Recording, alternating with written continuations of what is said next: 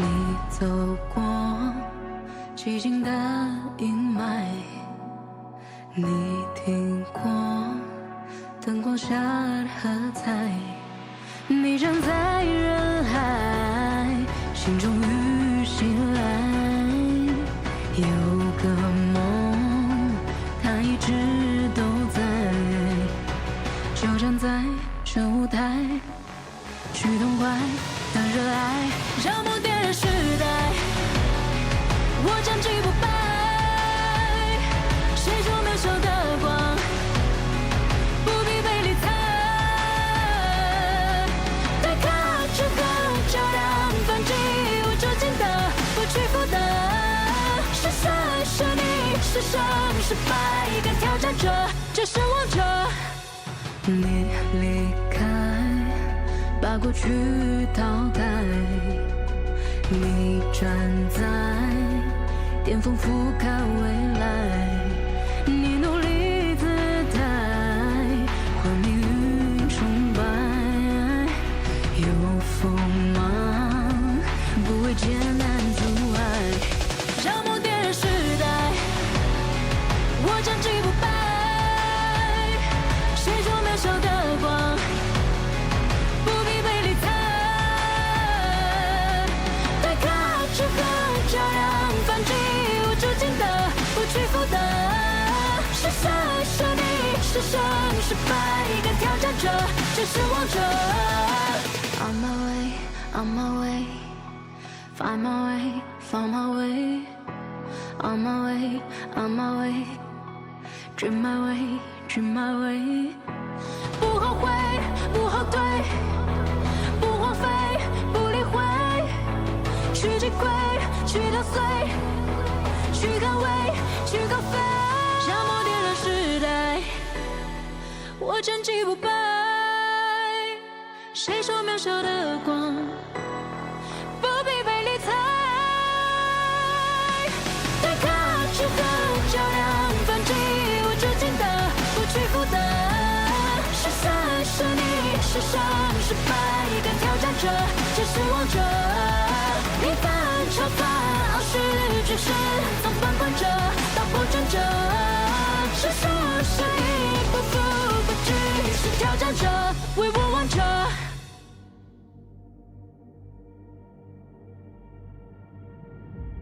I feel it deep flowing through my blood,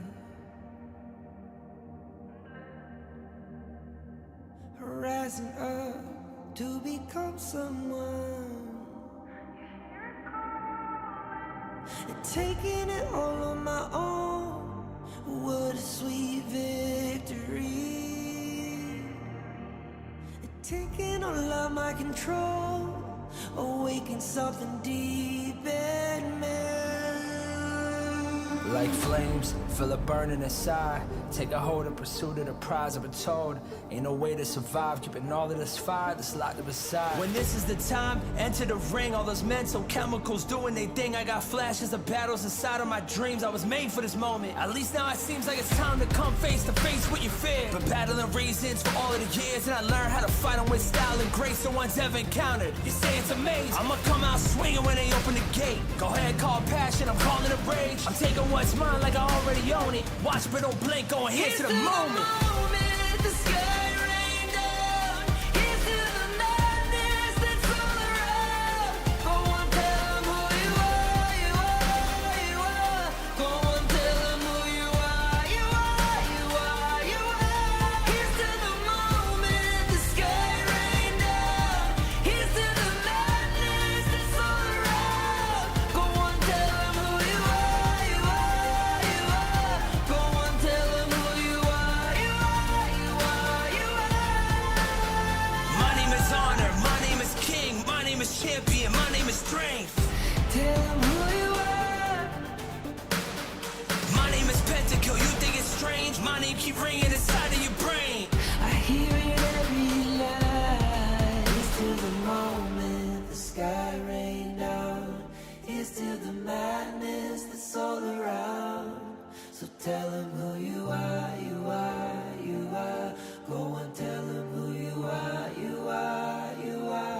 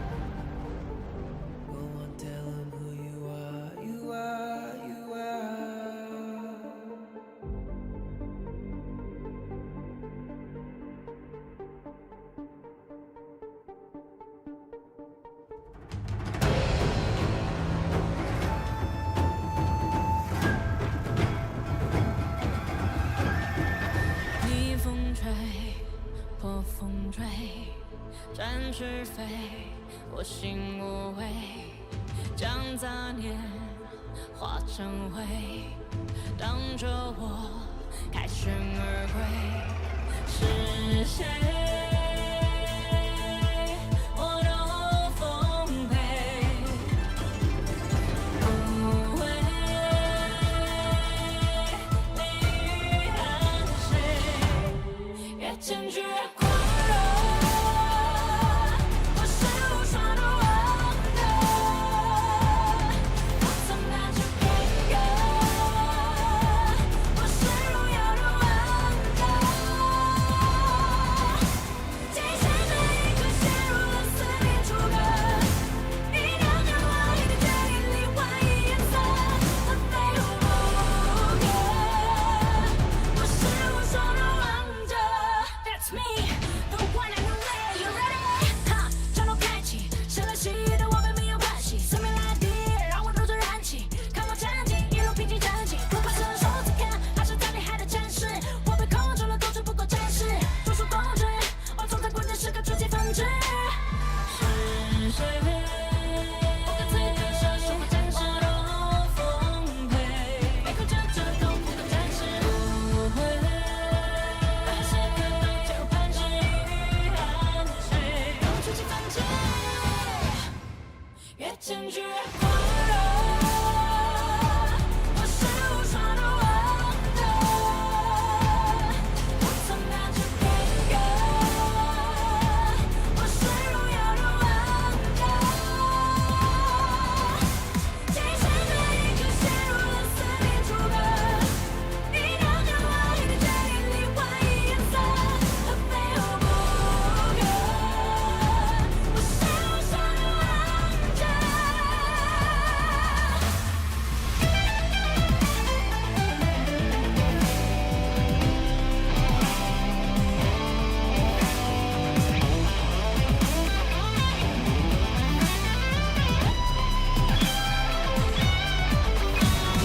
天这一刻陷入了四面楚歌，一条条华丽的决定里换一颜色，它非无不可。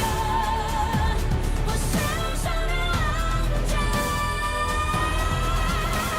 不管此刻射手或战士，被控制着不可战士，任何时刻坚如磐石，再见的我都会决定与反制。这一战将我的名字流传万世，因为我是无双的王者。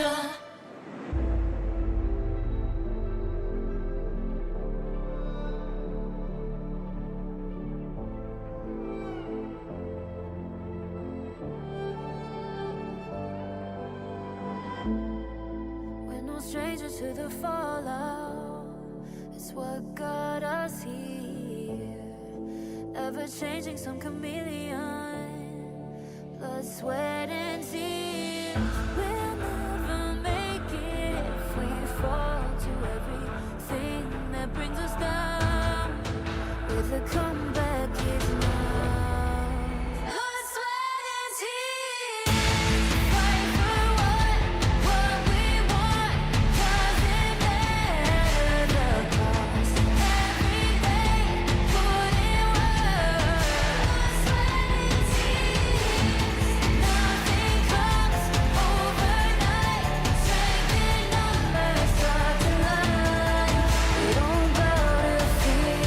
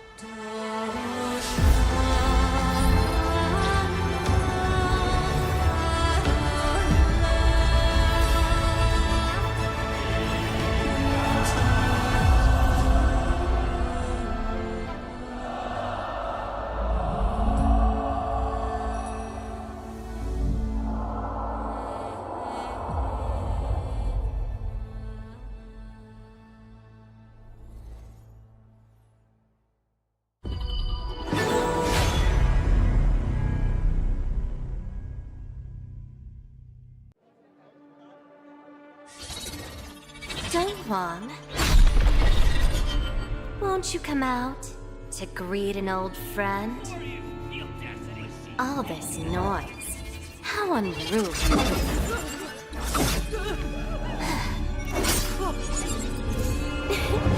My oh my, such a grand ceremony, and yet it's become such a mess.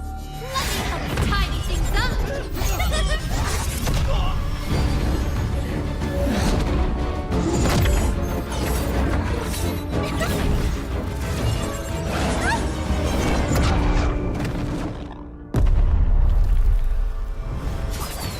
It's almost time.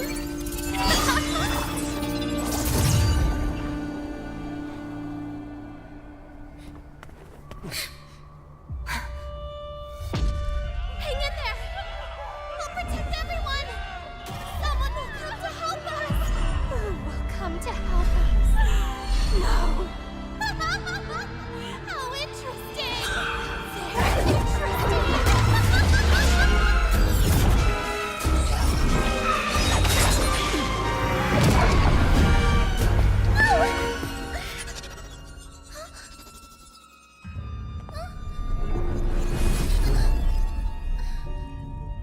You. Why do you always cling on to him? Hmm? Austrian. It's been a long time.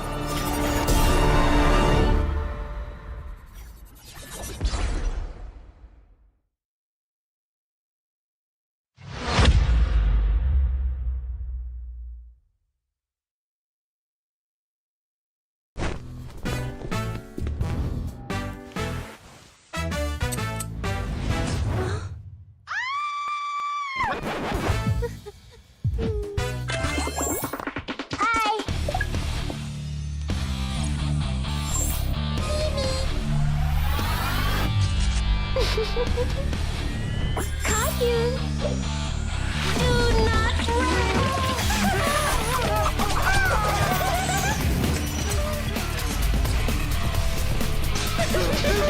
I like that. Hey! You! Hey! Stop! You!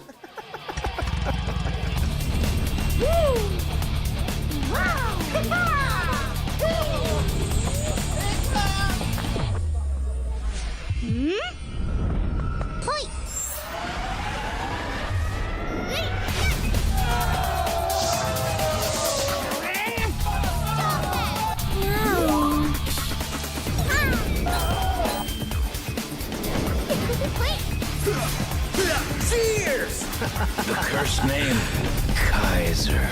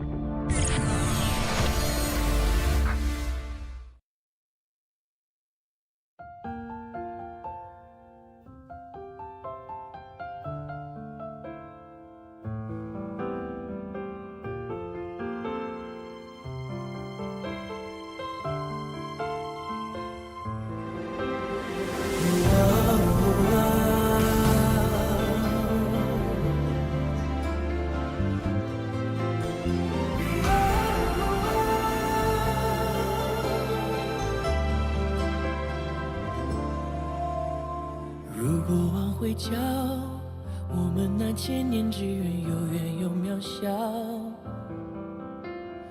我咬紧回忆，为最初那口气骄傲。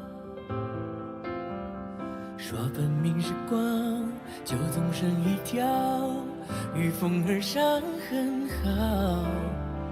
可能我知道，你等在另一秒。路北光环绕，怎么能忘了希望亲吻过心跳？问以后有没有我的许名草？我敢把想念抛山就笑，因为我真想要过上帝要，但是我没讨扰。等我看见明日再次的坐标，另一个我们要的地灵鸟，那破碎以后复原的连接往日未来的桥，是你给我明日从此的坐标，孤身到同行后再向前跑，雕刻在时间纤维中的荣耀。风和泪过招，我听到乌云说要苍穹的拥抱，月光下星空下固有一只暗光鸟，我遇见回音对我一笑，说迎战吧别逃，那阵爱风好，那些波澜的羽毛，等我看见明日再次的坐标，另一个我们要的地灵鸟，那破碎以后复原的连接往日未来的桥，是你给我明日从此的坐标，孤身到同行后再向前跑，谁到此以后可别忘了，在击掌以后不要分道扬镳，别糟蹋了脸上刺绣的年少，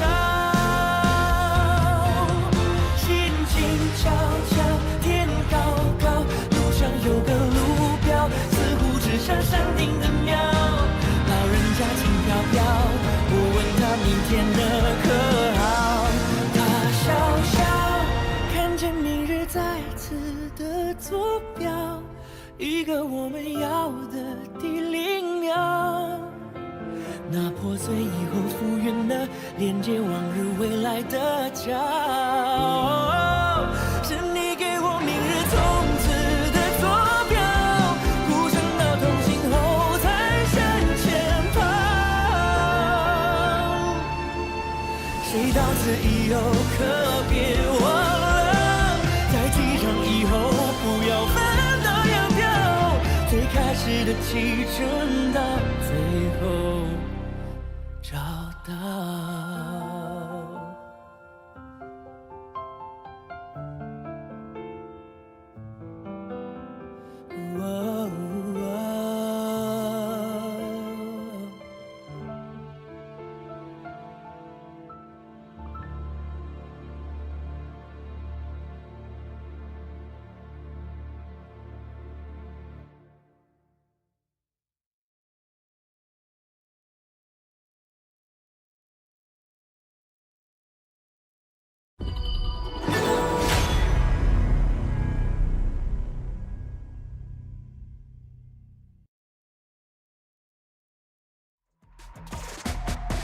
The more we lose, the more we gain.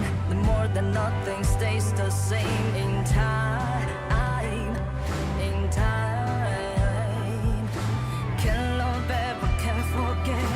What you see is what you get. Sometimes,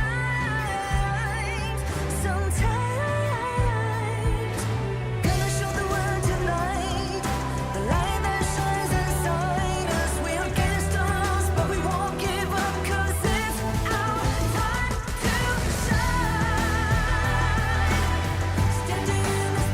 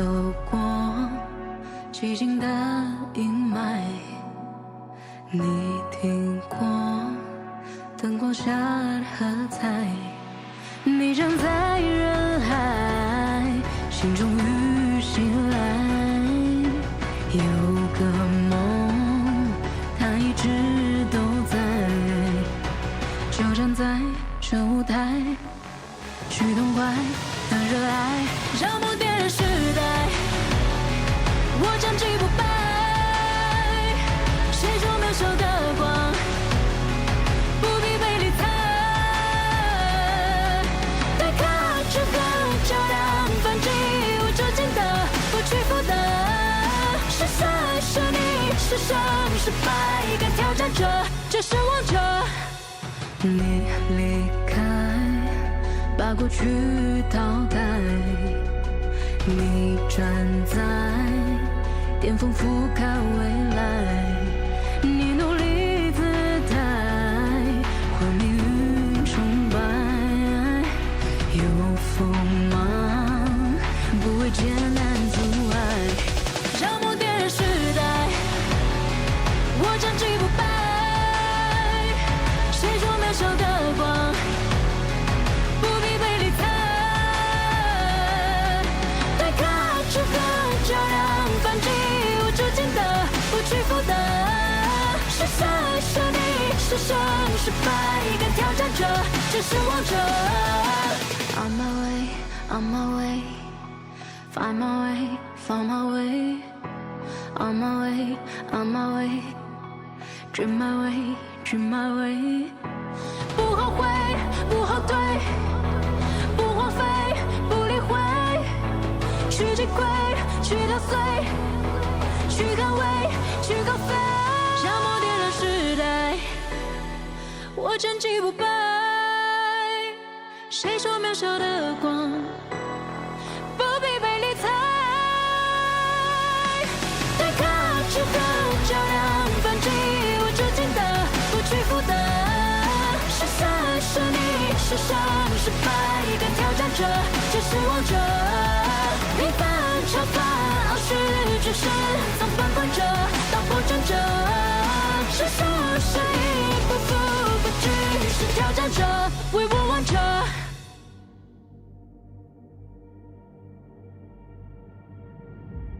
I feel it deep flowing through my blood.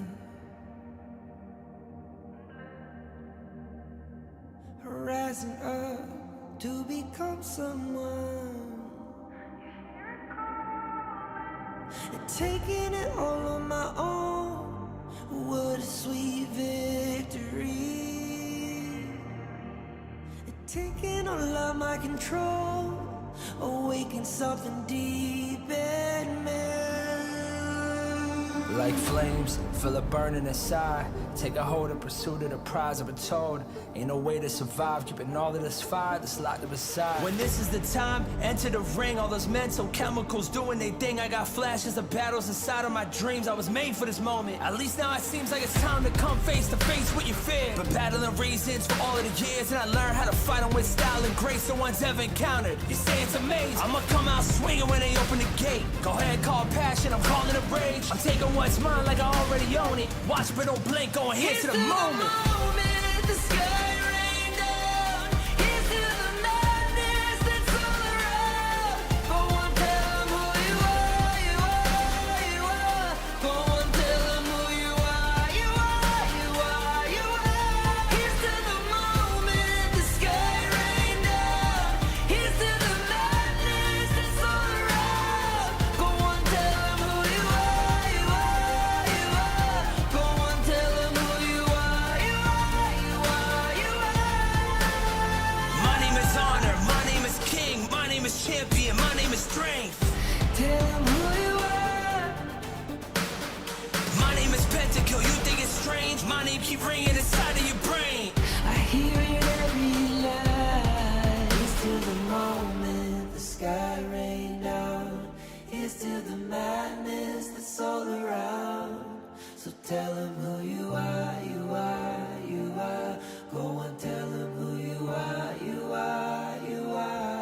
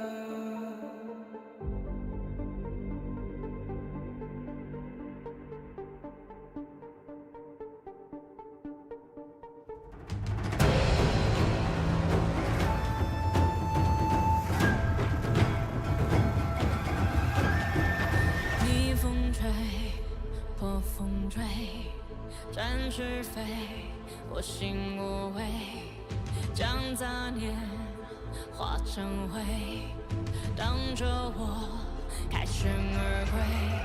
是谁？我都奉陪，无畏。你爱着谁？越坚决越狂热。我是无双的王者，我曾拿着片刻。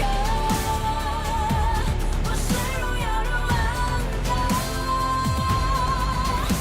今生这一刻陷入了思念楚歌。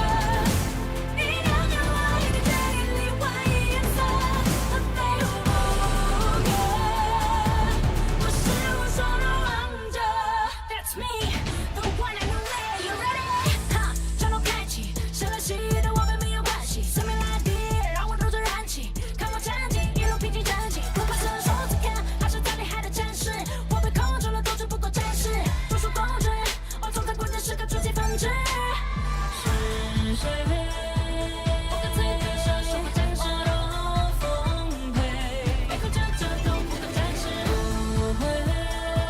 任何时刻都加入磐石，与安谁？出奇分解，越坚决越狂热。我是无双的王者，我曾拿着片刻。我是荣耀的王者，今生这一刻陷入了思念楚歌。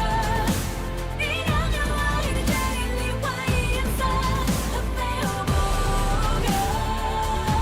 我是无双的王者。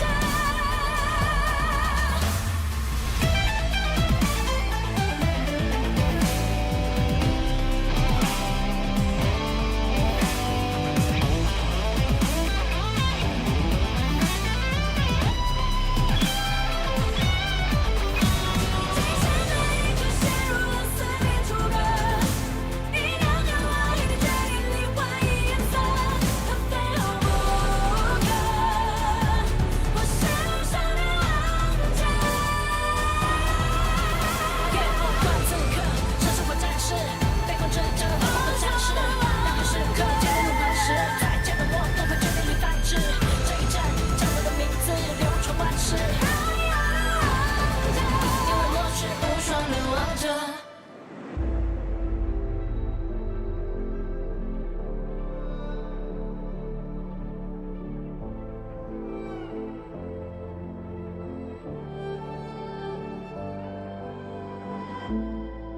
We're no strangers to the fallout. It's what got us here. Ever changing, some chameleon. Blood, sweat, and tears. We'll never make it if we fall to everything that brings us down. With a comeback is now. Blood, sweat, and tears. Fight for what we want. Doesn't matter the cost. Every day, put in work. Blood, sweat, and tears. Nothing comes overnight. Strength in numbers, start to line. We don't bow to fear. Blood, sweat, and tears.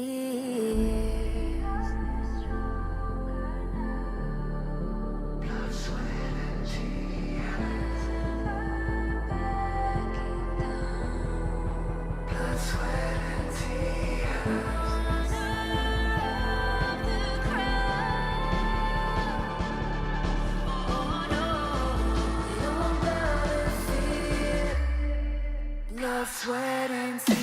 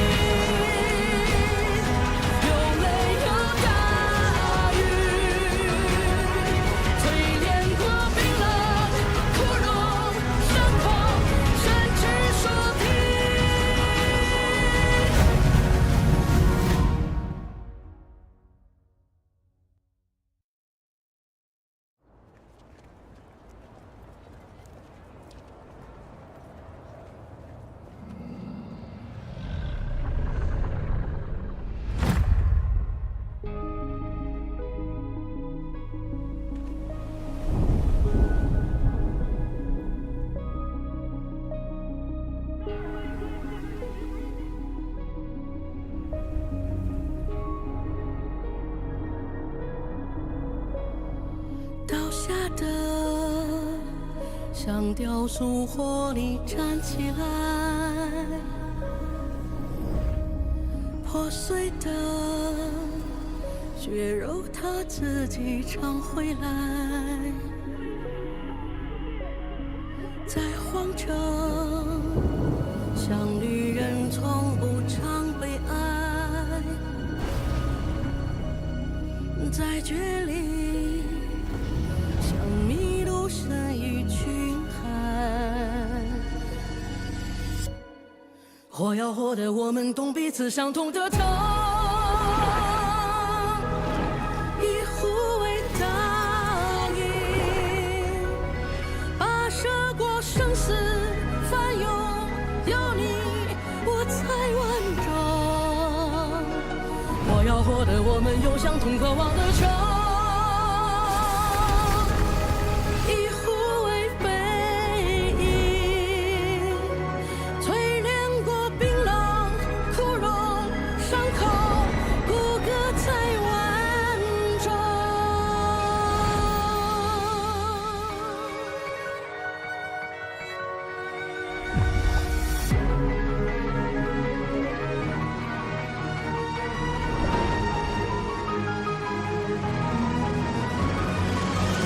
有一种狂奔，跨星辰黄昏，别问天也别求神。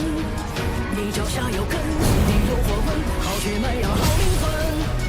不死的勇气，你生的传奇，彼此身手的托举，是你有土地，深深的树地，永不停止走到这里。有泪有大雨，淬炼过冰冷枯荣伤口，甚至说地，亲吻我们背的奇迹。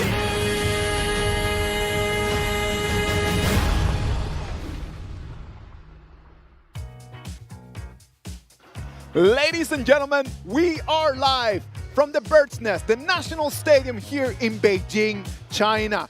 We're bringing to you the finals of the year, the 2025 KPL Grand Finals, the grand finale, the last game of our tournament. It is going to be Chongqing Wolves against Chengdu AG. I'm your caster and host for today, Isaac Peña. To my right, after 12 long months of going around in the Chinese stream, grinding, getting better, coming here back to the English stream, the one and only Nora.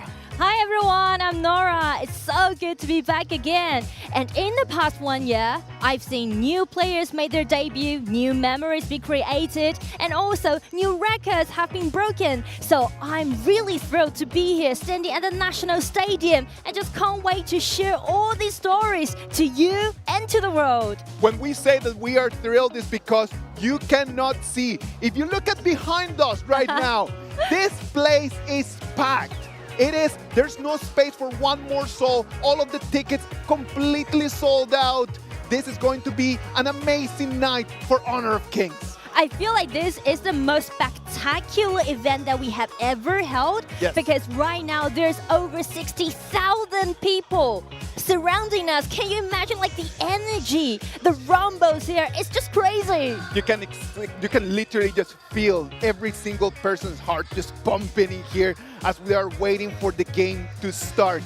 The players are going to be stressed out as well. They're really nervous because the grand prize of the 20 million renminbi Yes. is up there for grabs. Remember that our KPL 2025 Grand Finals total prize pool of 70 million renminbi, with the champion today taking 20 million home.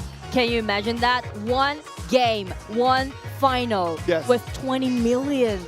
That's a lot. And also, this is the highest level of all our KPL tournament. And right now, we're standing at the National Stadium, the Bird's Nest. It is a museum in some sort of way, if you start actually thinking about that. Yeah. And hopefully we're going to put one more relic inside of that museum that is this National Stadium, that is going to be today's trophy.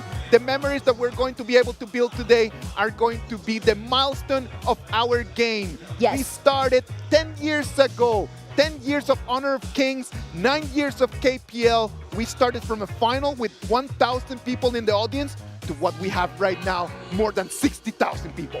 And because of the huge amount of spectators that we have right now in this arena, we are actually aiming to break the Guinness record tonight. Can you imagine that? More than 60,000 people in here for the largest live audience for an esports match. Not only for mobile esports, for any esports around the world. Yes. Hopefully we'll be able to break that record. Ladies and gentlemen, this is the best time to be here in Beijing. The fall here in Beijing, the golden leaves, the red Beautiful. leaves. It is just an amazing time to be here in this town. Yes, so it's not only gonna be phenomenal for our KPL league, but also phenomenal to this esports industry. I agree with And that. right now, in the best time in Beijing, and also this is the best time for our league because this is actually the 10th anniversary of Honor of Kings and the 9th anniversary for KPL. It is the best time for us to be right over here. And what a better place to be here than the best scenario possible. The National Stadium. Just for you to understand exactly what we're talking about. 120 meters long stage. It's going to have 3,300 square meters LEDs, a LED screen on top of it with a 3,600 square meters LED around the whole thing. You'll be able to see that this is the top level worldwide in any esport event. Yes, and I would say there's only 60,000 people sitting here, but you know, behind the screen online, you know, actually the daily active users of Honor of Kings is 139 million people per day.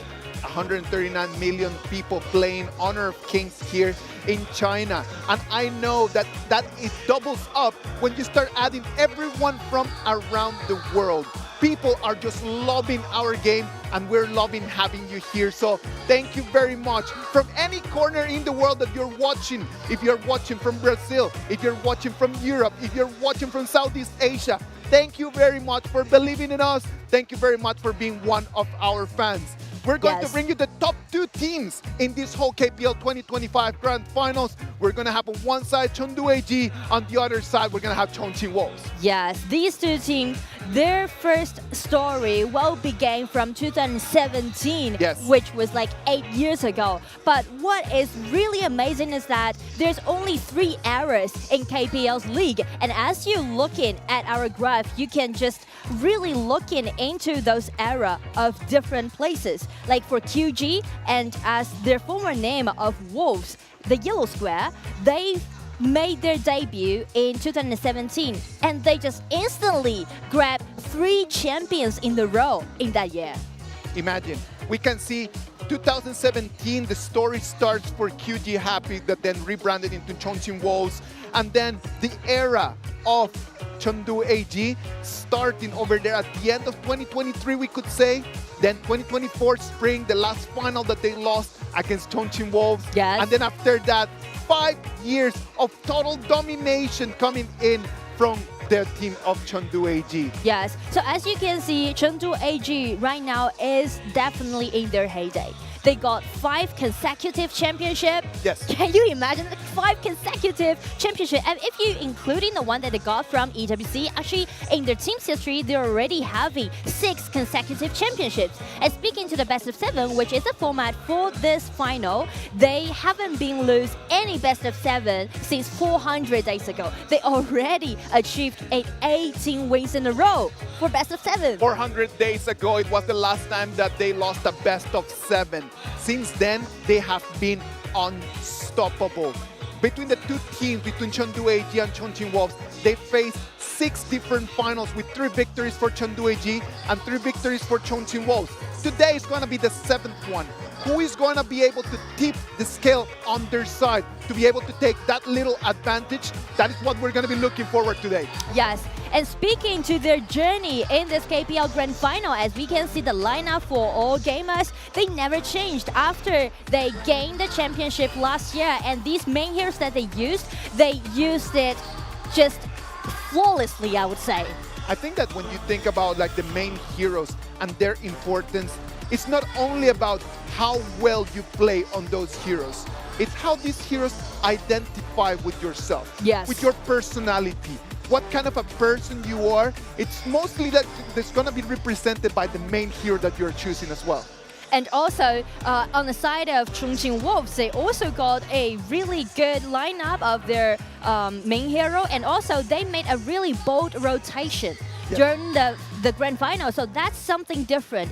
AG just stayed the same, and they just conquer all those enemies that they faced. But as for Chongqing Wolves, they made different rotations and tried to break down the error that is making by Chengdu AG. We can see the players as they come here into the bird's nest. The feeling, the aura coming in from this stadium, I'm telling you, it's something that cannot be compared to anything else. For a lot of people right over here, I need you to understand, these players, they saw as little kids how in 2008, the Olympics were the opening ceremony, how the Olympics were held right over here. So seeing that as a little kid and then being able to compete in this stage, for them, it's a dream come true. It's definitely a dream come true. And also tonight, we are wondering who's gonna be the champion for the highest level of KPL's tournament. Well, Wolves, they are trying to shake up AG's era, but AG is now unwavering.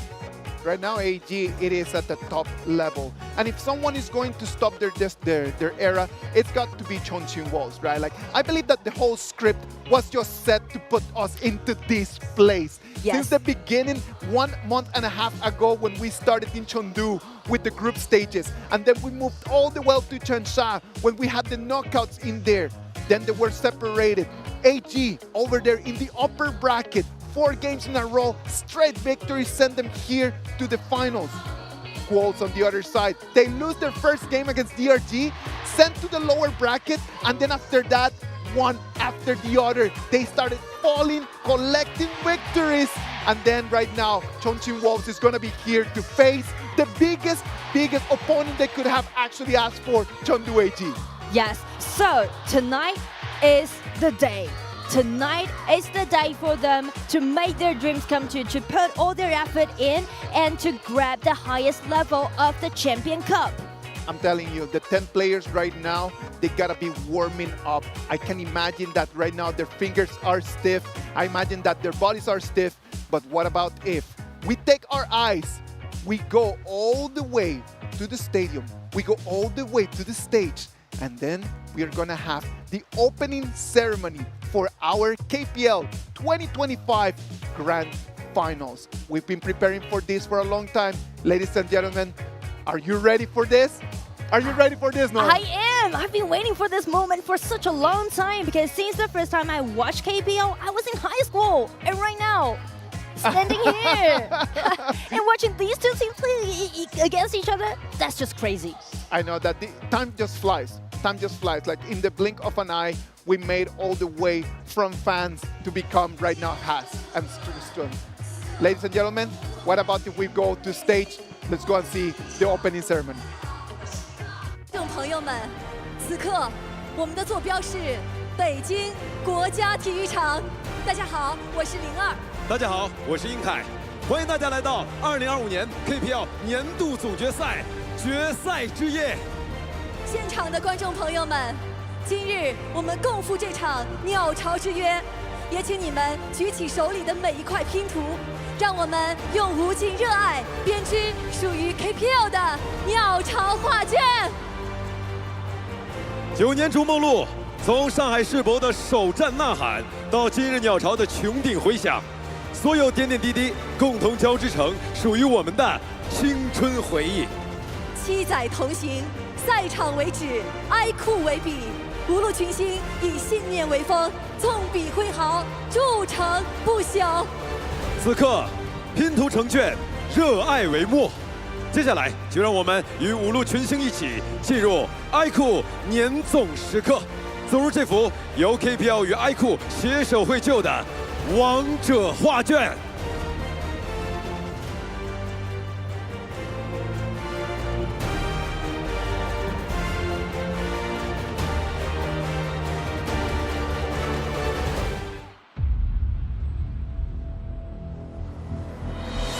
有请对抗路代表，星星 Fly。任火力滔天，仍冷静如常，铁甲凝霜，持哀酷一夫当关。战争为我而生。来，他们中间站起来蓄力，来杀一个英雄，我也的位置，这个高兴，攻心的伤害爆炸。天子一波反打10万伏特，一方经济打了一波反扑款，名副其实的力量。开启了5个人了，企业文化直接掏家，挑衅的下场。有请打野代表暖阳花海，穿行野区间，片草不沾身，凭哀酷丝滑出招，一城定势。好像这个伤害有点炸了。又来一下2连击破，闪下不好，再用一技能极限反杀2连击破，再爆发接2段转身直接斩掉暴风瑞。岁月往前，眼里是一诺，再换位进去杀掉啊！小胖的先手开团，绝境的时候会爆发。黄忠倒地闪一追，秒在1，带走了平民。自我之下犹在竞争。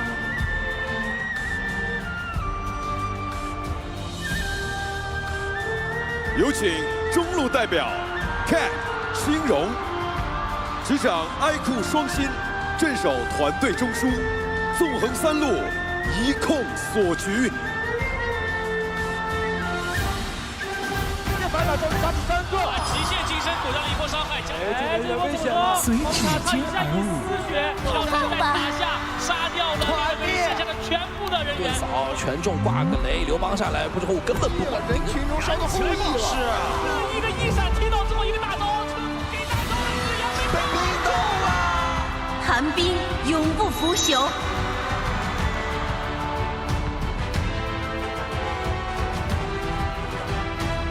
有请发育路代表千城梦兰，哀酷气势如蓝海，输出倾泻如骤雨，战意无尽，一触封神。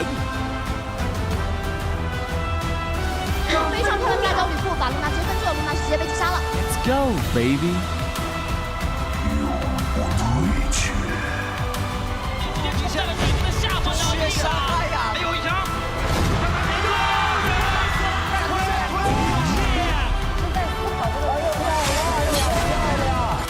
开着狂点，闪现，我的猎场。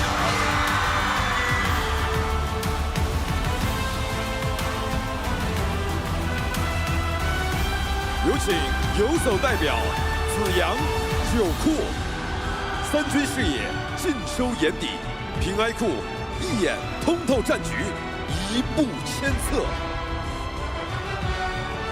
永不放弃。这个方人的伤害非常的爆炸，进场拉了3人，冲垮他们！皇帝上有点高，哎呦，上墙了，苏烈。大没办法，飞到了一个鱼精，把鱼精秒掉了，又来了，让他喷到了2个旅长，现在躲一个冰洞，扛着视野，看着交出来，咬住龙位。这波 Cat 的关键开团配合曲匕首的闪现输出，提前冲啊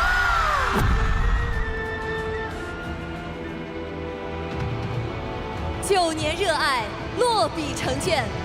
与哀酷的每一场战斗，每一声呐喊，都是王者画卷上最鲜明的印记。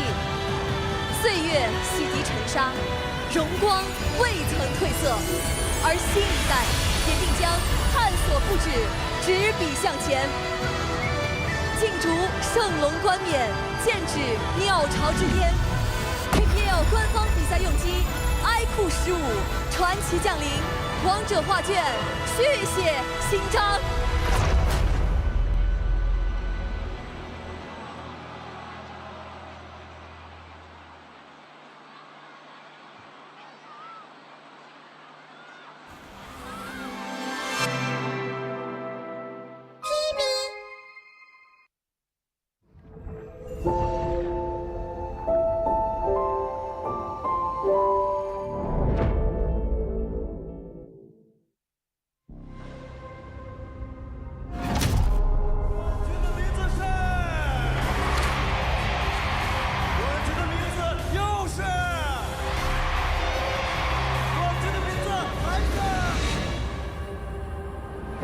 时候肯定是很难受吧，输比赛的时候是最难受的，那种感觉很难描述吧，就是很难受。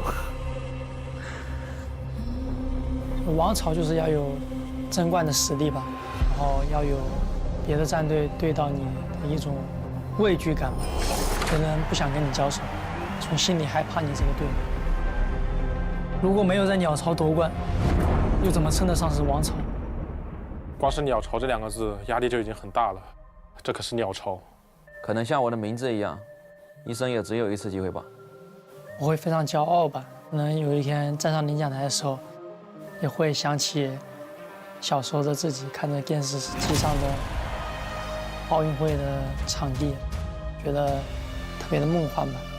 我很喜欢他们说，我觉得我能在20岁之前拿一个冠军，没想到这么快就有机会去实现这个。我觉得我生来就好像要把这件事做好，我也要向世人证明我就是最强的。在今天进入就是总决赛之前，其实我感觉冠军离我是越来越远了。但是，就是现在真的有一个机会在我面前，那我会毫不犹豫的去抓住它。没有一步登天的路，我们是怎么来到这里的，你们都知道。赛场用5年教会了我坚持，没有奖杯上会刻着放弃，该害怕的是 AG。在鸟巢捧杯的那一刻，我觉得一定也会成为我人生最绚丽的一瞬间吧。也许我这一辈子都没有机会再次来到这里，但是这次在鸟巢，主角一定是我。我不需要证明什么，因为我们已经是衡量的标准。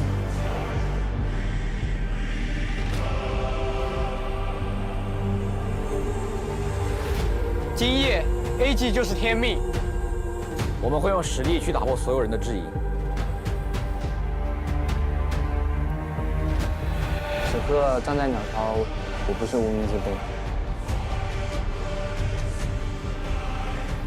与其预测未来，不如创造未来。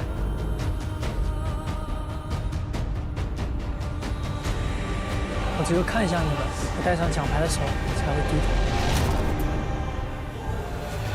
不只是未来，此刻也会是我的。武将这一次要在鸟巢称王，我会引导他们习惯为止。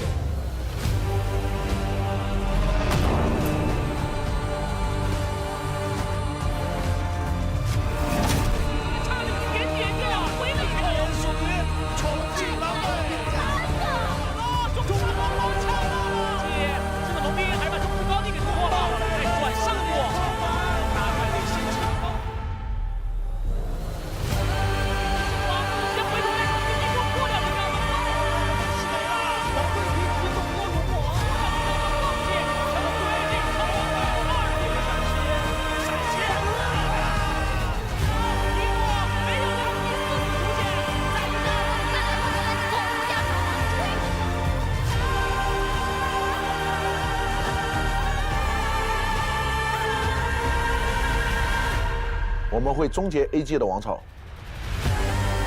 我们就在这里，你们什么也改变不了。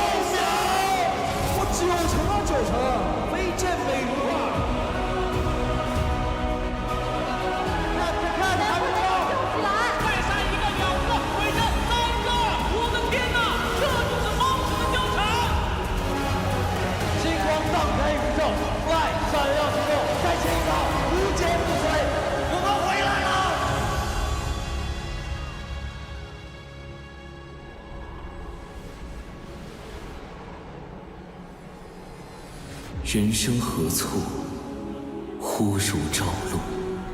你没有选择。身躯已然冰封，灵魂仍旧火热。我要问问那天呀，何故不分昼夜？何故不定晴雨？当人生无可失去，不过重来而已。决定好了，我们会一同到达胜利的终点。弄伤我没关系，可你伤了我朋友。天道自然，你我都在海中，似乎在海底看到了星光。有一束光，就能给任何人照亮。天地不仁，大道无光，而本命就是太阳。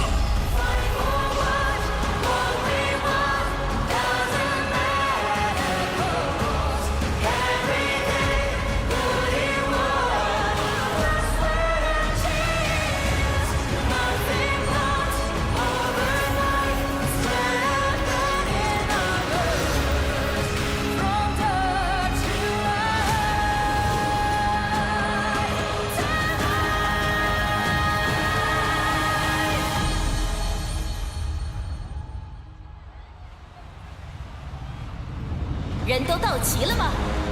列阵在即，青龙听命，听命，朱雀听命，玄武听命，五虎上将，参见。天王星小队集结完毕，行动开始。看天地，震乾坤，百恶除尽，万象更新。神武一日，威震天地。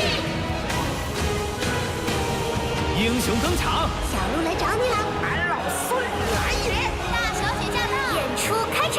听我号令，3、2、1，全军列阵，干掉他们！接招，鹰击长空，龙腾云涌，虎狗双血鸣，剑来斩破一切，烈寒西城，粉碎他们，燎原怀斩。这一场燃起来吧！欢迎来到王者荣耀。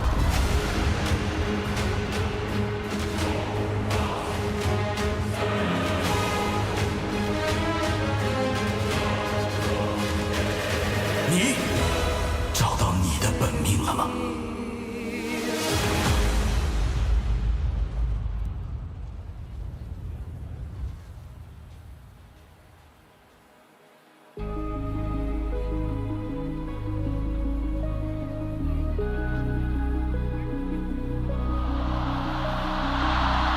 你们好，我是韩红。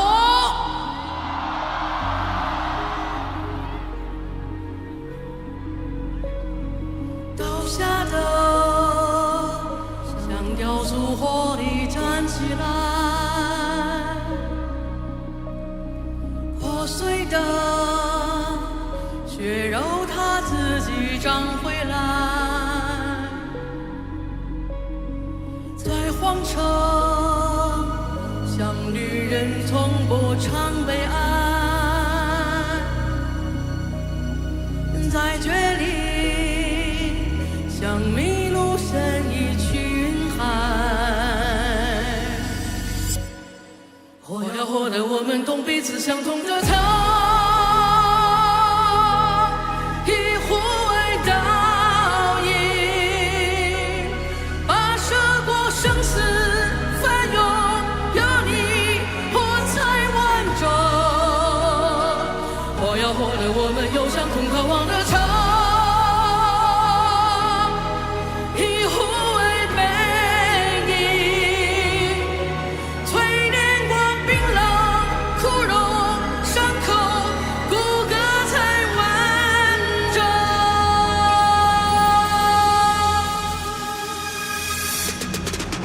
有一种狂奔，跨清晨黄昏，不问天野别求生。你脚下有根，心底有火纹，好血白羊好灵魂。不死的勇气，一生的传奇，名字身手的托举。心里有土地，深挚的属地，正月沐浴走到这里。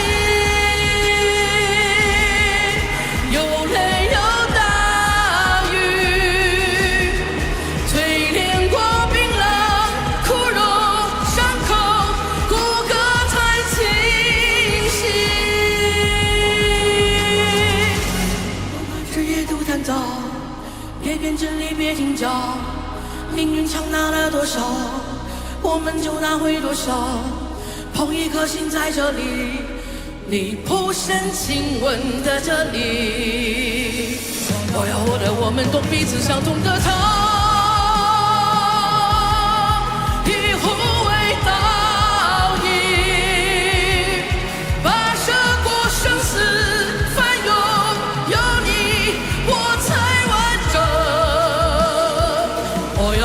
我们有相同渴望的城，以互为背影，淬炼过冰冷、枯荣、伤口，骨骼才完整。我是你倒影，你是我背影，淬炼过冰冷。伤口，骨骼才完整。有一种狂奔，怕星辰黄昏，不问天也别求神。你脚下有根，心里有火纹，好血脉养好灵魂。不死的勇气，逆生的传奇，彼此伸手的托举。心里有土地，深挚的属地，永不停止走到这里。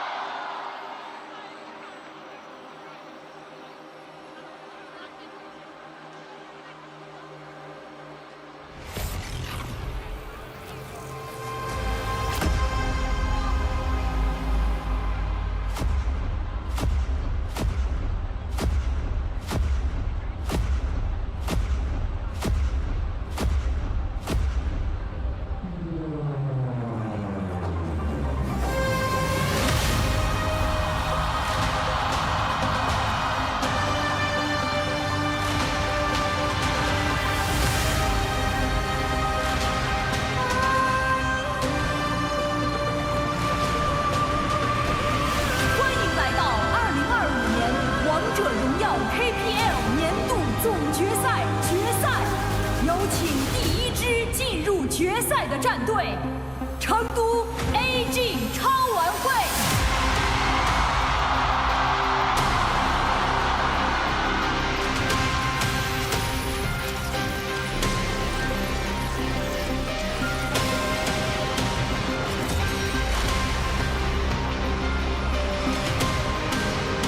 有请第二支进入决赛的战队——重庆狼队。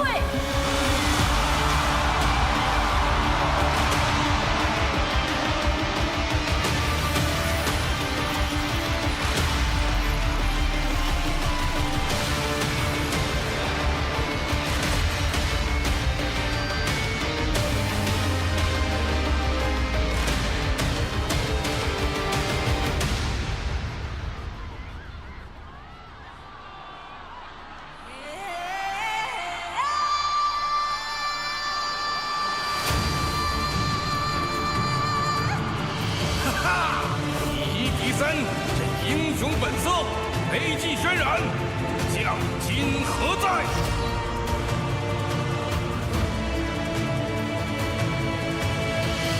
以狼之名，重铸荣光，狼队樱花，威震天下。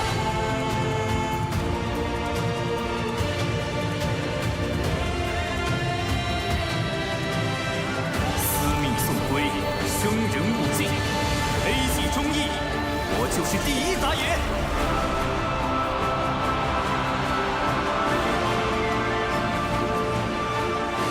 我现在狂得要命，狼队小胖无限猖狂。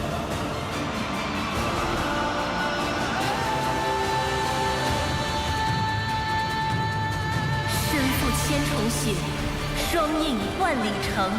愿得昭君王，携手共长生。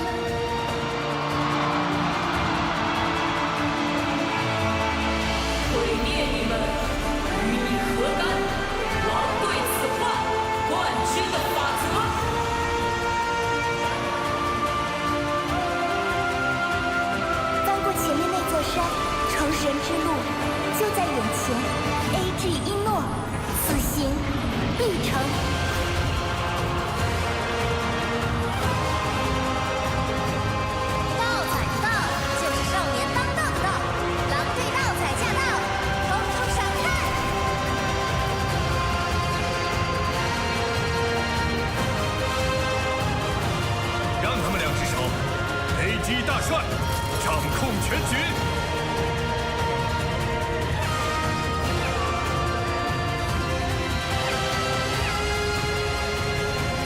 少年凌云志，快意度一生，狼队一生，鸟少空空。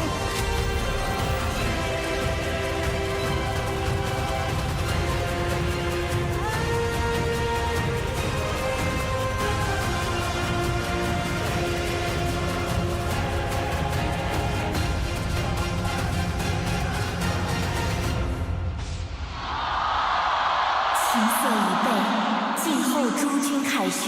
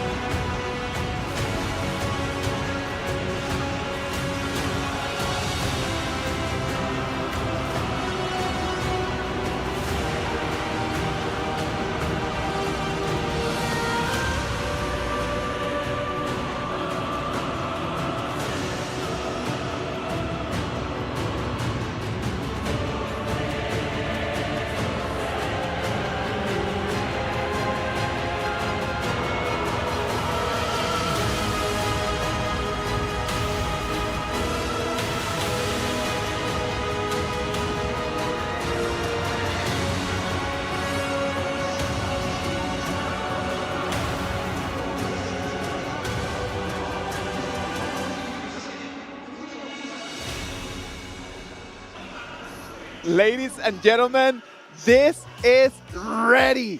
We are live. We have already seen amazing. I know a lot of kids are going like, oh, this is cinema. This is cinema. And this is for real. I mean, like, in this stadium, we've already seen how many people, right, their faces full of joy. Of course. Because lots of fans, actually, they support their favorite team for such a long time. When you look at that opening ceremony, what was your favorite part? Princess Frost. The Princess Frost on that side? Because she's also my main hero, and she's the FMVP hero for last year's grand final. I'm telling you that the Hanhong, the song, like the main song from the whole thing, it's been amazing. It took us to the top. But if you're gonna ask me about the 10 heroes that we saw over there, the new WoW was so amazing. I've never seen something prettier than that. Yes, I believe that everyone has their own chosen main hero, and definitely it's gonna be one of the points that we're gonna watch for tonight, because for all 10 players right now in the arena, they have their own weapons and they try to grab one wing at least with their main hero. Let's wait and see what is going to happen. This stadium is packed. You can see everyone waving their hands. Everyone wants this to start. It's been a long, long road for us to make it all the way here. Remember, we started such a long time ago. For Chengdu AG, they started in Master Rotation with 6 games and 6 victories. They were able to just go skip through the breakout stage, and then in the knockouts, 4-2 against TTG, 4-3 against KSG, and a 4-1 against Weibo. So actually, they've remained undefeated. And on the side of Chongqing Wolves, actually, they also made a master rotation. And during the breakout stage, they have already got 4 wins in a row, make it from the lower bracket. I'm telling you, it was DRG the ones that sent them to the lower bracket, and it didn't matter because then in the quarterfinals, in the semifinals actually, they sent DRG home in a 4-3 fashion. Weibo stood on their place. The Weibo wanted to be here in the finals, and Weibo was sent home. That is the way that Chongqing Wolves is working. They are packing right now so much fire. The players, the coaches, everyone is ready for our game number 1. I can imagine, Nora, that it's going to be Chongqing Wolves on the blue side, and it's going to be Chengdu AG on the red. Yes, and actually in this current patch, if you're on the red side, you might have a higher winning rate on the red side because you can do a lot of counter picks. But Wolves, they're actually playing really good at the blue side because they have their own confident composition for them to pick at game 1. Let's analyze a little bit about the importance of this game number 1. If Chongqing Wolves, they want to send us to the ultimate battle at least, or if they want to win the trophy, they must win this game, or else they might not even have a chance to get on the red side. Yes. So definitely Wolves, they had the pressure on, so they need to perform well, especially on the game 1. If you win it well, you can actually have a much higher winning rate throughout the whole best of 7. 50% win rate on the blue side for Chongqing Wolves right now, against an 80% for both teams on the red side. This game is going to decide everything. Sulia, Hei are going to be the first bans, and on the other side, Jing and Kong Kong are. Jing and Kung Kong is one of the favorite heroes that World Esports want to use during their game 1, and it has such a high winning rate upon almost like 90% by using this Kung Kong. Well, let's wait and see. Right now, it is going to be the ball is going to be on the Wolves side, right? Like, what do they pick first? They might want to play the Yanjin and the Dahlia, but that would be a little bit too risky. They don't want to show their hand first, so they go with the best pick. For me personally, in this whole tournament, the Fatigue.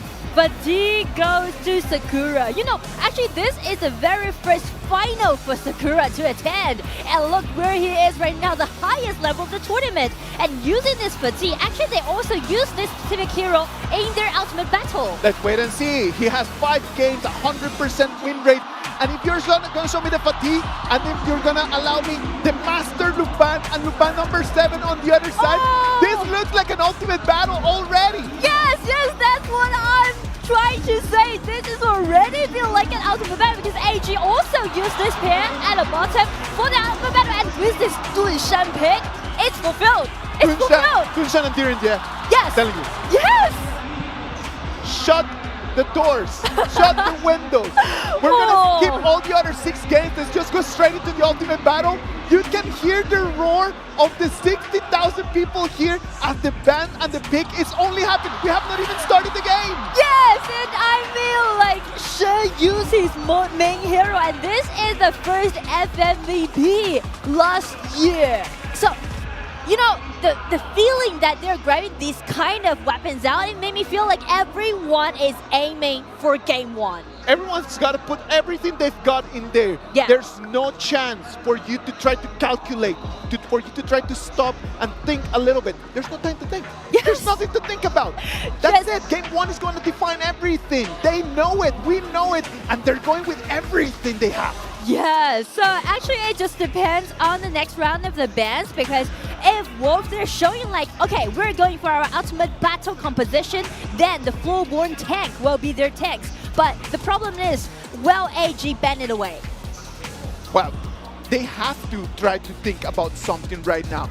They cannot allow any more strong heroes on the other side. Yeah. Like, that's the main idea. Like, right now, we need to try to force this composition not to be such an OP strat. Yes. It is very dangerous for these 2 teams if they decide to go all in right now and they lose. That might be a 4-0. Yeah. Because they're going to have so many of their cards, so many of their trump cards already taken away from the formula that could be actually tough for them as they move forward. And actually speaking to the OP hero, that's what AG is doing right now. They ban away the Cat Boom. And Cat Boom is one of the heroes that Wolf chose for their ultimate battle. So they are actually now trying to break it down a little bit more. And Wolves, they are trying to protect their marksman. So they ban away double confront laner. Double front laner is going to be banned over here. We can already start seeing the compositions coming in from Chongqing Wolves and from Chengdu AG. The bans are all done for AG in the second round. Mai Shinui, Cat Boom, and the Nuwa. They cannot allow that Nuwa in there. That's for sure. Definitely. That's going to be devastating in the late game to Nuba number 7.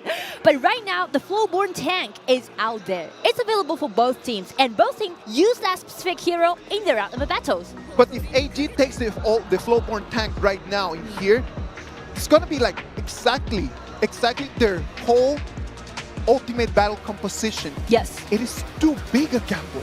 Yes. It's too big. They put all their money on game 1. Wow. But since this is only the game 1, so you can not choose the same hero. That's the reason why all gamer they gave Ran this Charlotte on the top. And Charlotte can do quite well when he is playing against with this Fatigue. Let's wait and see what's going to happen. It's going to be the Tricha that is going to be used in there. It's going to be Pang's I like Tricha. it. I like it. It is damage. It is damage. I'm telling you. Yes, and Chicha is pretty new to the patch. Yep. And Wolves, they are the only team who use Chicha as a triple flex. Jungle, top lane, and farm lane. So if they can use it in all of this and they put it onto Punk, yeah. Who do you think is going to have to be the main carry for Wolves? I feel like the main carry on the side of Wolves will be Fatigue. I mean, both Chicha and Fatigue, they need time to build up their item. Very late, yeah. The early game relies a lot on Juan's controllability and also Track's laning. But the problem is that Track is laning against Ino. That's tough. Yes, and the Luban composition is not easy to contest in the early game. For those of you who were not paying attention, Zoe is going to be locking in the Agutuo.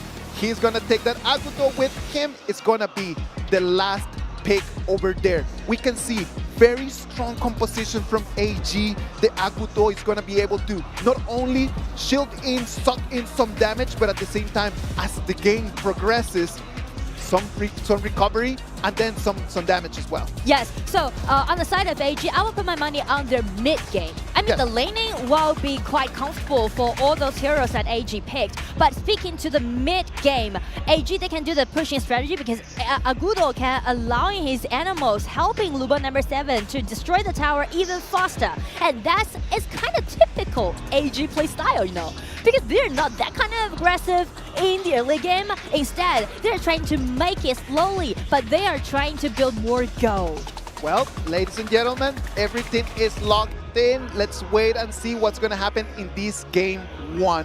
When we analyze the stadium right now, all of these 60,000 pairs of eyeballs looking at the players on the stage, do you think that the players are going to feel some kind of nervous or some kind of pressure in here? I feel like for AG, they're good at these kind of big scenes because they are already been through a lot during these past 2 years. But speaking to Wolves, a lot of new players on the side of Wolves. So that's the problem. I'm kind of a little bit worried about the statement on the side of Wolves. I'm actually worried for the coaches right now. That man is wearing a t-shirt and a jacket. It's cold in here. It's cold in Beijing. I'm telling you, right now it is extremely cold. I know that as the time is going to move, as the game is going to go, as everything's going to start flowing, we'll be able to get a little bit warmer. But right now, it's chilly. It is pretty chilly right over here. The coaches walk straight to the trophy, they shake hands, as sportsmanship is the most important thing in here. But they know that they've tried their very best during the research time to try to put each other into a corner, try to push them into the abyss. I mean, like, the temperature is cold, but the tempo is high. And right now we're diving into game 1. We already mentioned the importance about winning the game 1, and they already showed us all those confidence heroes that they got. I just can't wait to see it. I can't wait either. Right now, everything is set right over here. I'm trying to look at both sides, right? Like when I'm looking at the fans for AG and when I'm looking at the fans for Wolves, I can try to see the faces, their expressions. The fans from AG, they don't look as confident as they have always looked like. Because this composition, when they look at the screen, when they don't look at the heroes, but they look at the players, they know that they're facing a very strong team in front of them. Yes. I mean, like, everyone, I know that you guys love the underdog story, but this game on the side of Wolf for them is about getting revenge because they making comebacks from the lower bracket, 4 wins in a row up against AG, who has been undefeated in this tournament. So it's gonna be epic. The last time that AG lost was such a long time ago. 1 year ago! Can you imagine as a format of best of 7? And it was not even against AG, it was not against Wolves, it was against Weibo, right? It was against Suzhou KSG. Against KSG? Yes, oh my last bad. summer. Against Suzhou KSG, I would have lost KSG. I'm really sorry. I need to put it out there. I would have loved KSG to be right over here because they were such a fun team to watch. Right now, we are just waiting. I know that everyone at home is really looking forward for this. If you are at home, thank you very much for being here. Send us a message over there in the chat. I know that everyone in the chat is really counting the seconds to jump into the gorge. So if you're watching from any corner in the world where you are right now, let us know in the chat. Come on, like we really want to know exactly where our game is going, where our game is. This is game 1. Chongqing Wolves is gonna be on the blue side. Chengdu AG is gonna be on the red. We are live from Beijing. Let's hear the roar of the audience.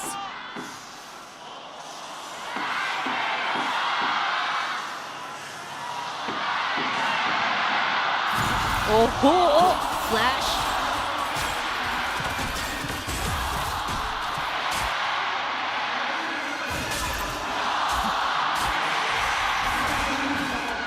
All right. What about if we start right over here? You could already see the rotations coming in from AG, right? Like they start with their marksmen and their support starting from the mid lane. They already tried to make something happen by using Shuai's flash in the mid, but they didn't succeed. And also, Wolves made another rotation, let this one to play with Sakura, trying to highlight his top lane. Shuai is such a menace on that Master Lupin. On the other side, it's going to depend a lot on Juan, what he can do with that Silk imprint, right? Like to try to lock in and try to lure members of AG into the fight. It do depends on his accuracy by using this one. Let's wait and see what they can do on that one. Accuracy is going to be a very big topic today. Yes. As all of the different scenarios are going to set. Oh! Comes in with the flash. It's going to bring him back, but it's going to be Shuai, the one that's going to allow him to go back. Is it going to be the first blood? The moving mountain is going to get him out of there. That is head to be honest. There is no kill happen yet, but I already feels like I never seen so many people crowded in mid lane. No. It is really a hard thing to start and to see. Yeah. Look at that. Like it was really tough. The way that they are trying just in these first minutes, just to use their flash, come in, try to engage, it is just gonna send you a message of what kind of a game we are expecting. And we can already see the momentum from their movements. Yes. Like already, we can see the momentum from their movements. We can start seeing what they want to do with this game. Yes, exactly. So as on the side of AG, you can see they made the typical rotation that they always did in the tournament and trying to let Ino to farm up well, because Ino is definitely the core player on the side of AG. But as for Wolves, since they're carrying out this fatigue with Zunshan, which is really powerful, the reason why they made the rotation, let Zunshan go to the top lane, is because they're trying to let Sakura to have more gold and build the item faster than Ino. They know that Sakura is going to be the key for them to be able to win this whole thing. Yeah. They know it. They know that they depend on Sakura being online a little bit faster. Like they depend on Sakura just getting in there a little bit earlier. Yes, and I couldn't imagine that this kind of conversation happened 1 month ago. Yeah. Because 1 month ago, before the tournament kicked off, Sakura was nobody. He was only one of those new players made their debut this year. He haven't got his chance, and he was rented to Wolves. Of course. And also they made the rotation when they face against the first game, I guess, right? From the lower bracket. And he just performs splendidly.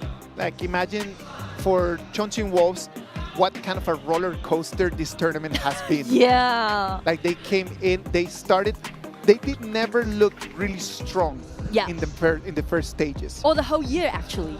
And that's something that they need to think about. And I know that they have been preparing really hard for this game. And the idea of Sakura being the person to stand up and have to carry the team, that is worth of a movie. That's worth of a movie for sure. I feel like he's the hero of Wolves, and also not only him, but also the marksman Track, because Track is kind of like off the track in the early days of the year, but he was rotated back again when they're doing this highest tournament. So actually when he's back again, he just back on track again. He got the highest KDA among all of those marksmen. He killed the most, died the least. Imagine that. You're able to come in and deal some damage, and at the same time you're able to run away with your life. That is exactly the way. Give me that kind of marksman every single time that I'm on rank. Please, just give me that kind of marksman.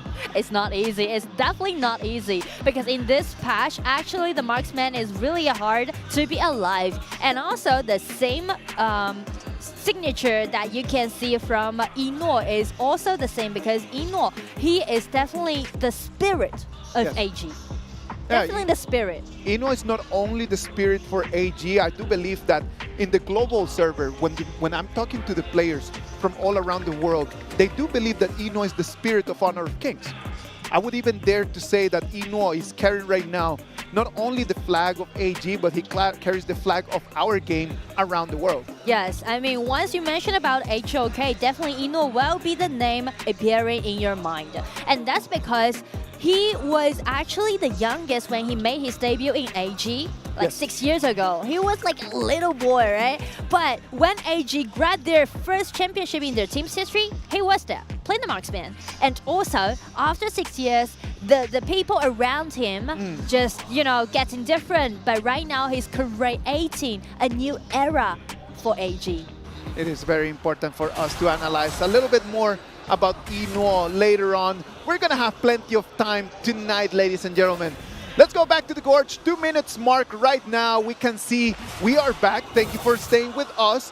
We can see already rotations, 4-man rotation over here coming in from Wolves. Trying to gain for the neutral objectives on the top because once you got this spirit, you can TP down again and gain you more time. The TP tunnel is gonna be such a critical feature of the map right now as we start this final. It is going to be super important to have not only the vision, but having priority over that TP tunnel as well. Yes, and also the priority of the mid lane is really crucial in this patch, and that's the reason why both teams are actually making rotations. Eno is right now at the mid lane. Let's wait and see.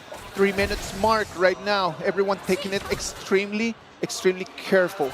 They do not want to overstep because the 4-minute mark is coming in 1. You gotta wait and see. You do not want to give out that first tyrant. The first tyrant. We know from the statistics that Wolves, they have better control over the neutral objectives, right? That's true. They do have better control over the neutral objectives, but on the other side, AG, every single time that they lose a tyrant, or every single time that they lose an overlord, they come immediately for a turret. Yes. They like to do a lot of dragon trade on the side of AG actually. And also the play style for Wolves, they play more aggressively than AG as you can see, right? They're always trying to make some snap engagement happen. They have to do that. They're Wolves. That is exactly, their nature. That makes sense. It is part of their DNA. Oh, the vision. Shy God wants vision. They're trying to gain the vision control in the mid lane. We have a 3v3 over here in the mid lane. It's going to be a matter of cleaning wave and getting out of there. Nobody wants to take anything. They don't want to step too deep into it right now. And actually the goal is... Nora, talking about this kind of tempo for the game, who does get more benefit out of this very slow tempo? I feel like it depends on the players because AG, it can be good for them in the mid game as a whole team, but as for Wolves, they're just buying time for Sakura to farm up. All right, so if they keep going like this, AG is going to have an advantage compared to what Wolves could actually get out of this. I feel like if things just go peacefully like this, around like 7 to 10 minutes, that time will be the time for all gamers trying to do their pushing strategy. And after 10 minutes, Wolves, they're trying to make engagement happen. And when you have to analyze the way that AG has won their games, it has always been like that. They don't try just to come in and try to go with a lot of heat, but it's just like very cold, very lukewarm water. As you can see, they're doing right now the pushing strategy. Done just like that. They do not need the fight, they just need to take the turrets. They understand exactly what their main target is, and that's not the bodies, it's going to be the crystal. Yes. You know, one thing that make AG being so dominating is because they're unique understanding towards this patch. They are the first and the only team know the economies about the Gorge. Okay, let's wait and see. Right now, we can see the Winters here is going to be the answer. But it's a 2v1 against Sakura. He's taking extremely low. He's going to have to proc his ulti to get out of that fight. That was very close, but watch the kill! Oh, look at that Imprint is going to take Shuai. That's going to be the first blood of our grand final. That's going to go all the way to track. I mean, like, Wolves, they made a nice rotation and they just foresee the next step that AG is gonna do, and it just went very positive right now on the side of Wolves. This is going really well for them. Let's wait and see what they can do with this advantage. One more time, the flash comes in. Zoe's going to be the target. It's not going to be enough damage. Right now, they're going to have to kite their way out of that fight because they have nothing. The turret over here on the top lane is going to be the next target. Let's wait and see. The Silk Imprint is going to be a contact. Dunshan brings it in, and it's going to be a double kill for him. Again and again, attack and attack. That is what we call Wolves playstyle. Being so aggressively, they know that once they got numbers advantage, it's gonna be their time. Oh, one more time. He comes in. It's going to be the Tricha. It's going to be Pang over there, taken in from Shuai. Shuai did not like losing himself over there in the first time. We don't see him making this kind of mistakes much. And right now, it's Chongqing Wolves, the one that they have the complete control of the game. And as we speak, they are buying time for Sakura, and look at Sakura's positioning right now. This fatigue, he's doing the 4-1 push, but he's not afraid of anyone on the side of AG right now. Let's look at the repetition in here. Let's watch the replay. It comes in, the Silk Imprint is a connect. The accuracy that we talked about starts in here, gets initiation, and then the Twin Shan just needs to be a mountain in there. So actually, it's quite scary for AG because they do need to play around Ino with this Luba number 7. Yep. But since Wolves, they keep attacking, keep initiating, so that's just kind of gain more vision control on the Riverside. And vision is everything in such a close match, yeah. Right? Being able to transmit that information to your teammates, it's going to allow you to be a little bit more aggressive. I love the rotation right now from what Pang is doing. Pang just going around, not caring about anything more than just farming and getting minions and getting jungle and trying to get items. The Axe of Torment is already going to be his first item in there, but that Tricha is going to need at least 2 more items to be really online. Yes, that's true. So the top duel on the side of Wolves, they still need time to build up their items. So the time for AG is ticking. They do need to hurry up. But how? Ooh. They're gonna break the wall right now, build by one. This Dunshan just standing before all of those members. Little details, Nora. Right now, Pang got the blue buff coming in from AG. He's gonna have a timer on that. They take the Tyrant and slowly, they start building an advantage. Almost 2,000 gold advantage for Wolves right now. Yeah. What do they want to do with this? They do need to still claiming the priority in the mid and waiting for 60 seconds. Let's wait and see. Look at that. Diren Jie dealing so much damage. Chanshan is going to be the target, and he is going to fall. From the other side, Sakura is coming from the flank. He has eyes on Zoe. Zoe's trying to run. Shuai is going to try to help him out. Can he take it? No, the answer is no on that. It is going to be 3 members, 4 members of AG that are going to fall. Chongqing Wolves got this in the palm of their hand. And we are almost reaching 10 minutes, the most significant mark in this game. But Wolves, 0-4 trade. They are decimating AG. Look at the way that they are coming in. That is Shang's Princess Frost. It's not a normal Princess Frost. That's an FMVP player. And look at that. They come in and just going in with everything they got. This is a lovely performance right now from Chongqing Wolves. And you can see the movement by Pang, the jungler on the side of Wolves. Full of dedication, definitely. They're in game. Let's wait and see right now. It's an 8,000 gold Diren Jie, Spark Force Dagger, Doomsday, and Ominous Premonition over there, the item for that Diren Jie. Look at that. Zoe comes in. He wants to find someone, but it's not. The Silk Imprint is going to find Shuai. Shuai is going to fall one more time. I mean, like, his first ability just being so accurate. Each time when he threw out his first ability, he just pulled one enemy back. Let's wait and see what Wolves wants to do with that, because if Juan keeps going with this kind of like heat, if he keeps delivering these Silk Imprints like this, the problem is that right now, that Luban number 7, without Shuai being present, it's such an easy target. It's very hard for to survive right now. Especially this is a power spike on the side of Wolves. I've actually never seen games play like this for AG, I mean. Because they always play so well around 10 minutes mark. Yes, exactly. Just these kind of little mistakes are not seen very often, right? Yes. And let's wait and see as the minions are gonna come in. The pressure is gonna be on the high ground. Minion waves coming in from the middle. Minion waves coming in from the bottom as well. They are waiting for the minions coming into the high ground tower, and you can see one with a flash ready. He's ready. Look at that, Rat trying to find the flank, tries to keep eyes on them. It is not going to be able to find an opening in there. The blue team decides to pull back. There's a blue buff there up for grabs, and there is an Overlord on the same time. I mean, even though Wolves already got 6,000 gold lead, but still, they're just playing in a patient way because they know they're playing up against AG, and AG, they made their resilience happen several times. No, AG knows what to do. I am not worried about that. I know that AG can figure out a way how to turn things around. Yeah. I think that the biggest question right over here is, can Wolves keep this advantage? I think that that is the big question in this moment. I know we have already seen AG so many times turning things around. Yeah. But can Wolves keep the advantage? I don't know. That is my question. And I mean, like, that kind of worry might be the reason why Wolves retreat last time, and now they just got the Dark Tyrant and trying to push with all those dragons they have. Mask of Agony and the Splendor are going to be the two items that Shang is going to have to get if he wants to stay alive. Right now, he's got the Mask of Agony. The Splendor is still on the build.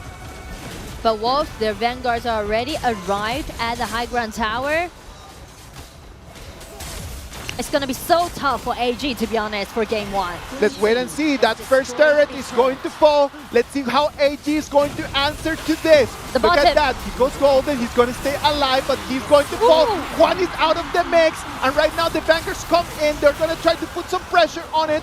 And it's going to be AG losing only one turret, taking one out of it. And they're going to be able to breathe a little bit more. Do not lower your guard down when you're playing against AG. Every single chance when they find it, they will seize it. Of course, and that is exactly what they need to do. Yeah. Like when you are right over there and you're at the edge, you need to try to grab from anything that you have.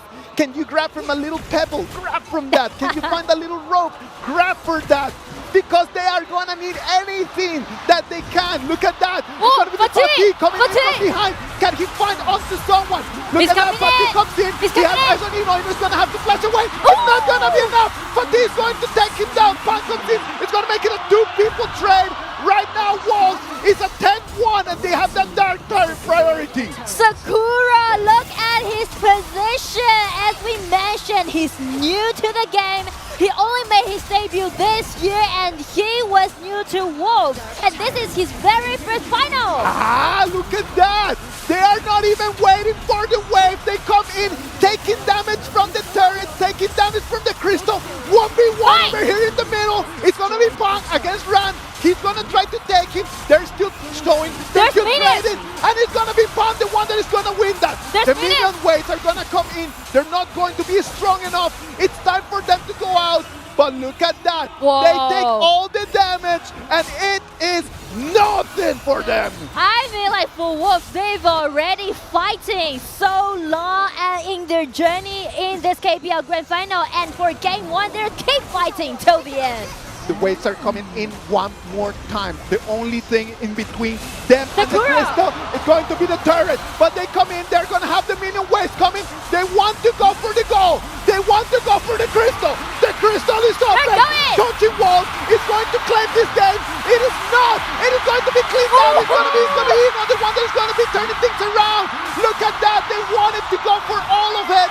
And Eno stood up tall. That was so close. That was so close to Wolves to grab that crystal. But as we mentioned, AG stood up again. Standing 10,000 business right over there. It's not the end. It's not the end. It is 7 more minutes that for us.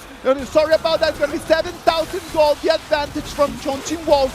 But right now, look at that. AG knows they have an opportunity for that Overlord. Is this going to be the moment that they turn things around, Nora? I feel like this might be their turning point. But right now, the biggest question on the side of AG is that how they're going to deal with Sakura, with this fatigue. This is the biggest threat. And watch Sakura's position again, the same track.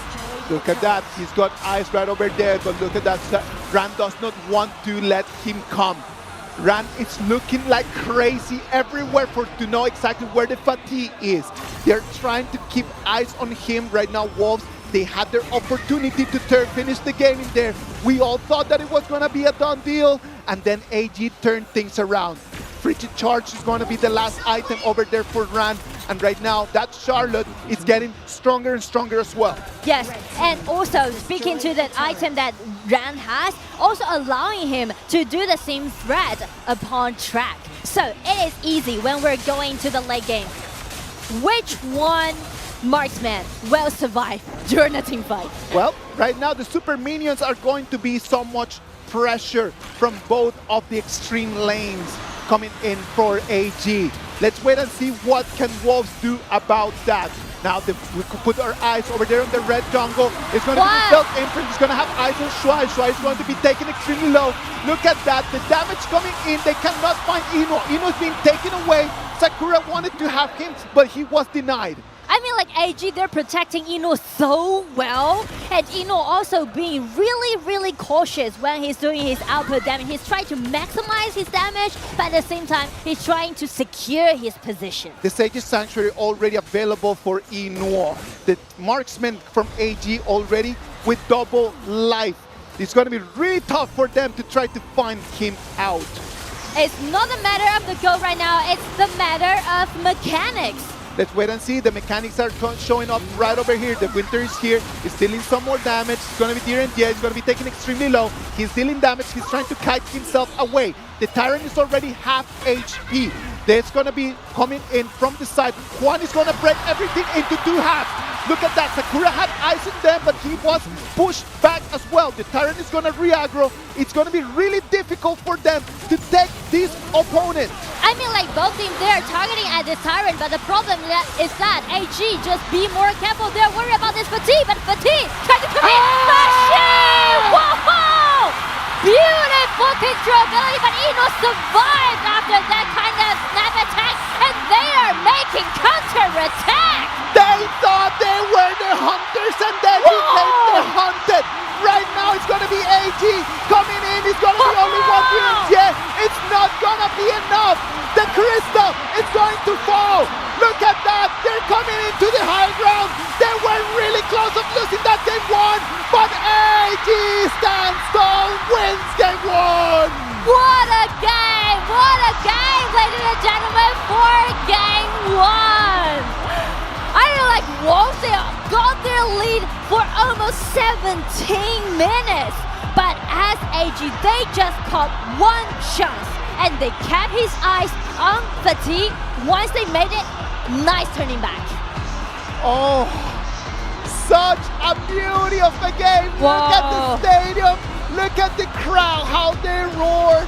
This has been the best game of the whole tournament. I'm telling you. I'm enjoying it. I'm definitely enjoying it. And it has been, because in the mid-game, we mentioned that it is really rare to see AG facing such a deficit, right? They're facing their underground, their high ground tower down, and also they're facing endless attack on the side of Wolves. But they stood up, they made it. I don't know about you. This is going to be a long evening. Oh. It's going to be a very long evening. I am loving every single minute of that. I know everyone at home is loving it as well. AG, they were pushed into the abyss and they were able to climb themselves back. It's going to be such a difficult hit for right now for the Chongqing Wolves psyche. I feel like the game 1 is kind of like the survival of AG, right? Because they're facing a really hard deficit. But on the side of Wolves, well, they recover from game 1 because you can see everything just went so positive. Of course. So secured, but only 1 mistake that they made. I don't even want to call that as a mistake. That's actually a chance, right? On the side of Wolves. But there's only 2 men flash in, get a nice controllability, but there's no like a last hit done by their enemies. Pan was not there. No, it was a very difficult fight that most likely we're going to have to go back and just watch the replay so we can break it down for you in more detail. Let's analyze the game with cold heads right now as we can actually catch our breath a little bit. As we can a little bit breathe after that amazing game. Let's analyze what happens in here. Chongqing Wolves, they understand that they need to come in with the KSG treatment to AG. Yes. What is that KSG treatment? Fight. Fight, fight, fight. Just go there, try to win some fights, and then you need to capitalize out of those fights. They do amazing first 13, 14 minutes, but then after that, that moment when they go into the high ground, the moment that they're all of them just hitting on the crystal, but Inuo stands up and he starts getting the kills, that is the moment that turns things around. Yes, that's definitely the turning point, and also buy them more time to get in the vision out, right? Yes. The only thing that AG need to worry about is fatigue, is Sakura, and check the last engagement that they just really did it well. Look at the numbers in here. Like, the numbers don't lie. It was such an important game that you can see the Sakura's fatigue at 3-1 and 6. And you can see on the other side, it had to be Inuo. Inuo was the person that had to really stand up and take care of AG. Exactly what we've been talking about in the whole stream. Yes, and it's not only in one game, it's for AG, it's like the history. And also the data comparison about these two top lanes. Actually, Sakura is doing quite well in the mid game, but the problem is that they can't finish it. Very, very, very different. Yes. In the 2 ways that the junglers played, right? The 2 ways that the junglers played was such a different show of what the jungler's role is. On one side, Pang dealing damage, coming in and really creating those angles. Pan does initiate the last fight. Like, he comes in from a flank, he finds a good opportunity, they initiate pretty well, and sadly for them, it did not work out. But the way that he was playing today in that Tricha makes us feel like he is already back. Yes, and the MVP goes to Inuo, no doubt. Inuo is going to take that MVP. If you give him the Lupin number 7 and you give the Master Lupin for him to go around, you know that he is going to show us how this game is played. MVP for this first game, 1 Inuo from All Gamers. And you can see how many championships that this man already got. And also we mentioned about it's really hard for Lupin number 7 in this specific game to survive. Yes. But as we watch the replay, you can see like he was protecting This was the very moment. well. This was the moment. Look at that. They tried to find him. He goes back into the fountain, and then he is able to deal so much damage. And they clean up the win. Panstricha is just so focused on just dealing damage to the Lupin number 7 Yeah. that I feel like someone just needed to start taking the crystal. Yeah. Look at that. 1/5 of the HP just to take game 1. And the last team fight. You can there. see as Pan, he really comes in, but he was controlled. He was knocked out first and was frozen by AG. So actually, he didn't deal amount of damage on Inuo. Let's listen to the comms of the players as we are gonna listen to how this match has happened. 上路我能扎，上路我能扎，别慌。哎，有线有线，兄弟。没线，守住了，下面进来，别下来。可以打。下路线别追，下路线。我去守，农友的。大龙。他等一下又是曹操绕了，我直接带你们往前打了。你从南区过来。我能过来。点，你从南区过来。哎，我动穿了，别急，慢点打，能打。可以一波，兄弟，中了。回去灌一个，你回去，灌一个，夏洛特。我比他强，不要过来。没，你回就行了，3个人稳一波。想到极限，跟线走。别让他偷，跟线走，千万别让他偷。他偷不了，我直接往家里。就跟着线走。在家里，没事，在家里。我能到。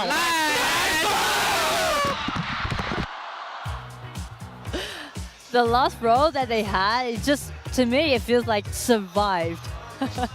There's a very interesting phrase in Chinese that is 别慌. Yeah. 别慌. Don't panic. Exactly. Just don't panic. It's just so interesting when someone in such a high stress situation is able to say to everyone, don't panic. It's gonna be fine. And like their crystal has only 1/5 of HP, and people are just like, just Don't chill. panic. Yes. Just chill.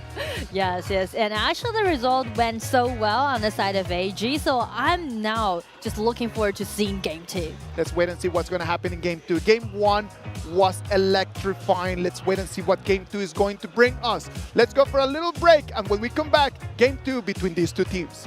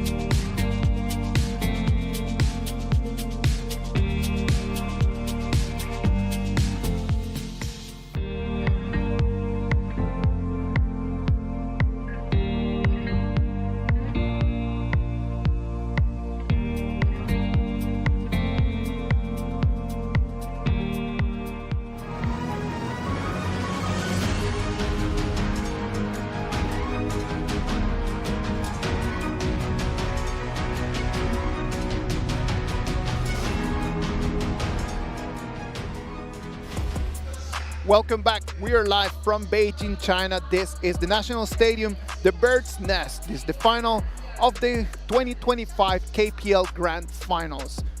1-0 for AG after that electrifying game. It was an amazing performance. What do we have? What are the conclusions after that game number 1? I feel like everyone trying to pull out their most confident composition, because as we see the 3 picks that they had, I feel like they are going for a battle today. They know the importance of that game number 1. And after that game, when we analyze the heroes that have been expended already, there's a lot of main heroes that have been expended. A lot of 100% win rate compositions were expended over there as well. Yeah. Who do you think is going to be the biggest, is going to receive the most damage after just using those heroes right now? I feel like game 1, they're okay with game 1's consumption actually, because game 1 they pull out some of the hero, but not most OP one. Okay. On the side of Wolves, they got another duel at the bottom, which is Sulia plus Kea. That one, they have got up to 90% winning rate. Okay. During this tournament, so definitely they actually usually use that in game 1, but I feel like they're saving it in game 2.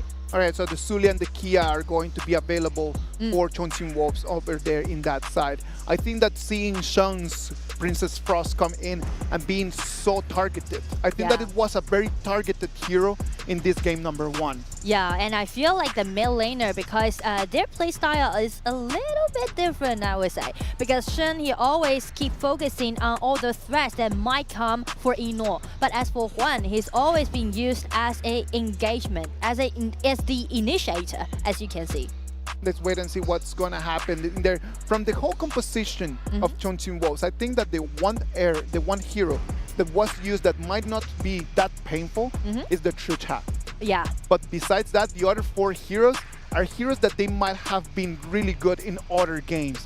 When we come to the games 3, game 4, game 5, it is going to start being a little bit more painful for Chongqing Wolves, in my opinion.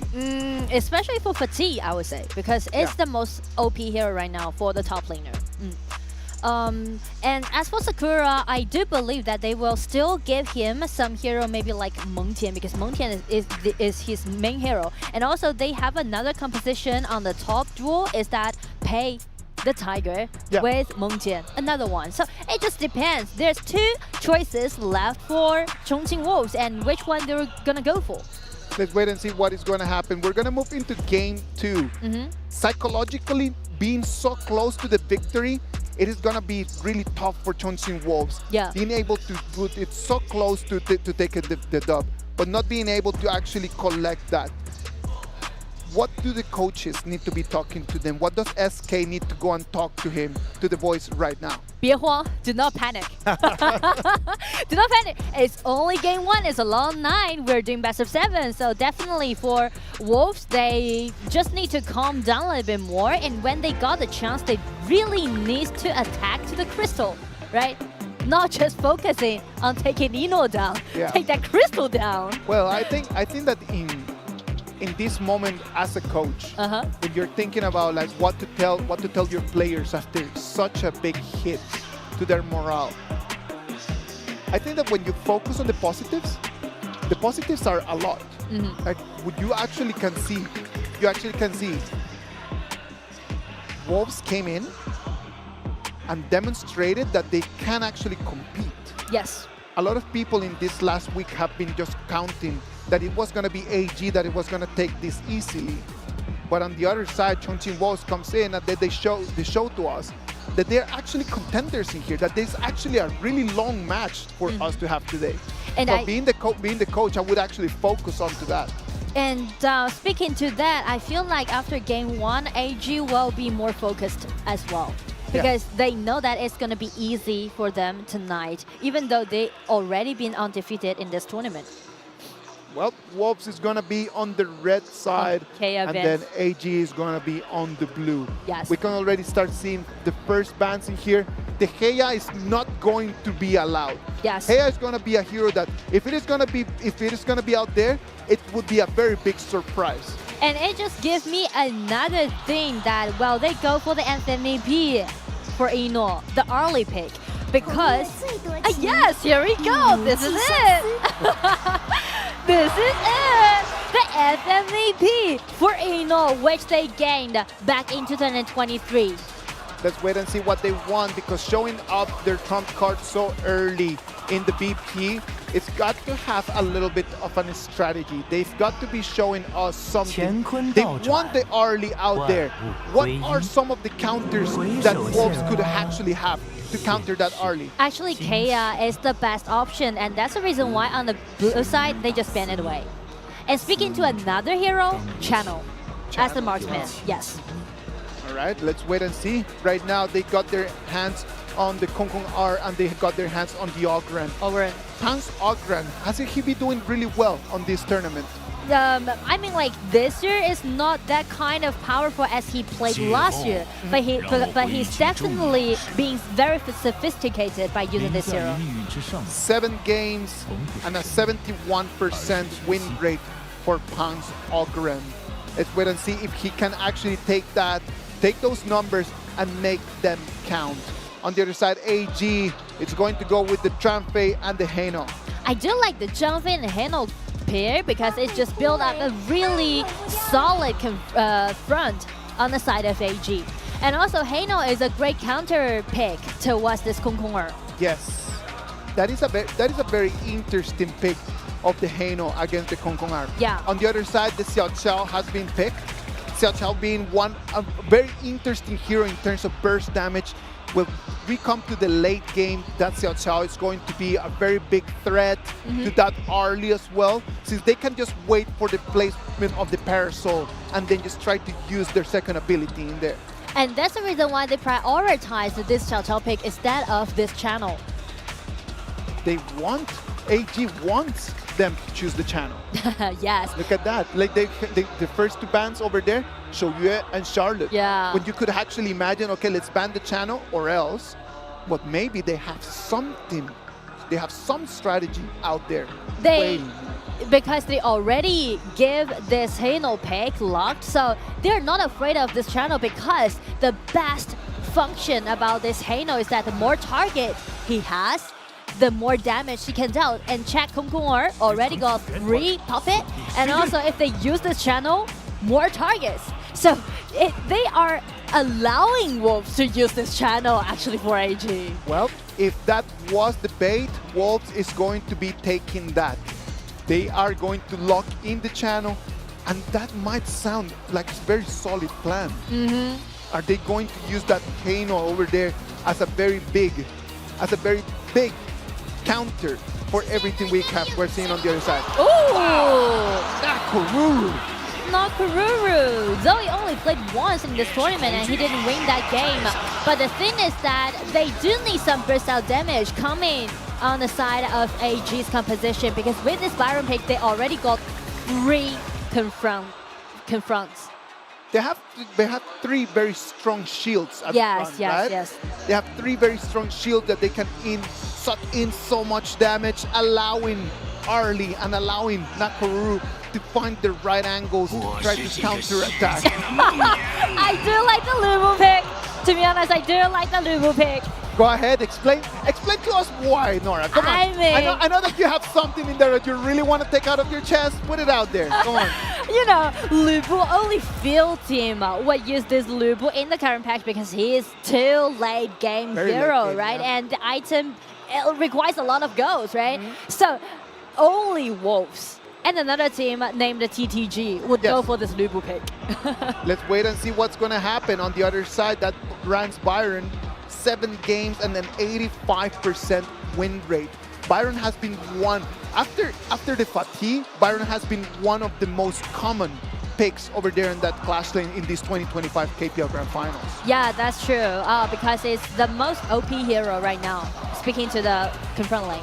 All right, let's wait and see. Well, let's analyze over there the matchups right now. On the bottom lane, we're going to have the Arlie and the Tranfei against the Channel and the Kong Kong R. Who's going to have the upper hand in there? I feel like with this Heino pick on the side of AG, they relies a lot on Shen. Actually, this time we should put these 2 mid lanes on the spotlight. All right, so let's put these mid laners on the spotlight. What does Sheng and what do Juan need to do if they want to actually be able to help their teammates? I feel like when we're jumping into game 2, AG might do another rotation at the bottom side. They will let Arlie, let Ino to go into the mid lane and try to deal a little bit more damage upon that Xiao Qiao and try to lower his health. And then they can gain for more neutral objectives and build up their goals, because it is a typical double core composition on the side of AG. But when we're speaking to Wolves composition, several cores, actually 5 cores, I would say. 5 different cores from the Wolves composition. That's a problem. They already have very late game. Yeah.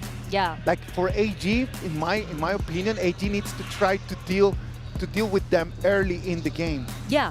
Not allow them any time for them to build items. Do not allow them any time to build gold, because as time passes, after the 15-minute mark, that Channel, that Xiao Qiao, and that Lubu are going to be so painful, so difficult for AG to solve. Yes, so speaking to the early game, we definitely will see early play aggressively because his power spike will be around like 6 minutes. Okay. And as for Heino, we do rely a lot on his poking damage dealt before the engagement. Well, let's wait and see. What about if we move our eyes into the gorge? This is going to be game number 2.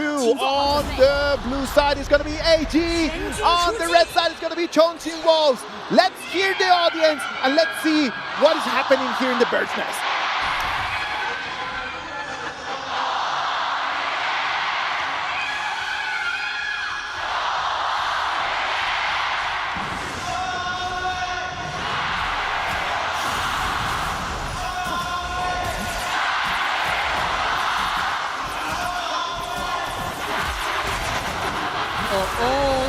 Sneaky invasion. Are they gonna come in, take in the red buff, run away, hold up? Without any cost? They want a little bit more. I love this from Chongqing Wolf. Look at that. Yeah. It's gonna be strike. He's gonna have eyes on them. He's gonna have to force them away. Love the way that Chongqing Wolves initiated this first 1 minute. Instead of just going in and go with the normal laning, they come in and take that red buff. That's going to be really painful for Zoe. I feel like the early game setting is well prepared, as we can see on the side of Wolves. And also the aggressiveness, they are known for their aggressiveness. Nothing that Sakura can do over there. Yeah. It could be one right over here. It's only a Lupu. Sadly for that Lupu, it's a little bit too much to take on. Yeah, especially his play against this Byron. Byron is one of the most powerful laning hero in this patch. Look at that. Very tough as well is going to be on that side for Track. Track on the channel, he's going to be focused on, like we know, as you mentioned, Sheng on the Heino is going to be rotating a lot, trying to put some pressure around. Yeah. So can Pang be quick enough?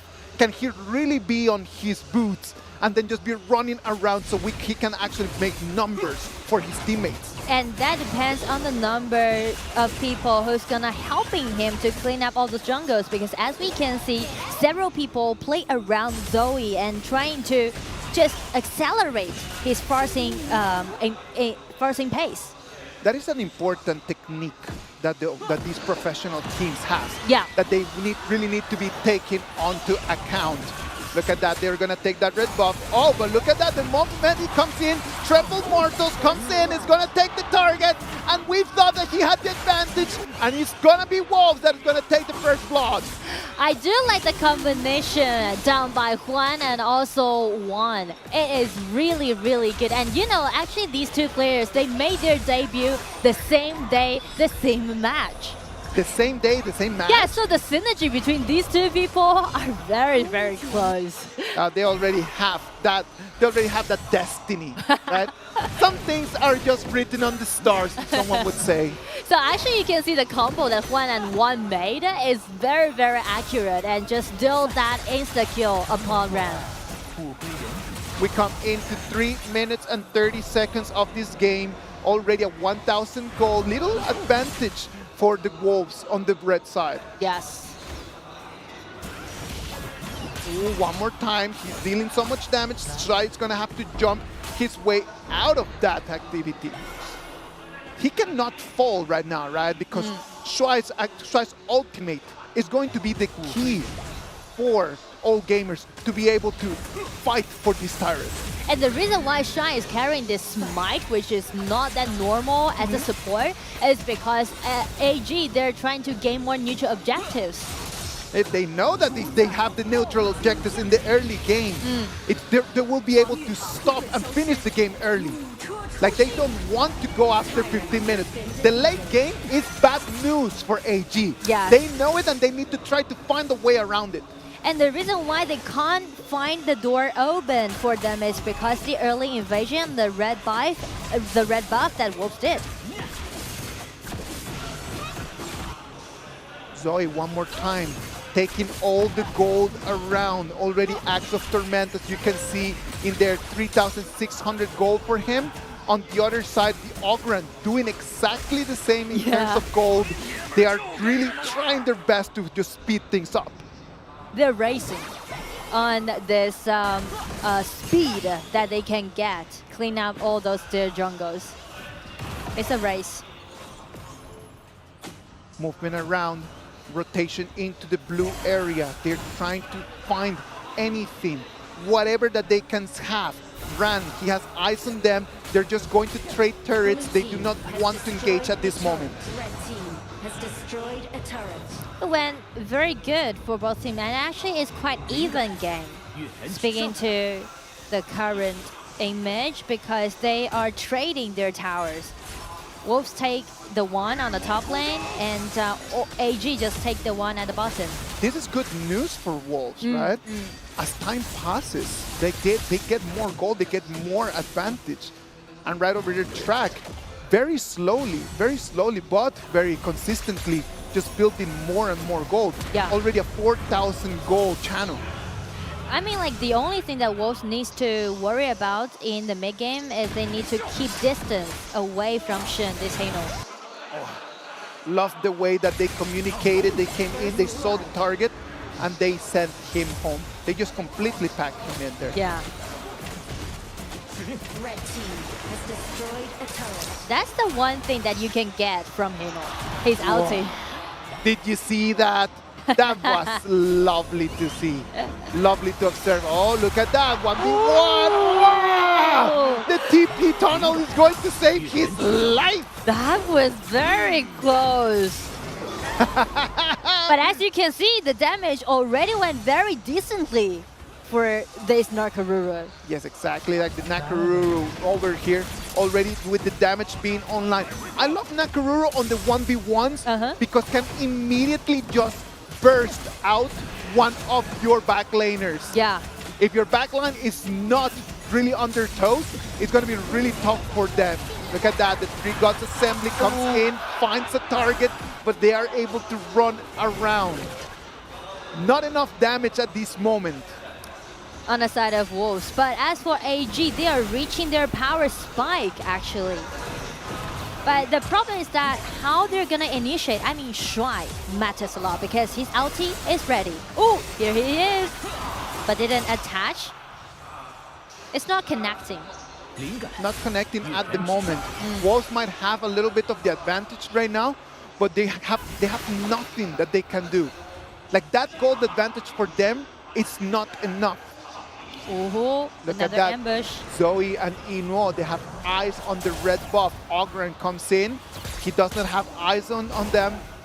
He's able to clean up onto that one. Look at Channel. So aggressive. I love the way that they are playing in right now. And another ambush, ambush. Zoe comes in. He's going to be able to take a 2 against 1. And it's going to be Pound, the one that is going to fall. That is going to be really painful for Wolves. It's the second try done by Zoe. The first one, if I'm not enough to do the burst out damage, I'm going to call my brother. A 2v1 over there for Pound was bad news for him. It was a very, very horrible picture for him to see as he jumped into that rush. Yeah. He actually didn't predict that that might be an ambush in his own red buff area. And that has been the strategy from all gamers the whole day, right? Yeah. Like they're just kind of like just waiting in there to see if they can find your jungling path.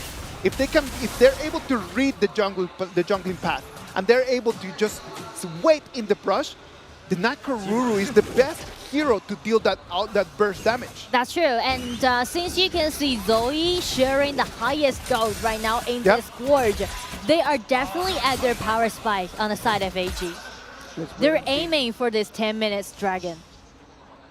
Aiming for that right now, Zoe building up the items necessary to be the kind of jungler that he wants to be. Yeah. Shuai finding his position is his own trick. Sneak into the grass. But he's returned. Trying to protect Shen more. Because AG, they do need some poking damage preset before the engagement. That will be that is going to be dealt by Shen, this Hano. I can see that both teams right now, they do not want to force anything up until the 10 minutes mark. Yeah. Already just being extremely careful with their movements. They might have the vision, but they are not throwing the punches yet. And since all gamer they're doing the 4-1 push, they need to wait for the Zoe, which the Siege Breaker is made. So a Siege Breaker is going to be bad news because right now that item allows you to deal even more burst damage. Bran is going to be taken in here. It's going to be a 4 against 1. He throws his ulti to run away. Shuai comes in. The unrivaled outburst push 4 members back. I feel like AG is going to be a dragon trade. I mean, Wolves, it's very smart for them actually, trying to figure out where Ren is. They know that there might be some ambush, and right now at the mid lane, they force out the ulti that Halo has. The burst out damage coming out. Everything just went suddenly so positive on the side of Wolves. They know that Shuai does not have his ult, and the leader stance allowed that channel just to walk through the turret all the way until the mid tier 2. They're actually playing in such smart way, and you can see Wolves, they're not rushing into something. They're waiting. They don't have to rush. There is no need for them to rush at all. Yeah. Like they have the composition for this time just to keep ticking. Let the time tick. It's totally fine. We are fine with that. Spike Mail is going to be Zoe's next item. And right now, that Nakoruru with 9,600, it's not someone that you want to find on a 1v1. Yeah, so definitely instead of doing 4-1 push, Wolves, they need to gather together. They need to move as a group. The Kura, single, one is more spotted time by this Nakoruru. He still has his ult. He's gonna have to use the Tremble Mortals to run away. That item, that ulti is gonna go into cooldown, and that's gonna be very painful for him. So that also might be the chance that AG is looking for, because Shuai, his ulti is already. Do they want to force it right now over here to try to take that mid lane tier 3 turret? That turret in there is going to allow them so much more vision. They do not want to try to jump into that, but look at where Zoe is standing, just waiting for his target. He is really playing in such an assassin way right now. But he was spotted by Pong. Pong is very experienced, so he knows that there might be some men waiting in that ambush. Shuai right now is going to have to keep proccing that Radiance again and again and again and again because he needs to figure out what is going on. One has the vision advantage on one side, right? With the Kong Kong R, he can just use his clones to go around and try to give vision. For Shuai, he's going to have to be using always his active. And the way how they're going to initiate is different. They need some snap engagement down by Wolves. Look at that, they come in and they were able to steal that red buff. That red buff is going to go into Pong. Zoe again. Where is that Zoe? Look at that. Waiting over there in the brush. He does not want any of that smoke. Hold up. They found him. He's going to have to run away. Wolves, they are so careful. They just test every grass that they're going to stab in. Let's analyze the channel right now. Already 4 items for that channel. He is already on the way to build the last one. The Wolves come in, trying to push into the red buff jungle. They find no one in there. But look at Arlie coming in from the flank. He's got eyes on them, but he doesn't want to jump yet. Everyone is just on this kind of like a dance. Yeah. It's just that dance about moving forward, moving back, trying to find out the moment where someone is going to make a little mistake. And I mean, the initiator on both teams are different. On the side of Wolves, we need to pay more attention on one. That's Kong Kong. He's the only initiator on the side of Wolves. But his initiation, the AoE coming in from his ulti, it's just so big. Yes. The area of effect in there, it's so big that initiating from him, it's going to be a beautiful skill. And on the side of AG, we should pay more attention on Shuai. His ulti is already again. Let's wait and see. The Tyrant is already coming into the half of it. The Bridal Albert is going to be the Tremble Mortals, but it's going to be Zoe, the one that is going to claim it. He uses his magnum. He's going to run away. Shang is going to fall on one side, but he's going to be tracked, the one that is going to be taken, and Ran is going to fall as well. I mean, AG, they sacrificed 2 people trying to gain that Tyrant. But the problem is that with 5 men gathering together, Wolves, they don't care about the Tyrant. They want the victory. They want the victory. They claim the turret. What is going on? The minion wave comes in. They have the power spike. They have the power play. They might be able to tie this once again. Look at that. They jump. It is going to be for them. Yes, this time it is going to be. Look at that. They come in. Keep taking one more. The minions are coming. It is for Chongqing Wolves. 1-1 as the beginning of the final in KPL Grand Final. Even it up. Wow! What a display! They came in, they lost the Tyrant, but they won the game. Yes. I would love that trade every single day. Because the other goal for you is take that crystal down, actually. So on the side of Wolves, it is very, very tricky, and I do need to admit that it's very difficult for them to execute composition like that, because as a team known for their aggressiveness, but you need to hold back. You need to calm down. You need to be the one, wait for the chance. I know that AG wanted them to take the channel. AG wanted them to take the Kong Kong R. Yeah. They had something in their cooking. They had something over there in the back burner. They had a strategy, but it did not matter. They came in, and then it was just so decisive. In the moment that they come, they lose the Tyrant, and they showed us what they learned from their opponents. What has AG done in this whole KPL 2025 Grand Finals? As they lose the Tyrant, they immediately go for the turrets. Yes. And here was just that same recipe, but coming in from Chongqing Wolves. They come, they lose the Tyrant, but immediately just turn around, go to the middle, and push all the way to the crystal. This time, they did not make the mistake of trying to get the heroes. This time, they knew that they just wanted to take the goal. Decisiveness is definitely the key to game 2. And also, I feel like the reason why AG, they kind of lost control, they are used to do a lot of trades, right? Yeah. But this time, they give up to do the dragon trades is only because they feel like they are at their power spike. They know that they can actually handle the engagement. But the problem is, you can see the combo down by Juan and 1 again. Yes. It's just being so scary. The damage burst out, and they found out where Ran is. They just take their enemy down one by one. I feel like in this game, AG comes in with a very clear strat. They come, they want to force the BP to go their way. Yeah. It goes their way, and it was actually working out.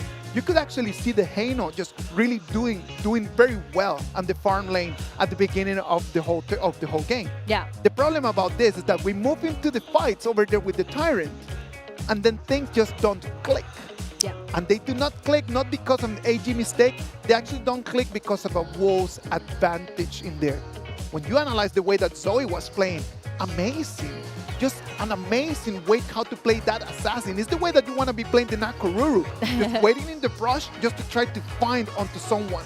It was just the option of 1 on that Kong Kong R that just did not allow Zoe that much. Yes. It was one's opportunity over there just to show how that Kong Kong R can deal so much vision, can give so much information for your team. And also the control ability that Kong Kong R has is paralleled, I would say. Yes. Yes, because you can do a lot of snap engagement without any cost. And I do want to appreciate the early setting that Wolves did. It's really, I would say, unexpected. Because it is not easy for you to get that kind of early invasion before 4 minutes. Because the jungle is under the protection, and it's very, very risky. There's only 2 members on the side of Wolves. Let's just paint the picture. If things would have worked over there in that whole invasion, imagine what would have happened if they just lost the game. They come in, they try to go for the red buff, and they die. 3 of them right over there just trying to get the jungle. Whoa. 3 of them just die. This would have been a completely different game for sure. Yes, I mean, like, if they failed from that early invasion, yeah, the game's over, to be honest. because we know that the power spike on the side of AG is earlier than Wolves. But as such a late game composition makes such a early invasion, that's a typical Wolves playstyle, I would say. I think that AG was not expecting none of that. Yeah. AG was really just thinking that this was going to be a calm, kind of like farming and Yeah. farm lane against clash lane. Go kind with of thingy. peace. Yeah. Nah, they just came in. It's just that same thing when you just try to look for your wallet and your wallet is not there no more. I think that AG is feeling like that right now. That's painful. That's painful, to be honest. But as we're looking at the chart, we I would say track doing really good. The damage taken and also the damage dealt is pretty high. That Lupu. I love the way that the Lupu was played. Because the way that he does not fall over there. Like we knew that the Byron had the advantage over there. And maybe that would have been a good way for AG just to try to find an opening. Just try to focus a little bit more on that advantage that they had with the Byron over the Lupu. Yeah. Maybe the rotations needed to be going that way instead of coming down to the farm lane. Yeah, I agree with you. I agree with you. And also, the thing that Wolves did is that they made a faster rotation than AG. And just, you know, gain with the first blood. Well, the MVP for this game is going to be the one and only, the light of hope over there for Chongqing Wolves, Track. Track is going to be taking that, a KDA of 2-0-2. The man with the pentakill, but the man with not a champion trophy yet. Yes. And he actually suffered a lot in this year, but when he made his comeback in this KPL Grand Final, he just been so surprisingly good. Everyone just appreciate his performance in the arena. That's just the way that he's trying to find the angles, right? It's just, for me, it's just that. Just look at the positioning for him. He's just waiting outside of the fight. He knows that he doesn't need to jump in yet. Then he finds a target, and then he's just dealing damage. He might not be actually right now just taking on the kills, but just the poking going on in there. Yeah. Comes in, he still has his leader stance in there. He's keeping a really safe range away all of those enemies that he's facing against.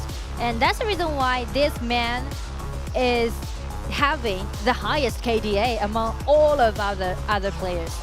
Such a beautiful performance and such an energetic victory.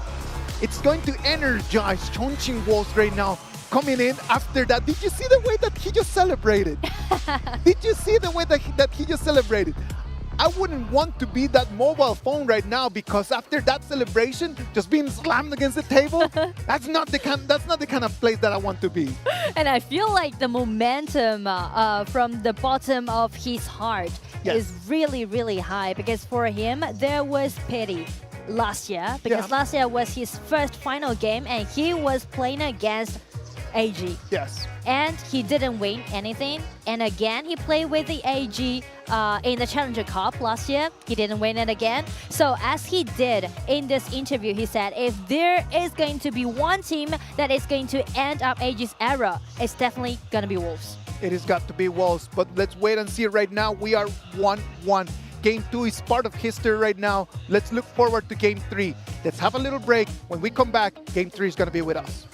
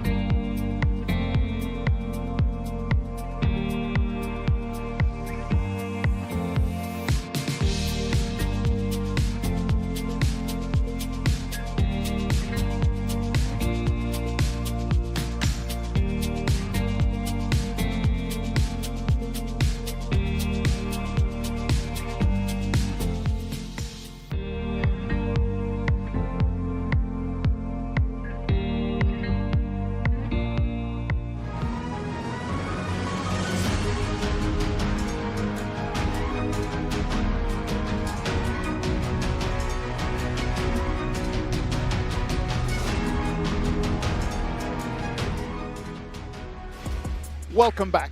We are live from Beijing one more time. We are from the Bird's Nest one more time. This is 1-1 right now. Chongqing Wolves come in and they're going to level things back. Now, right now is going to be AG's opportunity to pick sides. Clearly, they're going to have to pick the red side because that is just how the meta works. There's no discussion onto that. But as they go into the red side, what do you think is going to be Wolves' strategy for this game number 3? Speaking to Wolves, I would say a more initiation can be seen on the side of Wolves. And one of those weapons that Wolves has is because the deep hero pool that they have for their side lanes. Because even though Sakura is very new to this team, and also he's new to this game, but throughout the year, his first year in KPL, he already used 18 different heroes. 18 different heroes. 18 different heroes. As a new player. Wow. That's a lot, actually. Can you imagine just being completely new to the top stage and then after that just using 18 different heroes? Wow. That's a lot. That is one of the beautiful things about the ecosystem here, right? Because when you analyze the way that these players come into KPL, it might be a little bit different to the way that players just make it to the global Honor of Kings, right? Like we have ecosystems in here with academies that are going to teach you, train you. The clubs have their own academies that they can just come in and give you all the experience that you need. That allows them to come in. And even though he's been with us only for 1 year, he's been preparing for this moment for such a long time, though. I feel like he earned his position in Wolves, actually. Yeah, I agree with you on that. Played very well. And also on the side of AG, they also have some nice composition. And as you can see, they chose the red side because they had a higher winning rate on the red side. And also, they are good at that cat boom pick as the mid because AG is one of the team relies a lot on their mid lane. Cold evening right over here in Beijing. For everyone right now watching, this is the evening right now. I know that for all of our friends from Brazil that are watching right now our game, we have a lot of Chalk VR fans right over there watching the KPL finals right now. It is the morning for you, for us. We're getting here and it's getting colder and colder and colder. But something that does not get cold and something that is still heating up is going to be our game number 3. De Gea is still over there in the bans. Master Lupin already being used by AG, so they're going to completely take that out. Same on the other side. It's going to be the same strategy for Wolves. Things that I've already used, I'm not going to give to the front. Oh, and as we can see, main hero versus main hero. Wolves went for one's main hero, the Sulia pick. Actually, one is known for this Sulia. His nickname is King of Sulia because he got the most MVP among all of other Sulia players in the league, in the history. You gotta love that, the King of Sulia. What can you do with that King of Sulia right over there? The answer is going to be the Flowborn tank and the Cat Boom. They've got initiation and they've got long-range damage as well. Very solid one, actually, on the side of Wolves. And as we are looking at AG's composition, they're picking out the most popular duo that we have at this patch, and also the most OP one, Dolia with this Youngjin. Double, I would say like there's multi-double ulti that we can see on the side of AG. Yes, because the Yanjian has been such a typical hero. At the beginning of this whole KPL 2025 Grand Finals, it was a very common pick. But then after that, as the teams started understanding how difficult it was just to control that, they just broke the system apart. They would either allow the Yanjian or they would either allow the Dolia. But right now, the Dolia and the Yanjian in there shows me, but this takes me back to 1.5 months ago when we were still in Chengdu. That's true. And also Dolia is also Shy's main hero. They had a lot of composition built around Shy's Dolia, and also we know that Shy, he made his debut last year, right? The spring season. And Dolia, he's the first one to use Dolia in the league, and also he's the first one to get MVP. Dolia is also his first MVP hero. It's gotta have like such a deep feeling. Yeah. Such a deep connection. Memories, connections, yes. And I imagine that when you have that connection, it just feels different. Yeah. Things just flow. That's and true. he's gonna need things to flow right now. It's going to be the jump, the in jump over there for the option for the mid laner. Very long range, a lot of poking damage coming in for that jump as well. I feel like both teams trying to prioritize their mid lane. As you can see, both Catboom and also this Jun is good at cleaning those waves. And if you have a faster speed to clean out the waves, means you have more opportunities to rotate faster than your enemy. Erin. So that Erin right over there, why do you think that Erin is being picked by AG? So many other marksman options in there. Why that Erin? They ban away 2 other heroes, and I feel like they predict Trike might use this Consort U, and Erin is a really good counter-attack towards Consort U. I see. Well, on the other side, we have the Shoyue. Ma Chao! Whoa! Wow! When you look at Ma Chao right now, like there's been so many different players that they have used Ma Chao as their main hero. Yes. The one and only Fly, remember, just winning a final of KPL, using that hero, getting FMVP, getting his own skin.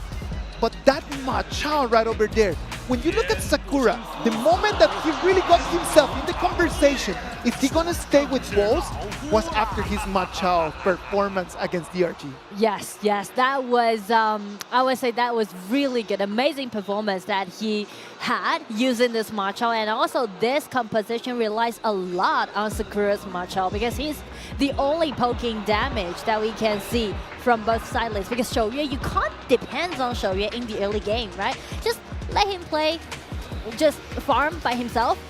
We shouldn't just put our eyes on this track. Instead, we are moving into the late game. But on the side of AG this time, they just kind of changed their composition, their strategy a little bit different because they built more initiation that we can see from this Fuzu pick. The Fuzu using his ultimate, the Sage's Smite. It's able just to control you, stun you, lock you onto the ground. You are unable to move forward, and that's going to be the place, the moment for Inuo. That's going to be the moment for Shou. That's going to be the moment for Zoe to come in and then completely annihilate you. Yes, and I feel like this time Zoe will go to the mid lane more frequently because they are trying to move with this Jun, and after Jun upgrade to level 4, got his ulti, they can just choose one of the side lanes and use the ulti, do the pushing, and that is really like a comfortable strategy that AG had. They win against a lot of enemies by this kind of composition. Let's wait and see what's gonna happen right over here. I am loving that. That's gonna be my quote for today. Let's wait and see. Let's wait and see. Let's wait and see. When you look at the stadium right now, as the players are getting ready to start, when you look at the stadium, all these 60,000 people looking down straight into those 10 young men, what they can do with these heroes. All these strategies, you can just take that and toss it through the window. There's no strategies in here no more. The coaches know exactly what's going on. The players know exactly what's going on. It's gonna come down to who is better at the game and who is better at making those decisions. On one side, the Wolves, they have initiation, they have the Zulia, they have the Flowborn tank, and they can come in from the flank with the Ma Chao. On the other side, it's going to depend over there what Zoe can do, unleashing the Hound, attacking, locking into someone. Can the Fuzi help him out? And can Inuo be the beast that we know he's been in the past? That's gonna be the question in Game 3, and right now 1-1 even match. So what we're gonna see for this game. Let's take all of those questions into game number 3. The Gorge is ready. Wolves on the blue, AG on the red. What about if we hear the 60,000 voices here in our stadium?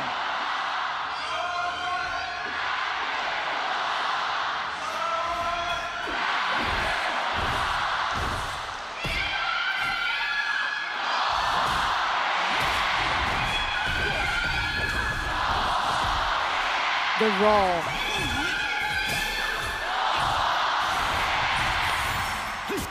Well, you heard them. They are ready for this.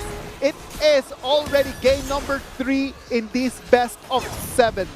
The rotations are going to be extremely important. We have on one side Juan on the Cat Boom. He's going to have to be vital if we want to be able to get this composition from the blue side to get them going.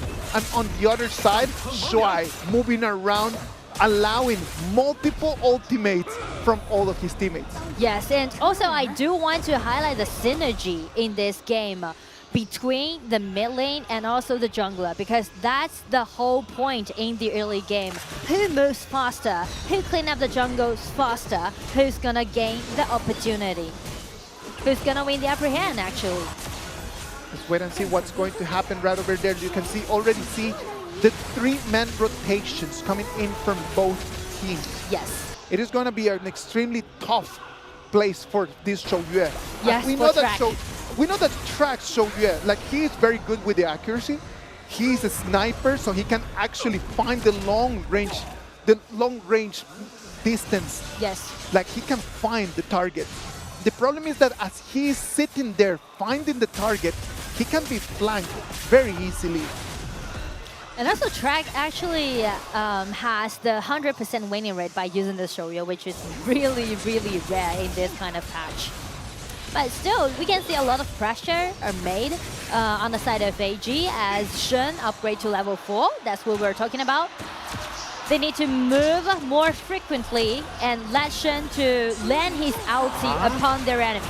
One comes in on Conqueror Army, pushes Ino against the wall. He's going to be taken extremely low. First blood, one more time goes to Wolves. Let's see, King of Sulit. That's what we're talking about. Lovely. One comes from the flank, Unconquerable Army, sends Ino on air, and then it was just for his teammates to do what they had to do.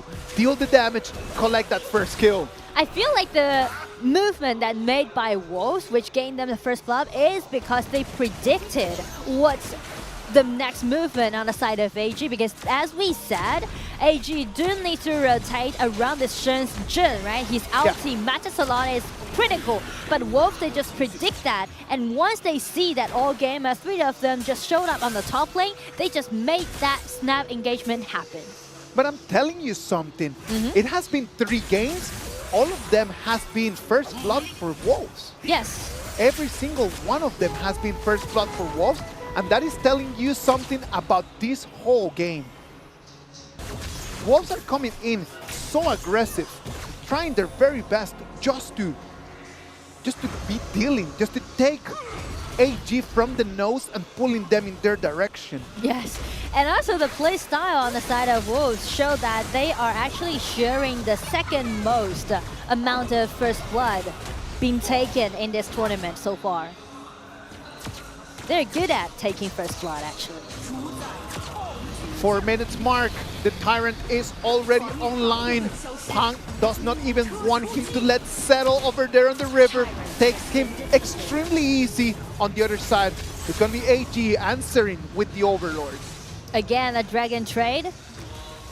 Looks very fair on the side of AG. The Blades of Justice are going to clean that wave. Let's watch the replay one more time. Ino, he comes in from the flank and then immediately just that pushed against the wall. A 3 against 1, nothing he could have done. It was really tough on Ino. Where was Shuai at that moment? He was rotating, trying to gain more vision control, but to be honest, when Dolia is against Sulia, yes, you can see Sulia will be tankier than Dolia. Yeah. At these first stages of the game, that Dolia cannot take in a little too much damage. Yes. The rotations one more time, they're going to trade turrets. The turrets over there for the farm lane and the clash lane are not going to be that vital right now in this stage of the game. So what is going to be vital is just the little camps of jungle that you can actually take away from your opponent. That's why Zoe just coming in, trying to keep eyes, can he snatch something out? And I should say Zoe is the only one that is already beating his power spike in this specific moment. So Zoe, it just all depends on him whether this team can buy more time for Ino. Let's wait and see if they can do that right now after the neutral objectives were traded in there. The Overlord has not been a very popular pick over there in the first 10 minutes, right?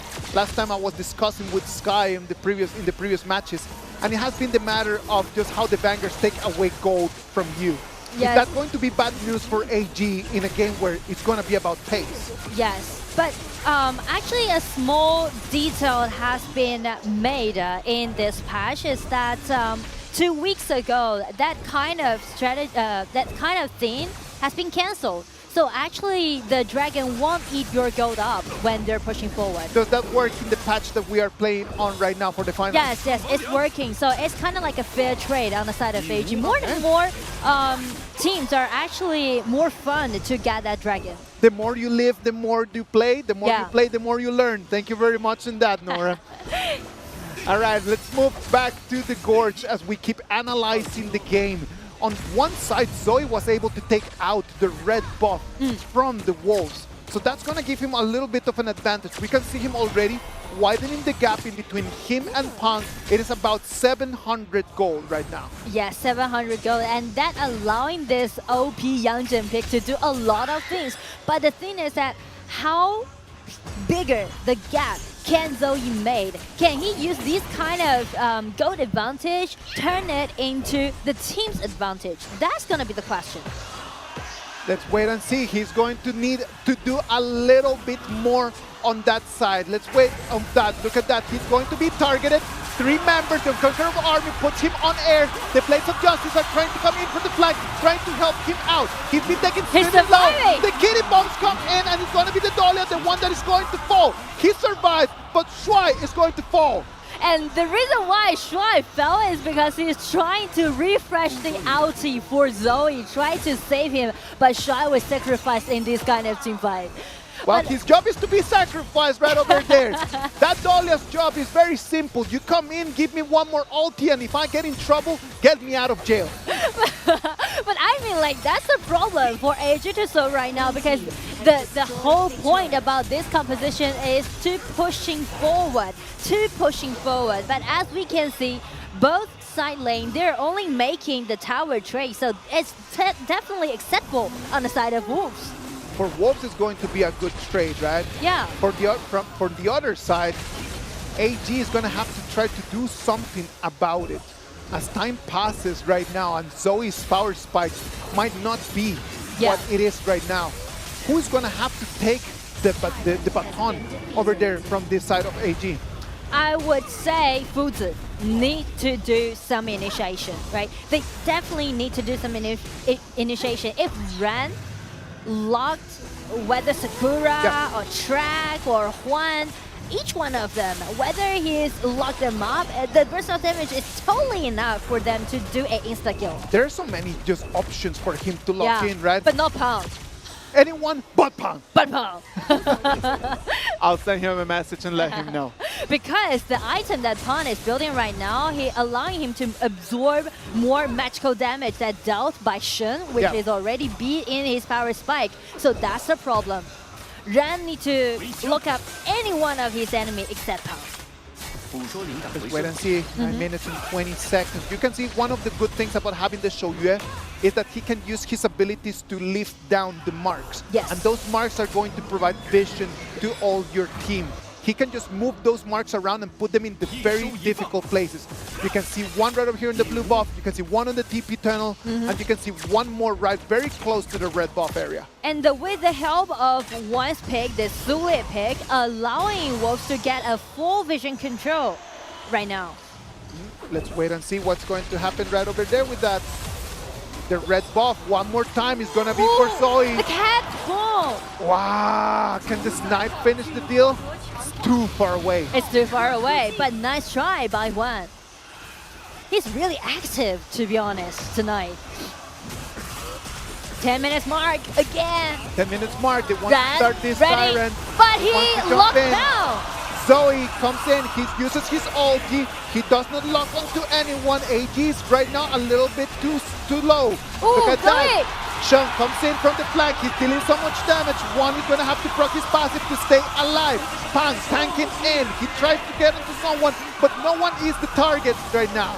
It's a skill trade. It's a skill trade, but allowing Wolf to have the chance to take this Tyrant. But AG, Zoe carrying double buff, he don't want let the Tyrant just slip away from their fingers.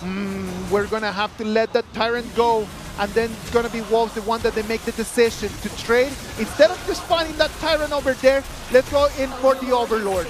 But AG know that they're doing so. They're trying to force them back. The flash comes in! The Unconquerable Army comes in. He doesn't have his passive. He's going to be an easy target. He's going to fall. That's going to be the first kill over there going for AG. Nice try by Ren. Comboed with his flash in and just bound one Sulia. Actually, I'm almost gonna criticize his first ulti around that camp because we mentioned about the least man he wants to bound is Pound. But this time with a flash, nice try. Now there comes in, the flash comes, and it's going to be them trying to take vengeance onto him. Ran tries to run away, and right now he wants to come back. It's going to be AG coming in from behind.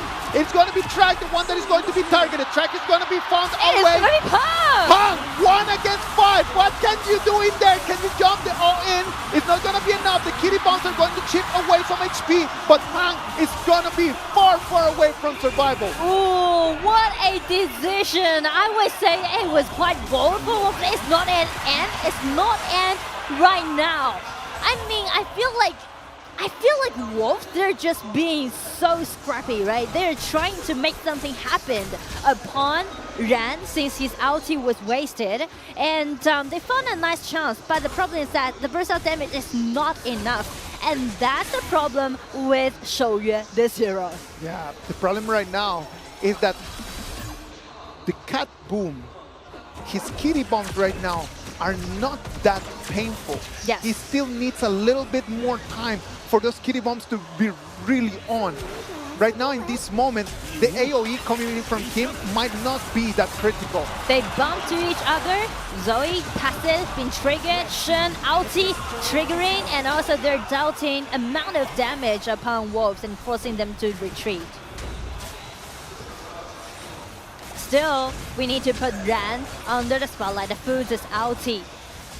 The pick, the target matters a lot. Let's wait and see what is happening in there. AG kiting around, they come in. The ult is going to find Pong.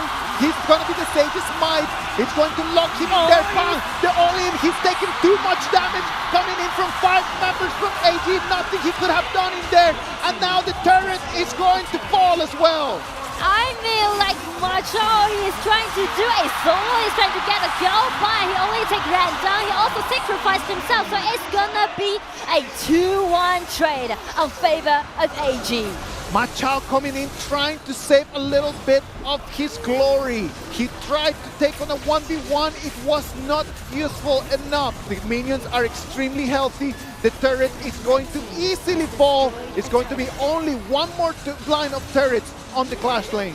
I mean, as we can see on the map, how long did it take on the side of AG to take Pound down, right? It cost like a century. I mean, like Pawn, he used himself's tankiness, actually bought a lot of time for his team. But the problem is that there's no setting for Track, right? Of course. With that low health, there's no more damage coming from the side of Wolves. So at the end of the day, like Pang is just tanking in so much of this damage for no reason. Yes. Like there's no reason right behind all of that more than just trying not to die so quickly.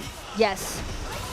Well, this is bad news for them because right now the 4,000 gold advantage coming in from AG seems to be a little bit too lethal for them. But Track having a really nice position.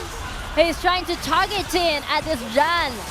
Ran kiting a little bit more, and Eno with his red buff trying to chase them down. And Pan on the run, Sakura on the run. Everyone just retreat a little bit, but the minions are on their way in favor of AG. The super minions are going to be an easy target over here. They're going to be a very tough test over here coming in for They're the coming Wolves. back. They're What can coming they back. do? Look at that. Sakura coming in from behind. He has eyes on the backtrack, but it's not going to be enough. One is going to fall. Right now they're going to lose one of their shields. Sakura is on the run because he has nothing. Now it's going to be Tsuwan. Tsuwan can try to deal some damage in there. It's going to be lethal. Nothing that he can do. And the minions! It's a 2-0 trade. The minions are already on their way.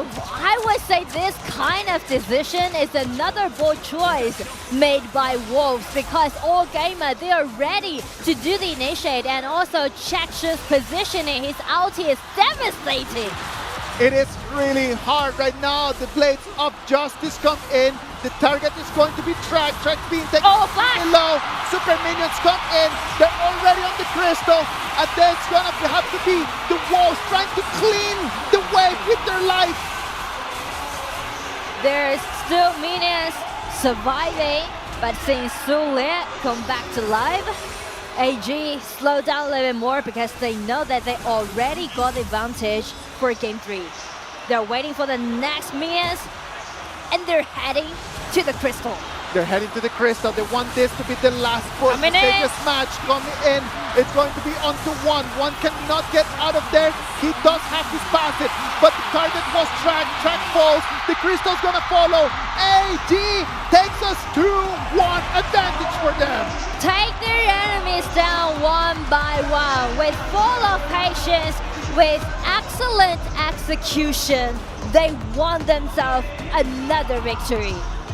Congratulations to AG in what seemed to be a game for them.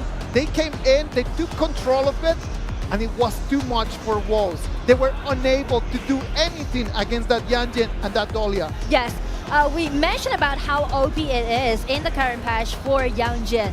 Not been mentioned to he's paired up with this Dahlia, right? The double ulti allowing Zoe to be so powerful in the mid game, and also Chaksh's position, his Jun, using his ulti being so devastating. The reason why the damage is not enough coming from Wolf's composition is all because the double backliners are always in low health, which was caused by Jin's ulti. I think that since the Trunk just came into the meta right over here in this KPL 2025 Grand Finals, it has just been that. It's just been being at the back line, use your ulti, and then just immediately just force them in the direction that you want them to go. Yes. It's just that. It's not even a matter of you dealing so much damage that you can take the kill. It's just using that as just forcing them in the direction where your teammates are already expecting you to go. Yes, and you can see like a great execution that AG has. We mentioned that the Dahlia composition is really like it's in their comfort zone, I would say. It's in their comfort zone during the past 2 years because Yangjin is like the third or fourth hero that they use to pair it up with a Dahlia. So I would say Dahlia is definitely the key hero on the side of AG. They used to play Yuhuan with Dahlia, play Zheng with Dahlia, play a lot of different heroes with this Dahlia pick, so they are quite familiar with this kind of like double ulti power. It is Shuai's main hero, right? It is. And if it is Shuai's main hero and Shuai being such a top player in the last 2 years, you gotta understand the career from Shuai here on KPL. Since he made his debut, he has never missed the final. Can you imagine? Can you imagine? He comes in every single tournament that he has participated in his KPL career, has made it to the final, and all of those finals, he's won almost all of them except for the first one. Yes.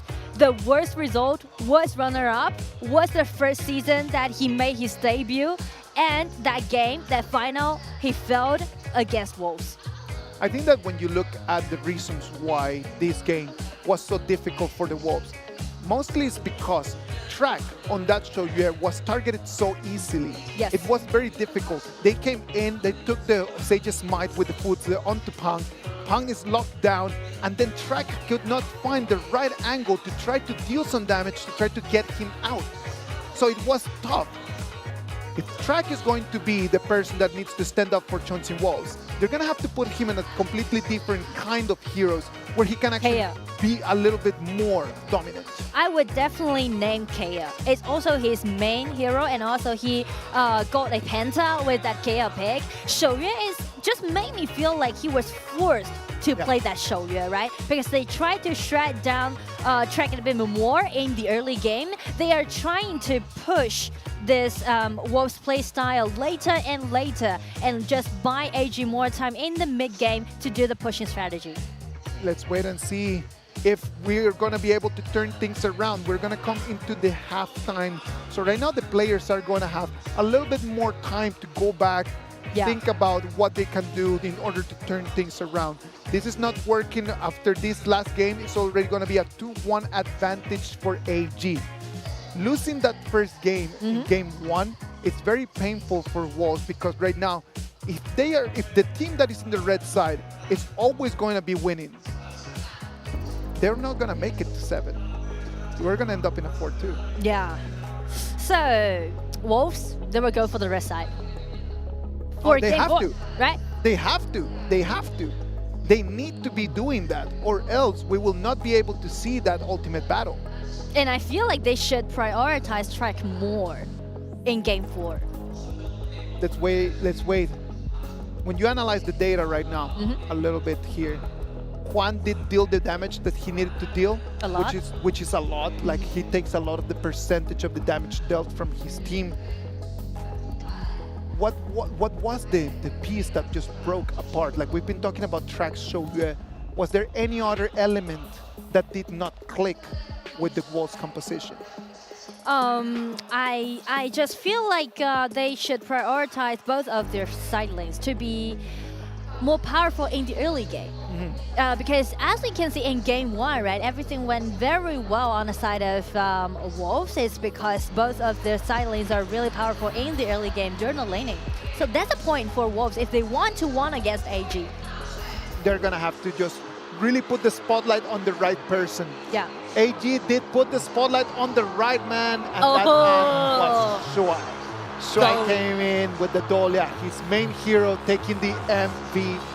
Yes. And Shy in Chinese means handsome. The man is like that. The man is like that. The man is built with that face. And look at his achievement, right? The worst result that he has was runner-up. That's not even a bad result. Yes, I mean, like speaking to his own career, he's definitely at the top of this game. Very difficult here for the blue side to try to answer to all of this.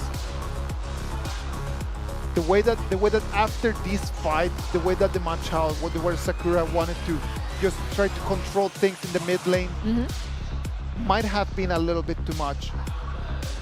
In the here, lasting fight. like Machao finds a good angle. Yes. He tries to get onto Shang, but he's not able because one falls in too quickly.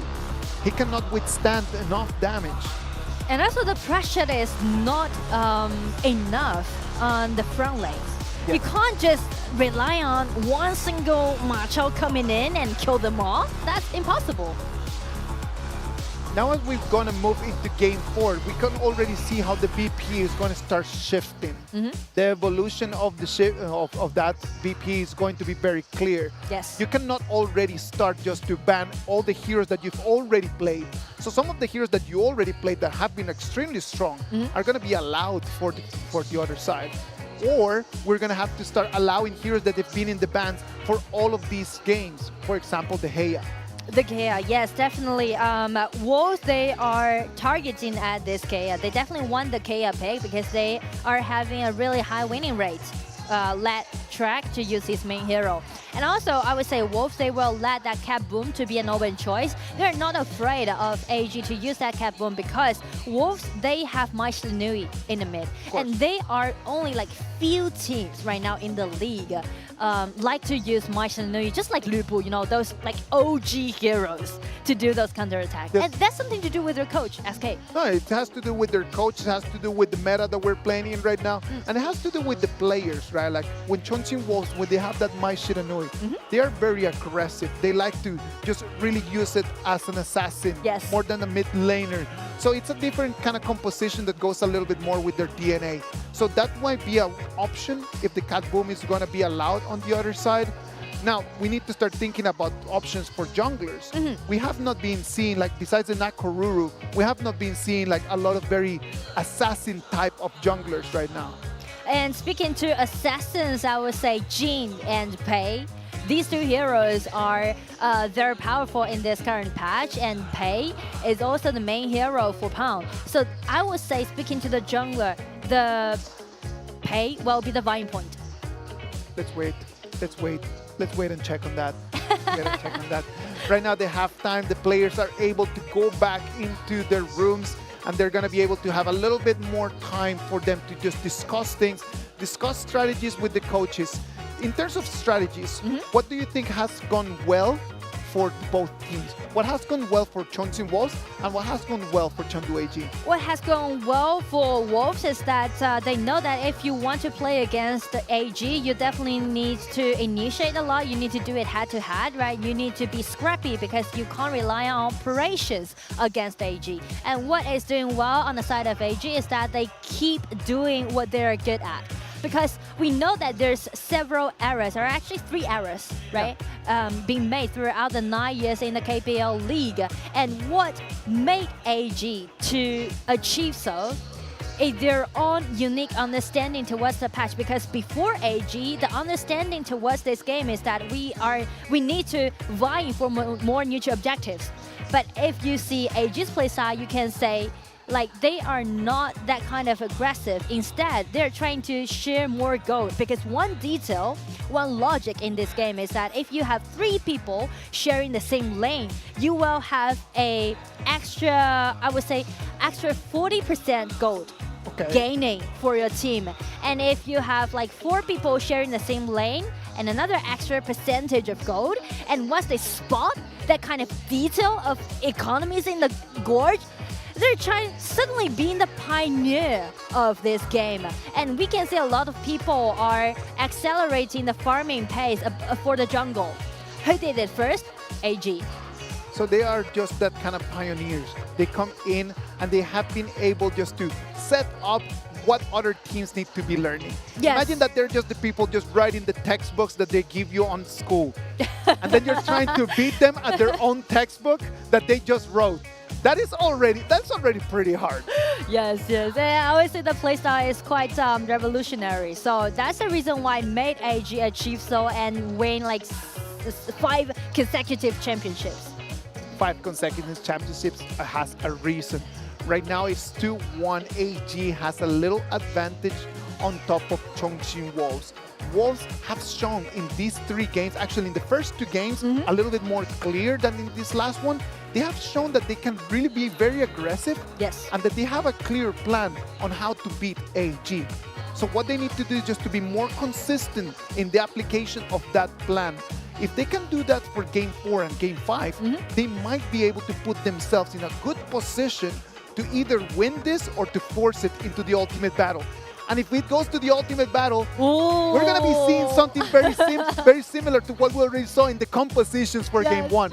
Yes, I feel like if we do go for the ultimate battle tonight, they might stay the same composition that they used before in the knockout stage. And also, speaking to that initiator that you just mentioned, on the side of Wolves, it just suddenly enlightened me that one hero that they had is Dong Huang. I'm looking forward to that pick. Do you think that Dong Huang would be an option here in this best of 7? I mean, like, again, Wolves, they are the few teams that still have a favor on Dong Huang. I just love that. Well, ladies and gentlemen, right now on stage, we are going to have this celebration to see if we have been able to break the world record. Let's look at on stage and let's see what is happening there. 相伴，再次感谢所有来到现场与我们共赴这场鸟巢之约的朋友们。 Thank you to all friends who came to the scene and joined the date at the bird's nest. Could you let the birds feel your passion once more with the loudest cheers? It is precisely because of every you who loves KPL that we have jointly created a new milestone in esports history. Next, please welcome official adjudicator of Guinness World Records, Maggie Luo.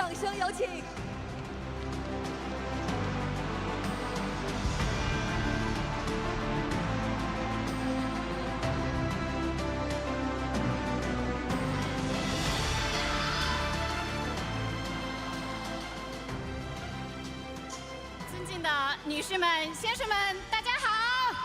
Hello, everyone. 我是吉尼斯世界纪录官方认证官罗琼。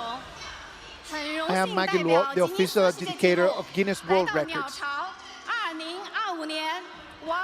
It's my great honor to represent Guinness World Records at the 2025 Honor of Kings KPL Grand Finals held at the Bird's Nest.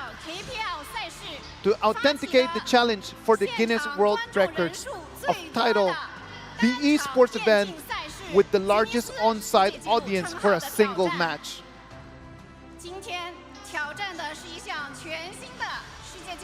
Today, we're challenging a brand new world record. To earn this Guinness World Records title, the minimum requirement is that the number of on-site audience reaches 40,000 people. If the challenge succeeds, this achievement will be inscribed in the annals of the world records. It is not only a milestone for the esports industry, but also a powerful interpretation of the spirit of breaking limits and even a shining symbol of proud China.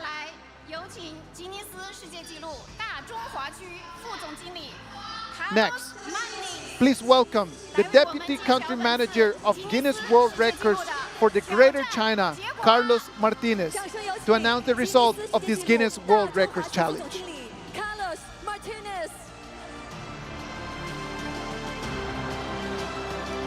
Good evening, ladies and gentlemen. 晚上好，北京。I am Carlos Martinez, the Deputy Country Manager of Guinness World Records for Greater China. It is an absolute honor to be invited by King Pro League and stand here before you at the National Stadium, the Bird's Nest.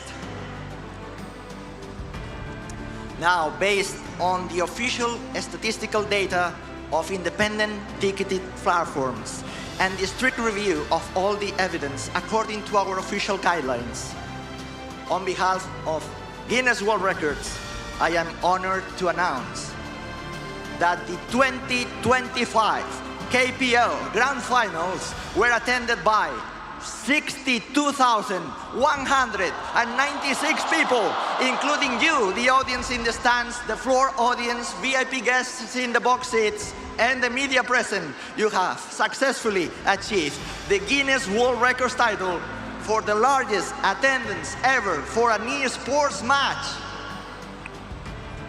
On behalf of Guinness World Records, I would like to congratulate the King Pro League and all the record attempt participants on this extraordinary accomplishment.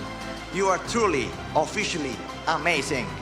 May this milestone inspire you to continue exploring, innovating, and making the world a more interesting, fun, and positive place. We also look forward to seeing more Chinese brands and stories showcased to the world through the platform of Guinness World Records. Thank you and congratulations! Thank you, Mr. Martinez. Thank you, Mr. Martinez.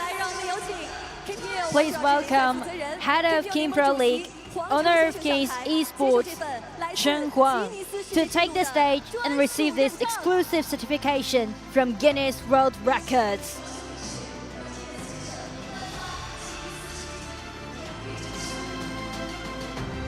有请罗琼女士、Martinez 先生颁发吉尼斯世界纪录荣誉证书。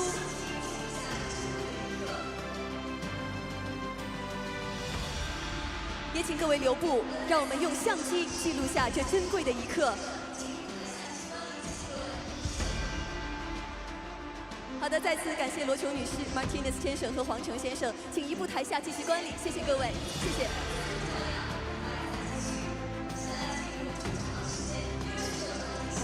The ultimate showdown of this KPL Grand Finals is still underway. Next, we enter to the halftime break, allowing the players to hurry up and rest and adjust. Please don't go away. More excitement is coming soon.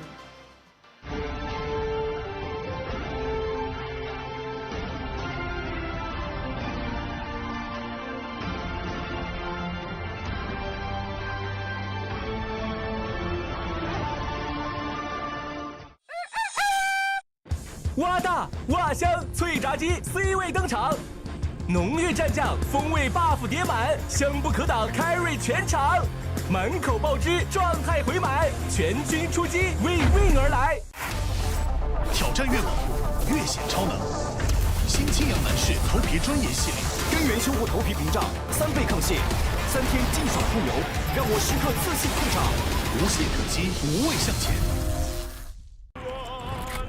单排上分，喝东鹏特饮；组团开黑，喝东鹏特饮；巅峰对决，喝东鹏特饮；累了困了，喝东鹏特饮。为什么不团啊？怎么不团啊？你为什么不团？为什么不团呢？为什么不团？明明吃饭、理发、推拿都可以先团了再说。美团团购团啥都省，为什么不团？有请韩红、周深为我们带来中场秀表演。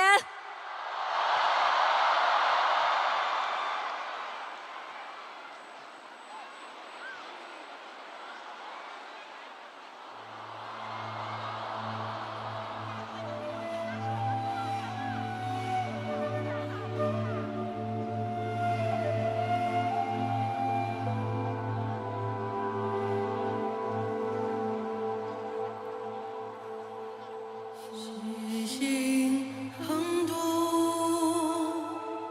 这千里之路，随沙门越准脚步而顿悟。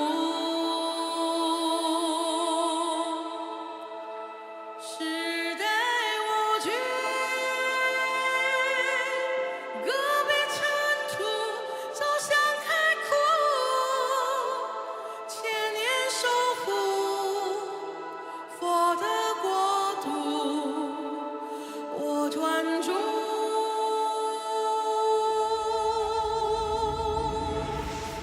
一路磨难，你坚守不放，对美好永世期盼，我眺望。华夏文化，我们乘船再走不返，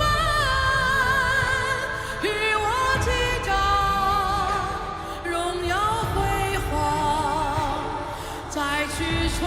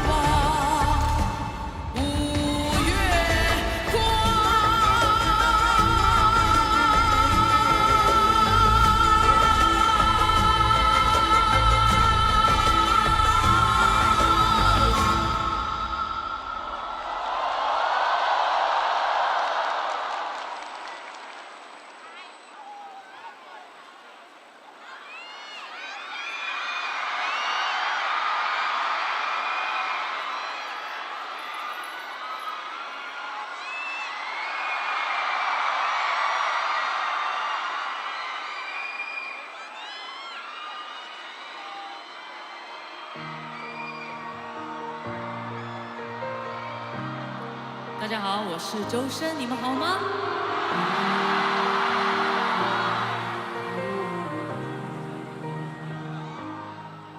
这个世界是什么模样？走过山水一程梦一场，那迎风呐喊的海浪，要多久多久才会遇上？冒险的人是否会赶上？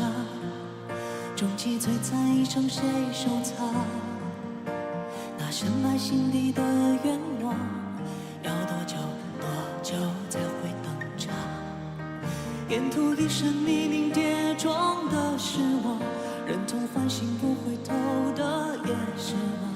就让一路曲折每一道伤口洗净我的脆弱。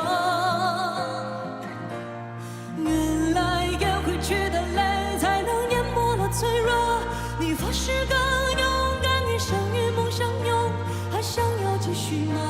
要逆风不退呀，让璀璨住进你眼眸。别怕未来的模样辜负曾经的凝望，有多少理想就有多少次转场。那沿途的风浪也不过就这样，这一路光景有你们在身旁。尖叫声！他们说要越过前方风沙，必须低着头。他们说要绕过蜿蜒的河才能往前走。他们说当要放手，他也要换个路口。如果得不到谁的认同，那就不算拥有。没人能够决定谁的一生应该怎么活，没人能够定义谁的天空是什么颜色。没为梦就先动，就是单纯相信着人生过的英雄，每张轮廓出自平凡的沉默。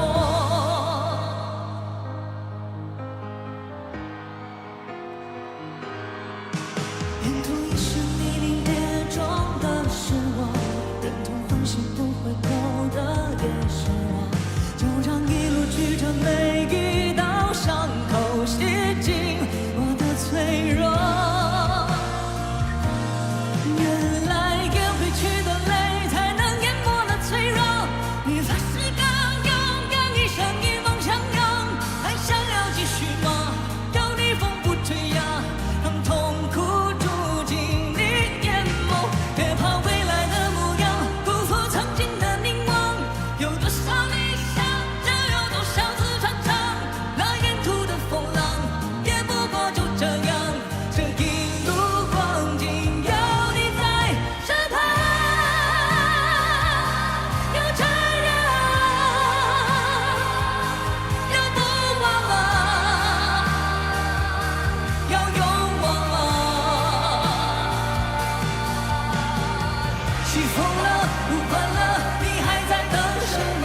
挥手了，再见了，别不想回头啊！向心中的梦啊，去追吧！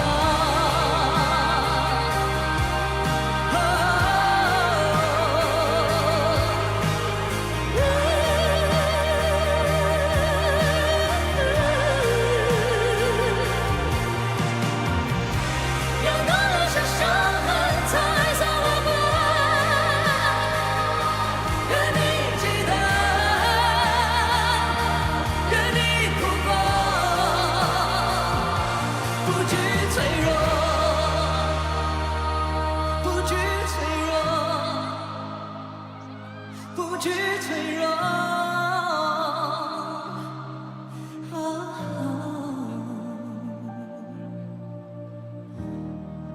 不惧脆弱。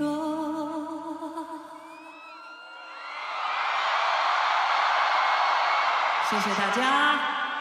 大家好，我是歌手周深，欢迎来到 KPL 年度总决赛，你们好吗？每一位电竞选手一定都是璀璨冒险人，但是他们的璀璨，他们收获的美好，一定是来自于每一个最美好的你们的支持，所以让他们听到你们一直在支持他们，好吗？尖叫声！谢谢。那我相信啊，收获你们和遇见你们，一定是他们最幸福的小美满。所以呢，也希望你们可以收获你们最幸福的小美满，好吗？会唱的跟我一起唱哦，希望大家喜欢这首《小美满》。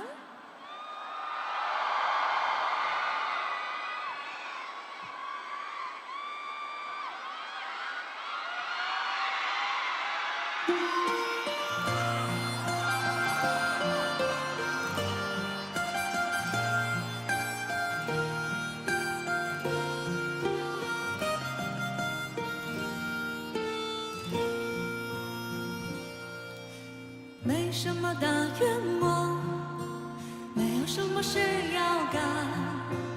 看见路口红灯一直闪，它像扎眼的小太阳。乌云还挺大胆，顶在头上吹不散。我抓在手里捏着棉花糖，什么烦恼不能忘。荧光棒，既然是路一定要转弯。风景都漂亮，揉揉疲惫的眼睛，停下来看一看，美好简单。会唱的跟我一起。你看小狗在这树叶会笑，风声在呢喃，不如好好欣赏一秒迷迷糊糊的浪漫。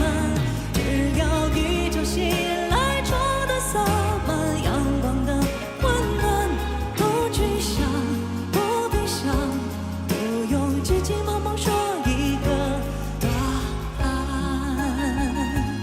你们好吗？谢谢你们的支持，才有这么多小美满哦。笑一笑就灿烂，唱一支歌就舒展，收集一点一滴小美满，都是幸福的花样。没道理的开朗，打扮平凡的日常，找到自己最合身的衣裳，只要自己够喜欢，至少还有温柔的眼光，还在夜里看天涯，星星不得再满，也要留一扇天窗，岁月延长。你看小狗在找树叶会笑，风声在呢喃，不如好好欣赏一秒迷迷糊糊的浪漫。只要一觉醒来，窗的洒满阳光的温暖，不去想，不必想，不用急急忙忙说一个答案。你愿相信什么，就把世界看成什么样。偶尔难题加点重量，也要轻轻地旋转。所以无论如何，记得保管小小的梦幻，笑就好，哭也好，今天就是明天最好的陪伴。你们都是他们最好的陪伴。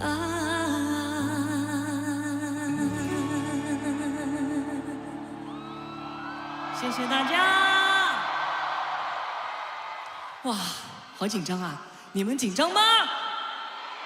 刚才我在后台看见此起彼伏的尖叫声，我真的觉得太刺激了。然后今天呢，是我第2次来到我们的 KPL 年度总决赛，然后呢，相同的缘分也是这2支队伍，所以支持他们的朋友，让我听到你们的尖叫声。我们一步一步的，应该说是你们陪着王者荣耀一起创造了非常多的奇迹。今天我们在鸟巢，我们在哪里？所以每一位电竞选手璀璨的梦，不能够没有你。王者荣耀也谢谢拥有每一个最可爱的你们。希望大家喜欢这首歌，有我。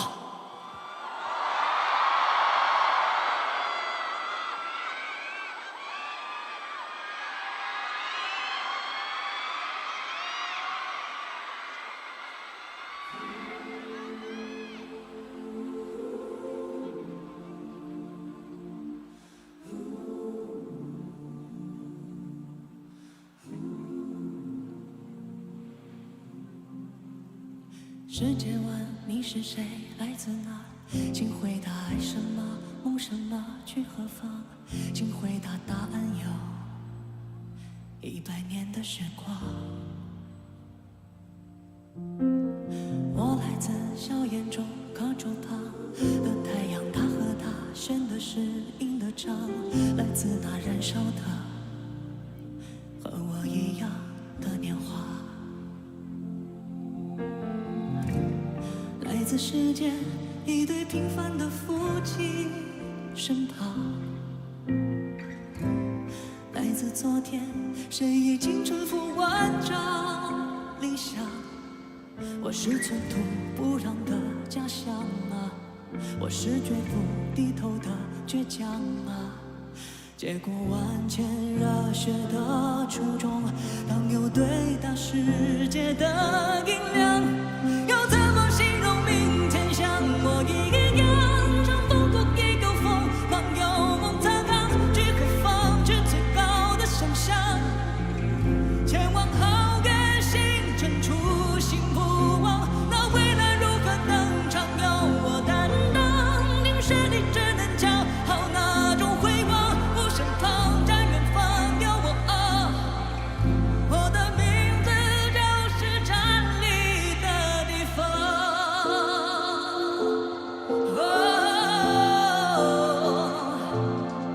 我的样子就是明天的模样。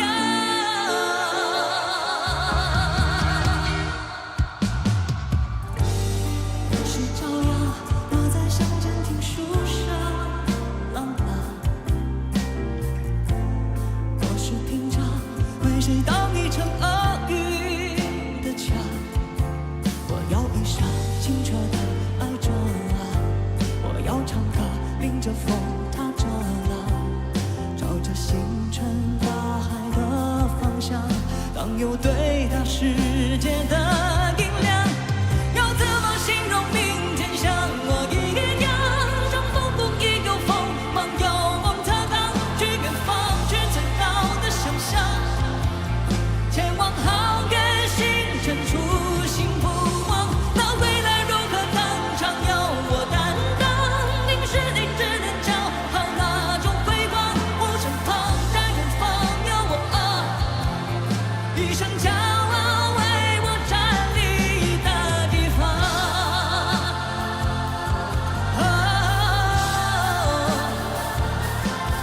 我的样子就是中国的模样。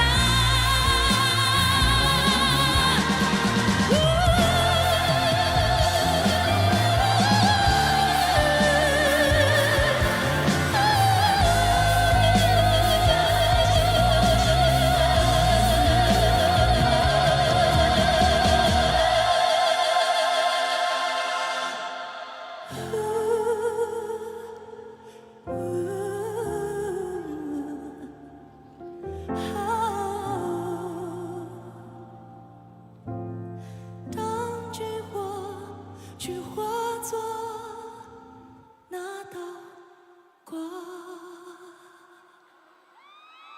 谢谢大家。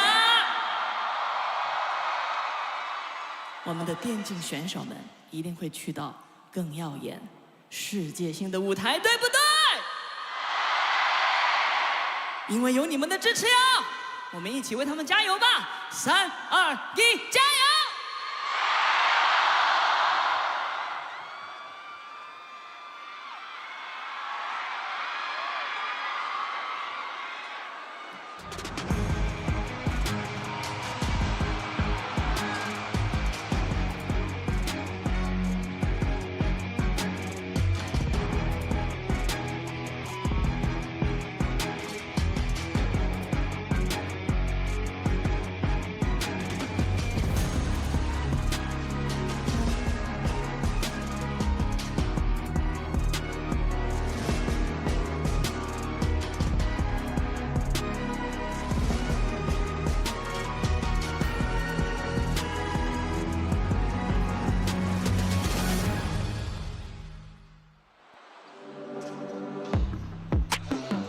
！It is not all different sports.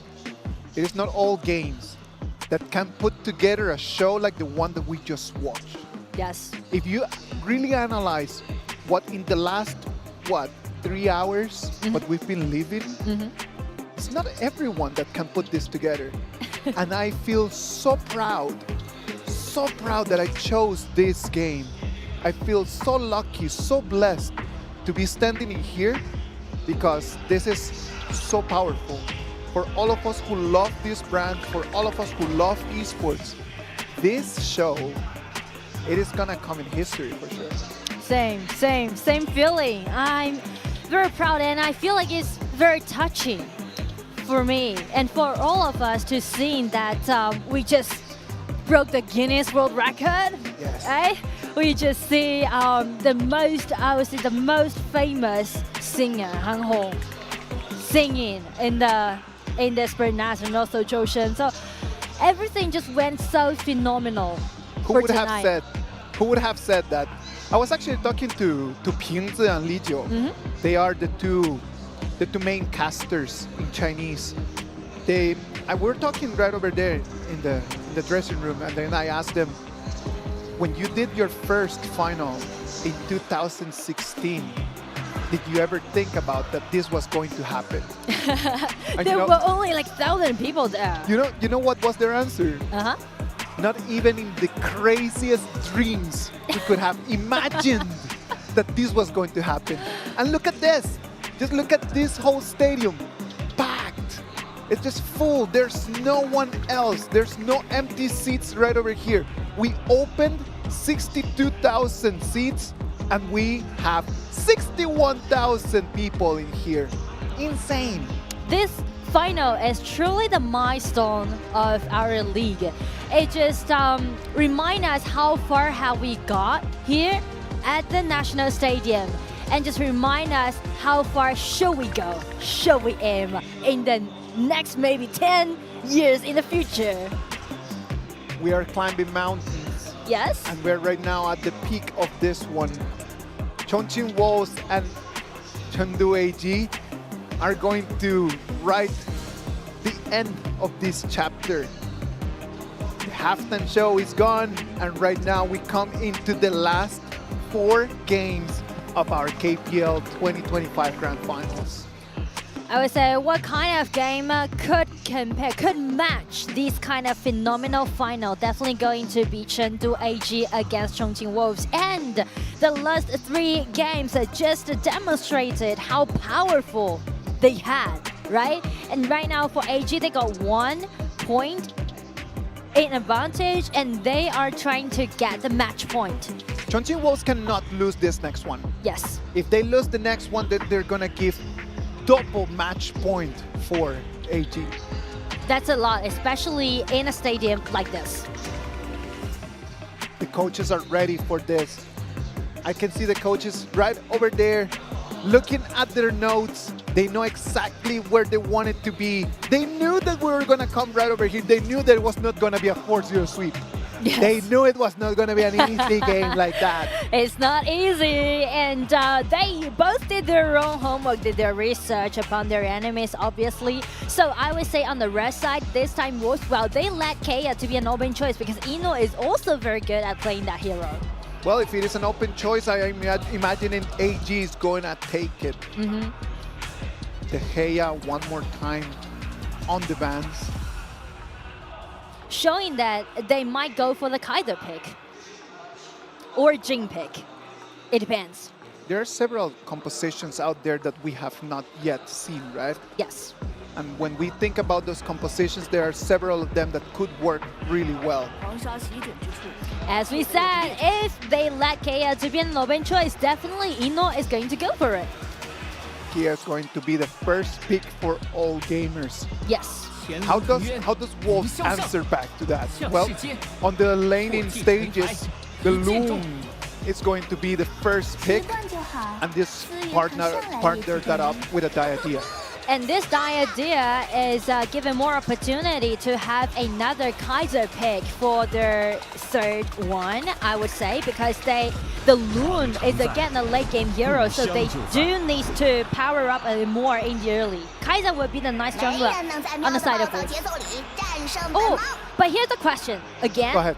The Kaboom is out there. AG, go for it. Maishinui or Kaiser.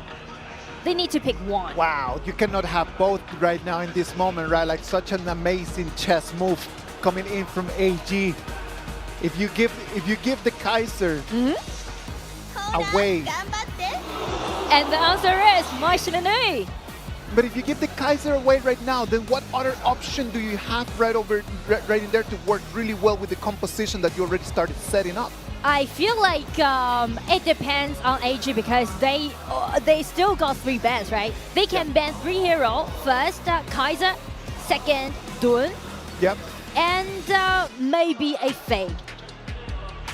It depends. If they're trying to target in that pawn, they can ban 3 heroes away from the jungle. Of course, like in this whole composition, like the main core has got to be the jungler right over there, right? Yes. So with the Dia right in there, like being able to find the Twin in there, maybe might be the answer. Not the best hand that the Wolves Esports could have had in that red side. Yes. But AG, they dealt 2 confront laners, which is quite surprisingly, I would say. Guan Yu and also Fuzi, both top laners can deal like a direct threat towards this Enos KL pick. But he is going to be the last ban coming in from Wolves Esports. Not many options right now. And a lot of jungles out there, actually. Instead of targeting at a pawn, AG give all their 3 bans upon Sakura. We're going to have to see a Sekundren in this game. Yeah, Sekundren is a good choice. The Byron, the Fuzi are out. The Fatih already being used. I would say Sekundren is a really decent pick on the side of Wolves for this game because they can actually rotate the side lanes and let Sekundren to play against KPL. Yeah, of course. That would work really well for them. But they decide to go on the other hand for the Monkey. Sakura's main hero. It's the first highest ranked hero that Sakura has once he played HOK. When in doubt, go with your main. That has always been my motto. That's true. And I do need to admit that I like the way how AG is doing the BP right now on the blue side because we've seen them on the blue side twice. And a Ata pick at the jungle. That's kind of interesting. The Ata is going to be the pick. Taking advantage of the fact that when Mongtian procs his ultimate, the young generals, is going to bring in more units for Ata just to power up. True, and that might be the reason for Zoe to go for that Ata pick. And also, Ata with the Sulian is very solid that we can see. It's very solid on the side of AG. A single Yangjin choice. I don't know, to be honest, I don't know. I'm holding my question on this Yangjin pick. Because, okay, yes. Because what could you have done with that Yangjin in there when you still have the Dahlia pick for the next games, right? Yes, Dahlia is that's not something that I feel like AG could put on the bans. But I feel like the reason why they're showing that Yangjin is because Wolves, they do not want to play in the late game. But again, that's what I want to talk about AG's strategy today. Once you see them at the blue side, they always go for those powerful and neutral heroes, right? Kaya, for example, in this game, already got them a winning lane at the bottom. And also showing that Sule, even though that Wolves already used this Sule, right? It's not available for them, and also the Kaboom, but all gamers still keep them, just trying to build up a really power spike in the early game and force Wolf to play some late game hero. For example, this Loom, Maishinui, and Narkaruru. And that's a strategy that AG is trying to demonstrate to us in this game. What I find really difficult to understand is that what's going to be the target of that Nakaruru. Can that Nakaruru really have the burst damage necessary the movement necessary, the stealth necessary to find Ino's Kia. Yes, it's going to be a little bit hard for him to find Kia. So I would say Pawn, this time his target will be the front liners on the side of AG, because Nakaruru is one of the jungle, or the only jungler who can deal a huge amount of percentage damage dealt upon those frontliners. So this hero, Nakaruru, will be the first assassin to take frontliners down. So I would say the mission to take Ino down in this specific game will be on Mai Shiranui and Loon. Well, let's wait and see what is going to happen in there. The Mama Haha flight is going to have to run around, fly around actually, try to find the right angle so he can create some real pressure for AG. On the other side, very, very strong, very thick shield coming in from AG. Several front laners that are actually able to withstand a lot of damage. Yes, and I can even put it in this way, that this game, the composition that AG selected, is the one that is the most powerful, early game powerful composition they have ever picked so far in the final, which allowing them maybe do some early invasion. It just depends. Turn things around. Yes. Because right now it has been Chongqing Wolves, the one that have been doing all of the early game invasion. So maybe right now AG is just tired of that, and they just decided, you know what? Let's just jump in all together. Yeah, I mean, like, just check the composition on the side of AG. Arta, Sulip are super powerful when they're level 1, and also the Kaboom just instantly got his power spike when this hero upgrade to level 2. So you can imagine how powerful, how devastating that they can be in the early game before 6 minutes. Well, let's wait and see. Ladies and gentlemen, what about if we take our eyes and we move into the Gorge? The Gorge is ready. It's going to be on the blue side, AG. On the red side, it's going to be Wolves Esports. Let's listen to the audience here in the Bird's Nest.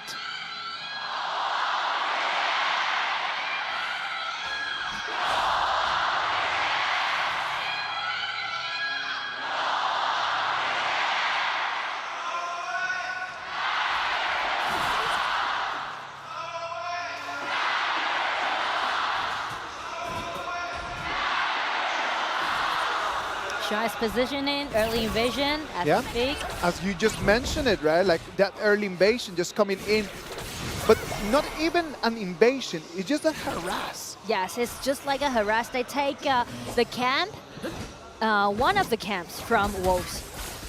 So it just depends on AG's playstyle, I would say. They're not that kind of aggressive, even though the composition allows them to do so. They do it in a more safer way. They might not want to just to go with that. Yes. It might just not be the game plan for AG today. They will feel these kind of moves will be a little bit risky. And we know that AG, when it has to be with risks, they're not really in love with that. With that feeling of just like risking things around. Yeah, I mean, like, if you're good at operating, if you're good at gold building, just like what they're doing right now, right, in their confidence, why go for the risk? That is a no-win in there. Yeah. The farm lane right over there, we have the Monkey against the Kia. The rotation that they made helped them to gain at least one winning lane at the top, because Montian is one of the top laners who can be okay to contest a marksman in the early game. No worry about Montian at all. A lot of pressure put on Sakura's shoulders, right? Yeah. If he's gonna have to be the person to take on that, he cannot fall. He cannot. But as we can see, Wolves gaining the priority at the mid. They're actually rotating faster than AG. One of the problems when you're taking out Arta as a jungler is that you will have a slower efficiency against Pon's Nakaruru. So we can understand that as the pace of the jungle pathing is going to be at two different speeds, right? Yes. One of them is going to be a Formula 1, and the other one is going to be a gigantic truck. That's true. And the goal need is totally different actually. Pan need at least 2 items, but right now we can see Shy, he's ambushing in that, and at the bottom, the fly coming in. Look at that, but he's taking so much damage from the turret. He's came in, he's going to force the flash out from Inuo, and that's going to be good news for them as we're 1 minute away from the Tyrant battle. And also, it's gonna queue for Zoe. He's already sneaking into the red buff area, try to take it away. But Wolf spot that, and AG retreating, go for that 4 minutes Tyrant. Checking in from the rotations coming in from AG, it doesn't even look like they want to fight on that red buff. Yeah. They just want to really just keep an eye on what's going on, what Pang is doing on that Nakoruru. They need more like information instead of kill something. Shy, nice position actually. Shy is predicting the next movement by Wolf, but what just happened? That flash over there straight into the brush? It's not working out.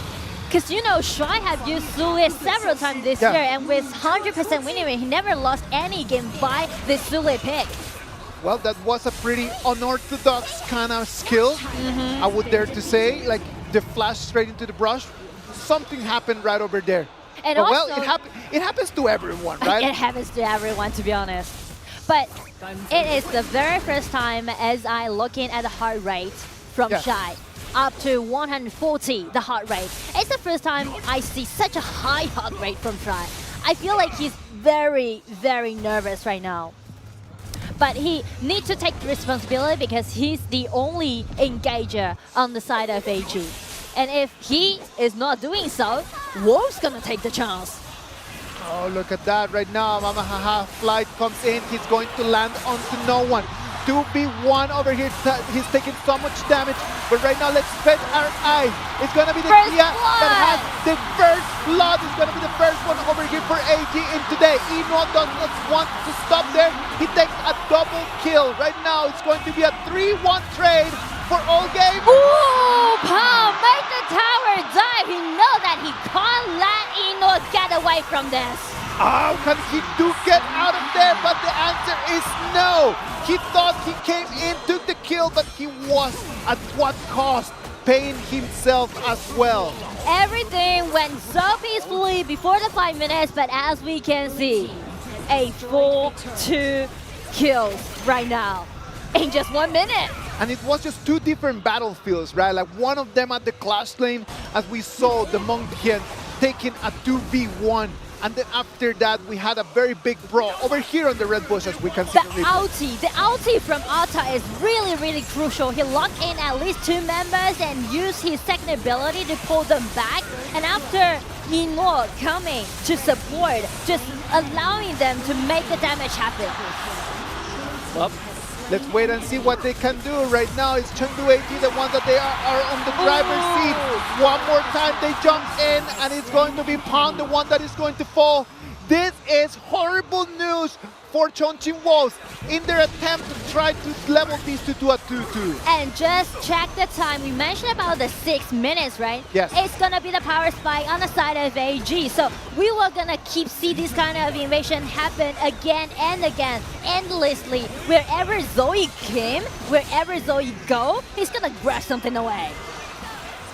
No one can stop Zoe in this moment. No. And again, we talked about that. We said that one of them was going to be an F1, the other one was going to be a gigantic truck. A gigantic truck coming at you at 100 kilometers per hour. Look, he takes in so much damage and no one can actually take him. The young generals come in, not going to be enough. Lone coming in from behind. He wants to deal some damage, but his damage right now is still not online. He was harassed by Shen, harassed by this cat bomb. I would say Wolves, they are trying to make some counter-attack, trying to protect their red buff, but the problem is that the burst out damage is totally not sufficient right now. That Nakoruru pick, like I love Pang as a jungler, but in this composition, I don't see where he can find a little bit of dominance.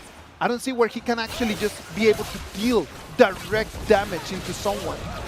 And they will face endlessly invasion on the blue buff from now on. Yeah, of course, and Nakaruru without the blue is a completely different hero. Look at that, Long is going to have to use his ulti to try to run away. He goes into dragon form, and that ult is going to be on cooldown for a long time. But I would say totally worth it because Track sacrificing his ulti, but he still keep a really healthy state.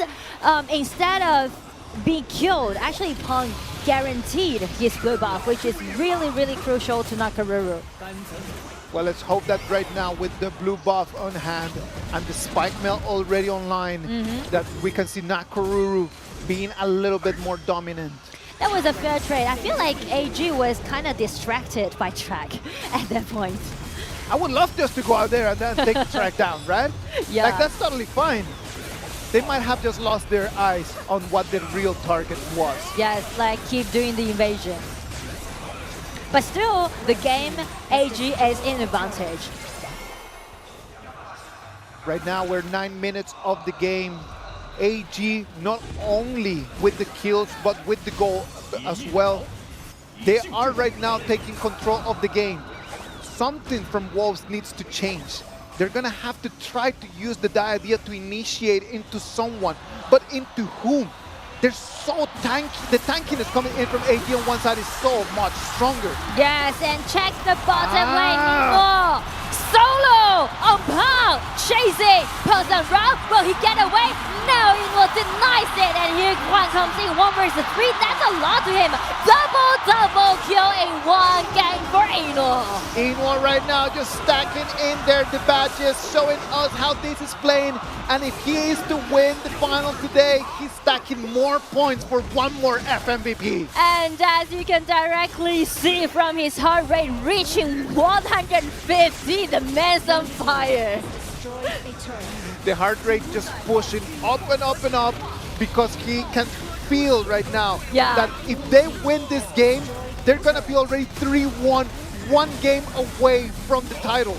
They are heading to the match point and they got their hands on this Dark Tyrants and trying to make the invasion happen again. Ran, he himself, take the red buff away. Ran comes in and then he's able just to steal that from them. Right now, look at our eyes. Let's turn into the mid lane. Trying their very best. Oh, but look at that. One more time, you can see the replay. As we can see over there in the mini screen, the young generals trying to defend the mid lane turret. The Infinite Vastness comes in. It's not going to deal any damage out. I mean, the initiation looks quite good in favor of AG, but the problem is that Wolves, they're moving in groups right now. Ran comes in, his target is going to be Pong. He on alive, Final Frenzy, he's going to stay alive, but Pong is taking extremely low. That is very close. However, Ran trying to make some ambush happen, and it do buy time for all gamers to regroup together because they do need Zoe, the Arta, to be the initiator on the side of AG. Reorganize the game, resettle, and ready for this dragon. Oh, they have a target right over here. Pong is going to force them to flash out. The kitty bombs are going to finish doing the deal in there to force them away. There is no way for Chongqing Wolves to move around and try to find onto anyone. The Overlord is going to be the next target. Oh, the ambush! Pong was spotted by Shuai. He was ambushing in the grass, and it's going to be the spam engagement. Killing spree goes for Inwo. Inwo, the killing spree, the Final Frenzy over here coming in from Ran over there at the Clash lane. The lights are starting to shut down too many times for Pong. He's going back and forth from his black screen into the colors. I mean, everything was so well organized. The preset was perfect on the side of AG because they send Shuai ambushing in the grass, gaining the vision control, and they know that Pong is on his way, so they make the ambush happen. Look at that one more time. Right now it's going to be AG, the ones that are going to put pressure on the high ground. That high ground in there cannot fall. It's only 12 minutes of the game. High ground over there falling might be the last nail on the coffin for the Chongqing Wolves. Let's see this again. That was the one that Zoe was killed by Wolves because it was like Literally 1 versus 5. Yes, exactly. Like and that is really good. But look at this Punk surrounded by 3 members, 4 members of AG at the end. That was really well organized. Very smart movement. The Banger comes in, dealing damage to the turret. They're trying to clean that wave, but it's not impossible. The Kitty Bombs chipping a little bit more on their HP bars. Ooh.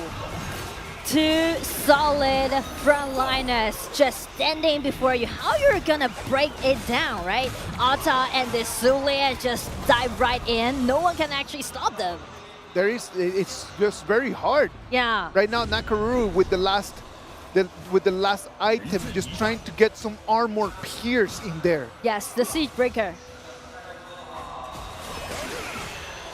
4,000 gold lead, allowing AG to be more aggressive, but Juan is ambushing here, but it just opens. Ata comes in one more time. Window for AG.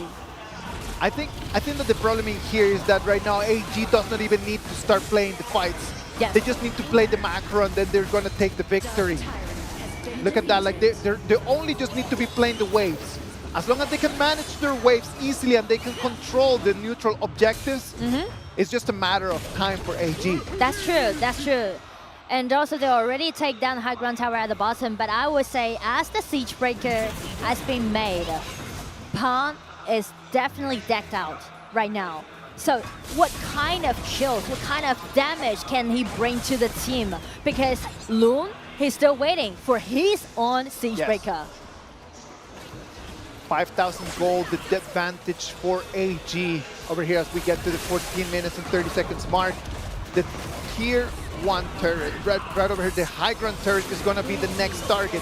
The one on the Clash lane is going to fall, and right now it's only one more in there in the mid lane. I feel like this kind of composition, when it goes in this kind of time, it's just overwhelming. Very difficult. A very healthy minion wave comes in. There is nothing that Chongqing Wolves can do to protect that. And right now it's a barren high ground. Siege Breaker already online for track. The problem about that is that Lung has such a focused fire, right? Like it can only focus fire into the one unit. And that is not the best thing right now, as he's got multiple tanks in front of him. So track, he needs to have some outplays. For example, flash in, use his combo, and directly targeting at Ino. Yes. Ino can't take it. Ino definitely can't take it. So it's on track. Everything's on track. Let's wait and see. Nakaruru jumps in. It's a 1 against 2. Can he survive? He's going to proc the Spike Mill, trying to deal a little bit more damage. It's going to be the Cat Boom, the first victim in here. Rami is going to follow. It's going to be already 2 members from AG that are falling. But look at that. So it's so tanky. So he's taking in so much damage. It's going to be Ino, the one that's going to take on Sakura. So he clearly is going to fall. But right now it's going to have been a moment for them to counter-attack.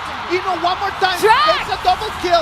Right, comes back into life. It's going to be done in there. Track one more time. Can he go for Ino? He cannot. He's going to have to take that last person. It's going to be Shuai. But look at the way that they defended that fight. 4-3 trade, and that was really satisfying on the side of Wolves. We mentioned it's all about track. He's gonna be the hero on the side of Wolves, and he just stood up using his low, dancing around, finding both backliners.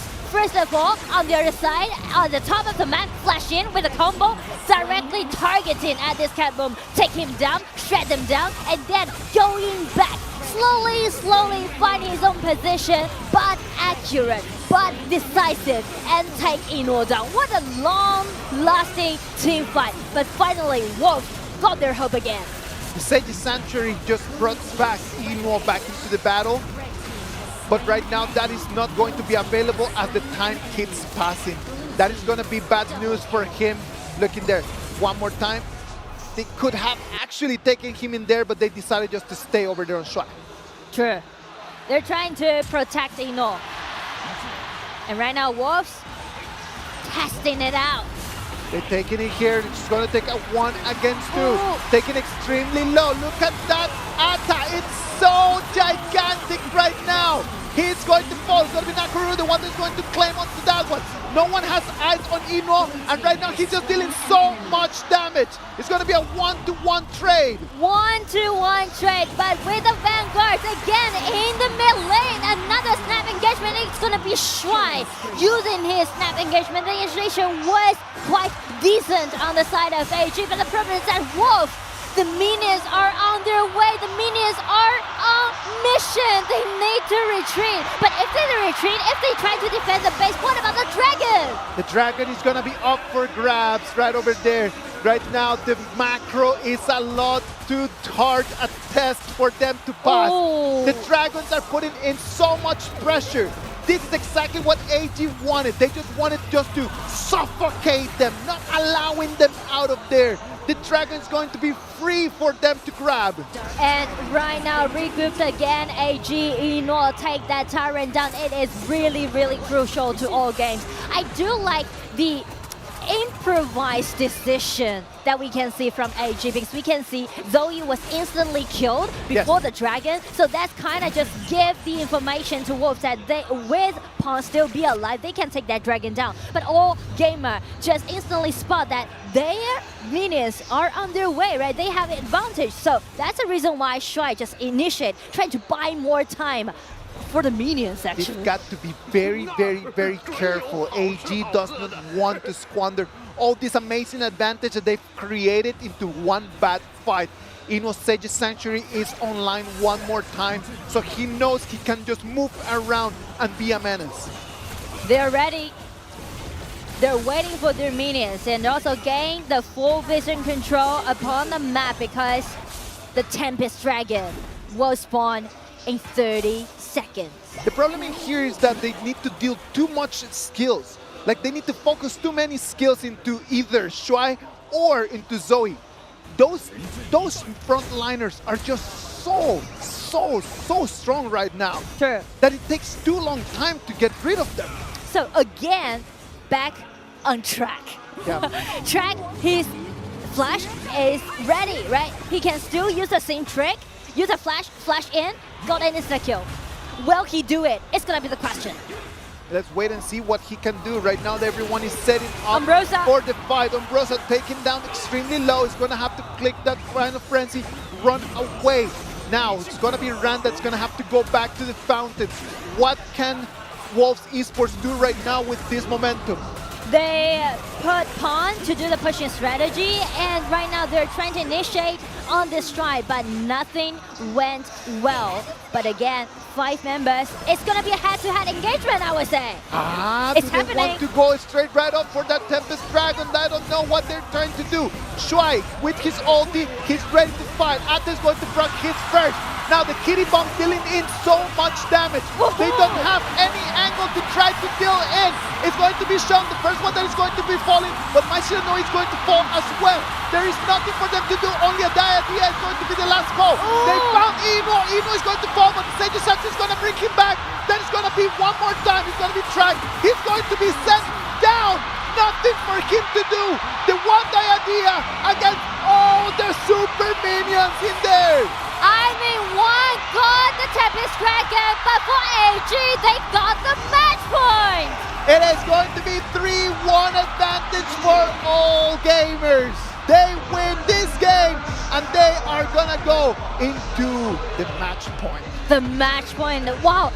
This game is really, really crucial, and watch the way how Eno is working right now. He knows the responsibility on his shoulder, because we mentioned this player, he was the youngest, but right now he stayed the longest in the team. And watch the Kaya he played in this game.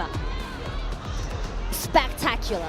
Spectacular is a good way to put it out there. It's a great word to describe the performance coming in from AG. On the other side, Wolves, they're gonna have to come, and they're gonna have to come out and with a very clear plan. An emergency plan is gonna be necessary coming in from Chongqing Wolves, because in this moment, 3-1, they cannot make any more mistakes. There's no more room for mistake.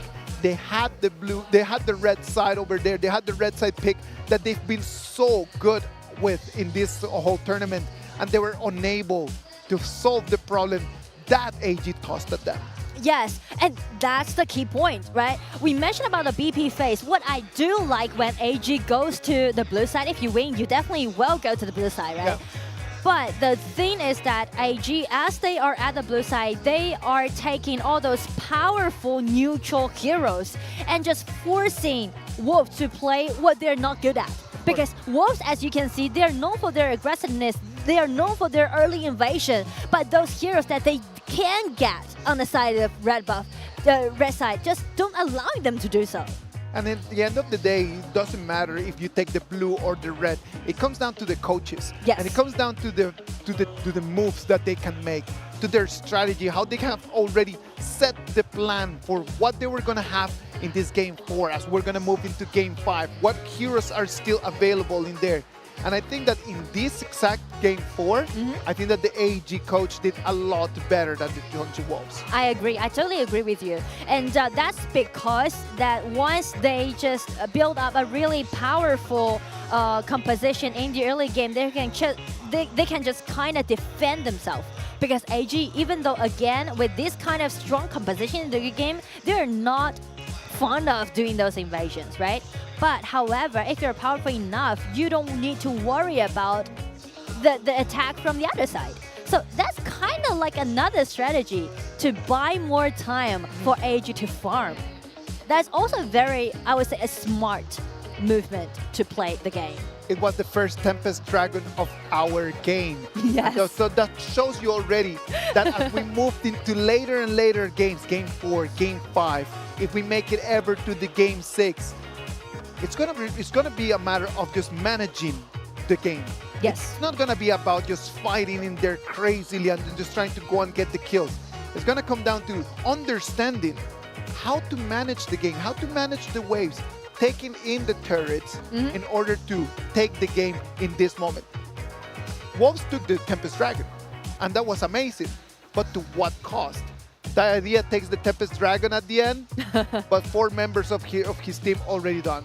They sacrificed all of them, almost all of them, trying to gain that Tempest Dragon. But the problem is that they suffered a lot minion deficit at that specific moment, right? All 3 high ground tower was taken on the side of AG. And also, it is really hard, as you said, in game, that how they're gonna targeting at this KPL, right? Everyone just play around Ino, and he's just being so safe and so comfortable and so powerful, so confident. So easy for him just to find the angles to deal damage, right? Yeah. Like there were the fights, and then Ino was just always finding the angles for that. Yeah. It was up until in the last minutes of the game that he fell a couple times, but the whole 22 minutes that we had to fight, Yes. it was him just around dealing damage without Wolves to do anything about it. Just check his KDA, 818. Shows everything. Wow. Amazing, beautiful numbers. But you cannot take away the spotlight from what the 2 frontliners did, right? The job that Shuai did, the job that Zoe does as well, as they come, and then they're just luring in all of the fire coming in from Wolves. Especially, I want to highlight one specific movement that AG did in the middle game, that they let Shuai to gain the vision, ambushing in the grass, and gaining the vision of Pawn. They know that Pawn is on his way to that dragon, trying to initiate, but they just made a group hunting while they got the vision control. It's like they took one step earlier than Wolves did. Lovely performance here from AG. All of their heroes, all of the heroes, not only the Kia, but what the Cat Boom did as well, what the Umbrosa did on the Clash lane as well. It was just, all of it was just a very magnificent performance. Great performance. I would say in this game, they outplayed Wolves. They did outplay Wolves indeed. The MVP for this game 4 is going to be Ino. Ino with that beautiful KDA is going to take his 2nd MVP of the day.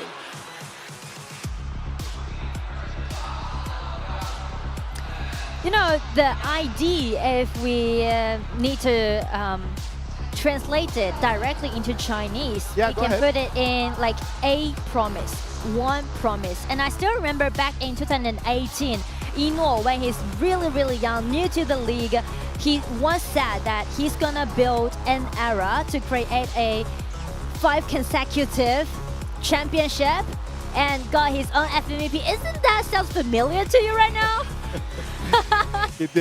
He did just follow with his word. That I'm completely sure. Yeah, and just like his ID, he made a promise and he did it. Just it's too hard.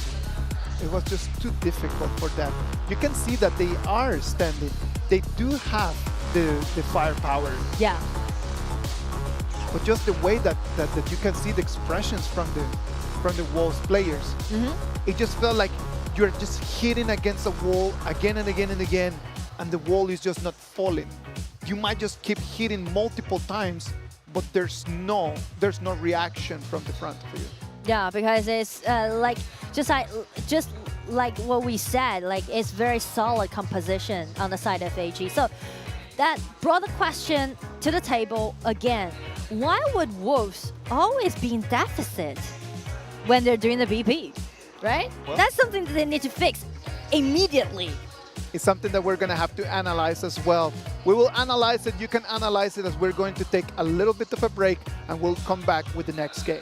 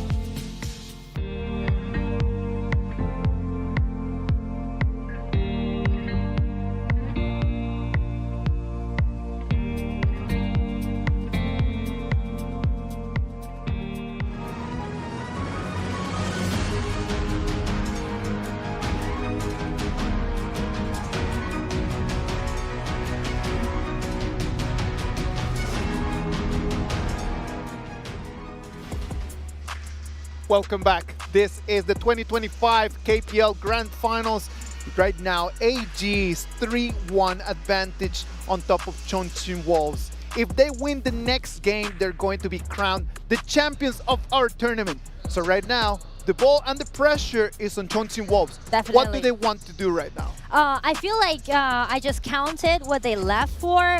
First of all is the Yang Jin pair with this Dolia. Yep. And also Pei as pawn to play. And also the Kea is still available for track. And another pair at the bottom is this Tai Yu with Lady Sun pick. So they have a lot, but what can they got? No, I do believe that they have a lot of heroes. There's plenty of compositions that they could actually play. What they have to try to do right now is just the exact same thing as AG just did to them. Force AG into heroes that they might not be that comfortable playing. Yes. They definitely need to pull themselves back because as we can see, since the game goes on and on, AG is doing better and better. It's kind of just like their playstyle, right? Not rushing to something, going a smooth way, and just, you know, with the game rising and rising. Let's wait and see what they can do.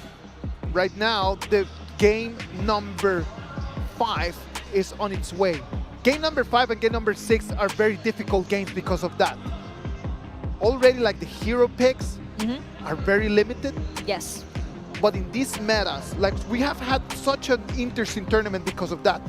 The amount of compositions that you can play, the amount of strategies that you can have is endless. It's really, really, really endless. Yes, and speaking to that, one of the advantage that Wolves has is that, as we said, Sakura used 18 different heroes throughout the whole year and also won. His hero pool is too deep. He used 25 different heroes throughout the year. Among all of those players as support, he played the most.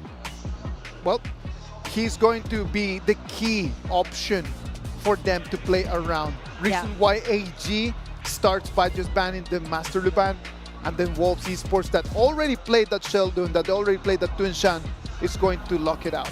And also Arlie be banned away. Kea is going to be an open choice on the side of Wolves, but since Ino haven't used his channel yet, so I would say it's going to be the time for him to use channel, and also Sun Quan.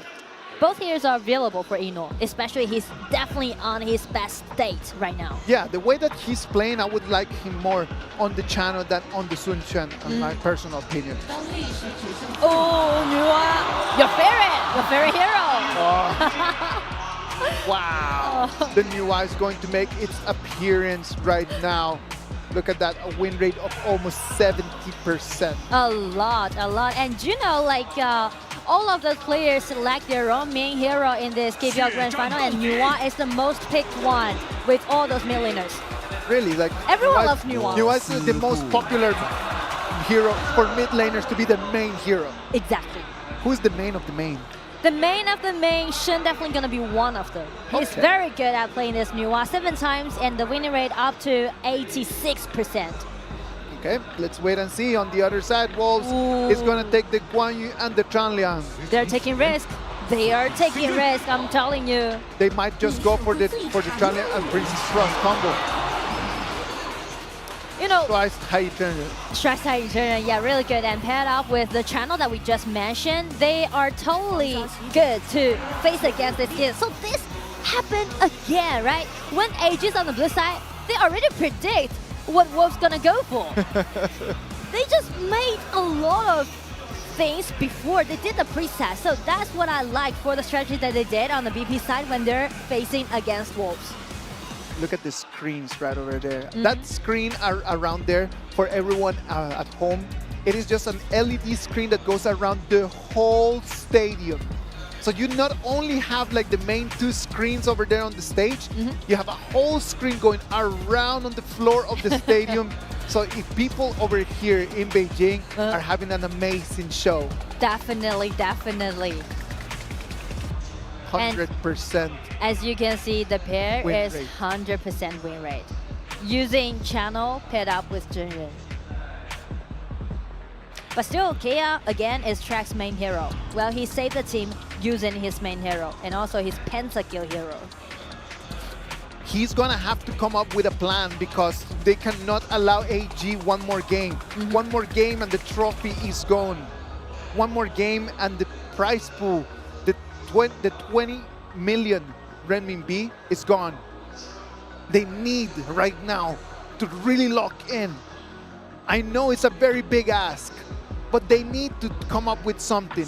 They already have that, and it's going to be the combo of Tran Liang and Princess Frost. But to be honest, the combo of Princess Frost and Liang have such a low winning rate in the league, in the current pack. Even AG, once they use this kind of pair in the knockout stage, they were having 100% winning rate. Yes. But then they use the pair, they lose it.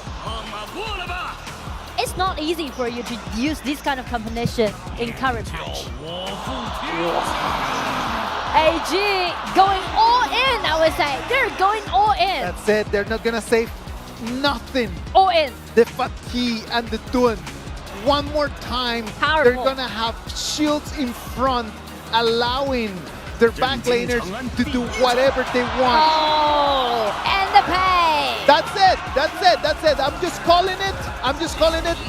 Chongqing Wolves, from now on, they're just putting everything. They're going to toss anything that they can to see what sticks.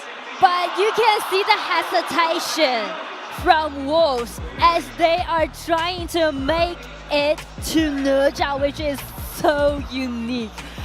I rarely see this hero appearing at a battlefield, to be honest. It has been such a long time I didn't see Nerja appearing at the battlefield. It's been a while because of the main idea of this Nerja is just using its ultimate just to travel around and then just to deal damage and just to be able to provide some of the vision. Why has this hero just not been so strong in this meta right now? It's because it's very item dependent. Speaking to the tankiness, he can't pair with Dun, with Yang Jin, and speaking to the direct in, the targeting, he can't pair with like any assassins. Like, he got a lot of functions, but not enough. He's got a lot of functions, but none of his functions, in none of those areas, he's actually top. Yes, he's not like the top-notch assassin or the tank. So it's just gonna put this hero to kind of like an awkward spot. And less and less teams go for it. Only like few teams which their junglers are really good at playing these kind of heroes, they might go for it. But Wolves, they are facing their opponent's match point.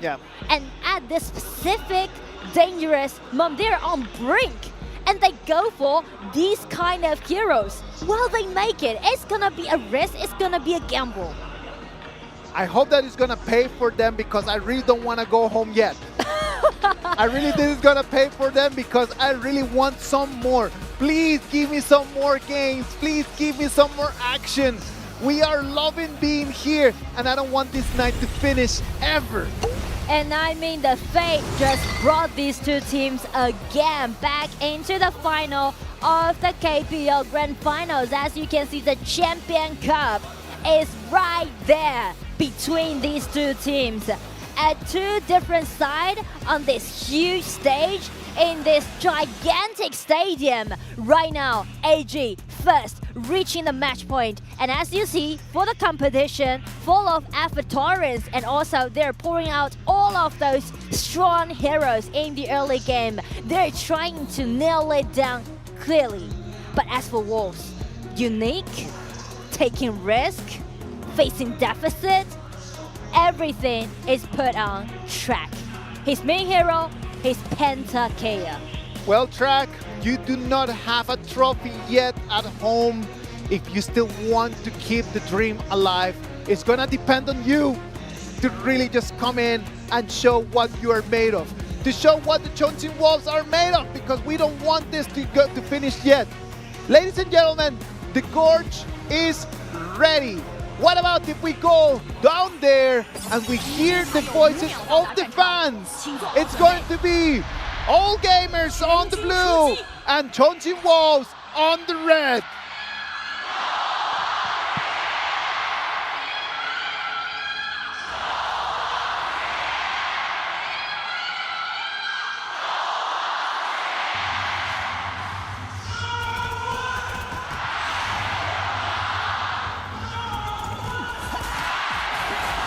invasion, even though they are not using those powerful early game composition.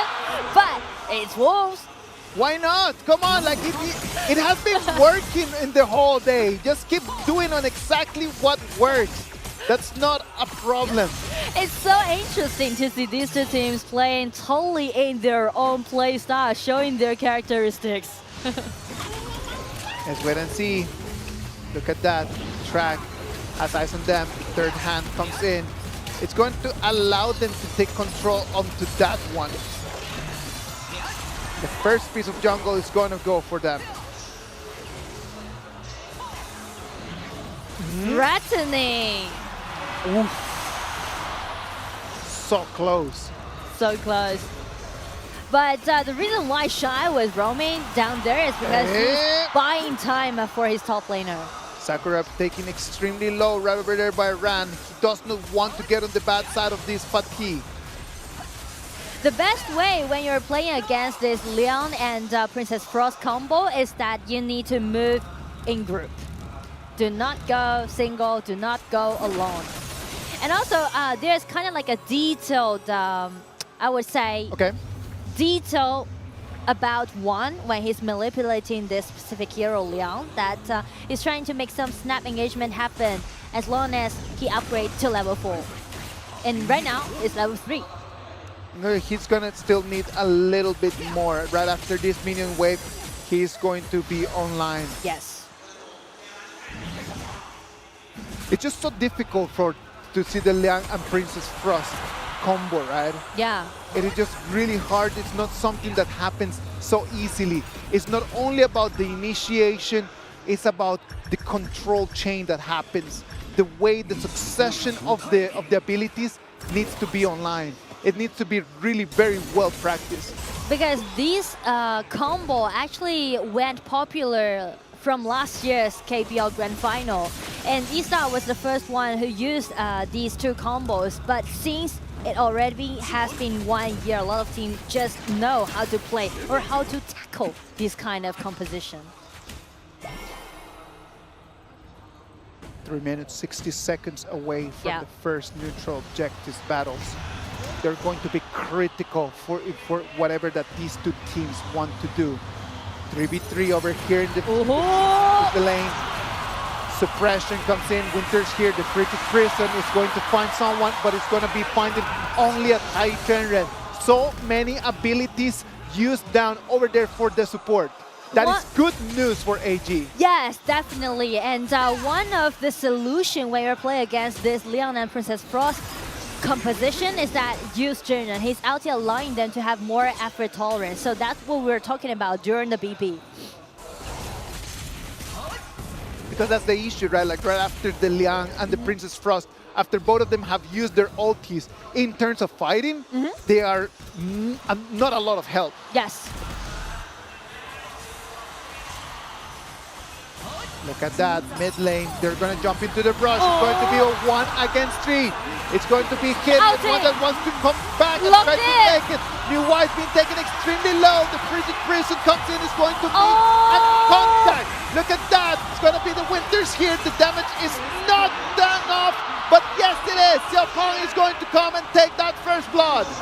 The first blood goes over to Wolves, and actually Shen, this New White was the first target, but it's not going to be the end of the engagement. Here comes Red jumping in with a combo dealt by Shy. They got another kill back on Wang, this Liang, and Ino, he's not in a really good position, and Pang, he's just dominating the game. Pang is going to come in, he's going to take those 2 kills for him. He's going to bag the 2 of them, and that's going to be good for his gold. It's going to be good for his items, and that might bring this not very meta hero, Noja, back in the playfield. And I would say they were first ambushed by AG and Shen. He was the first target, but he uses a third ability, TP away, and then suddenly Doom became the next target. He was like, what? What did I do? What did I do? It was not about me. What's going on? And then you can see there's no versatile damage can be seen on the side of AG, so Pun, he just do whatever he wants. It is just very painful for AG right now that Ino just fell in that fight, right? They do not want the channel just slowing down. They want Inuo just to keep on farming and just to keep on getting items. You can see the face on SK, the coach on the side of Wolf. He knows that they're gambling by using this no job. But right now, so far, so good. So far, so good. Let's wait and see what is going to happen mid lane one more time. They might have the initiation. They have the tie waiting for the moment. But it's going to be the dark side grenade that is going to plunge him in. Tai General is going to fall. He's going to come back. The Force Sign brings him in, but the Frigid Prison is going to lock him down. I do like the way how Wolves are using those compositions. They're not putting all their money on the combo dealt by this Leon and Princess Frost. Instead, they're just using the ulti of Princess Frost, trying to threat or force the rest of AG's enemies back. And just creating the setting for Pong coming in and targeting on the main hero. Yeah, now the mobility right now coming in from Wolves is just outstanding. They are everywhere. Yes. They just are moving so quickly around the map. They have full control of the vision, and they have full control of the jungle as well. As they got the full control of the vision of the riverside, they can take all those neutral objectives.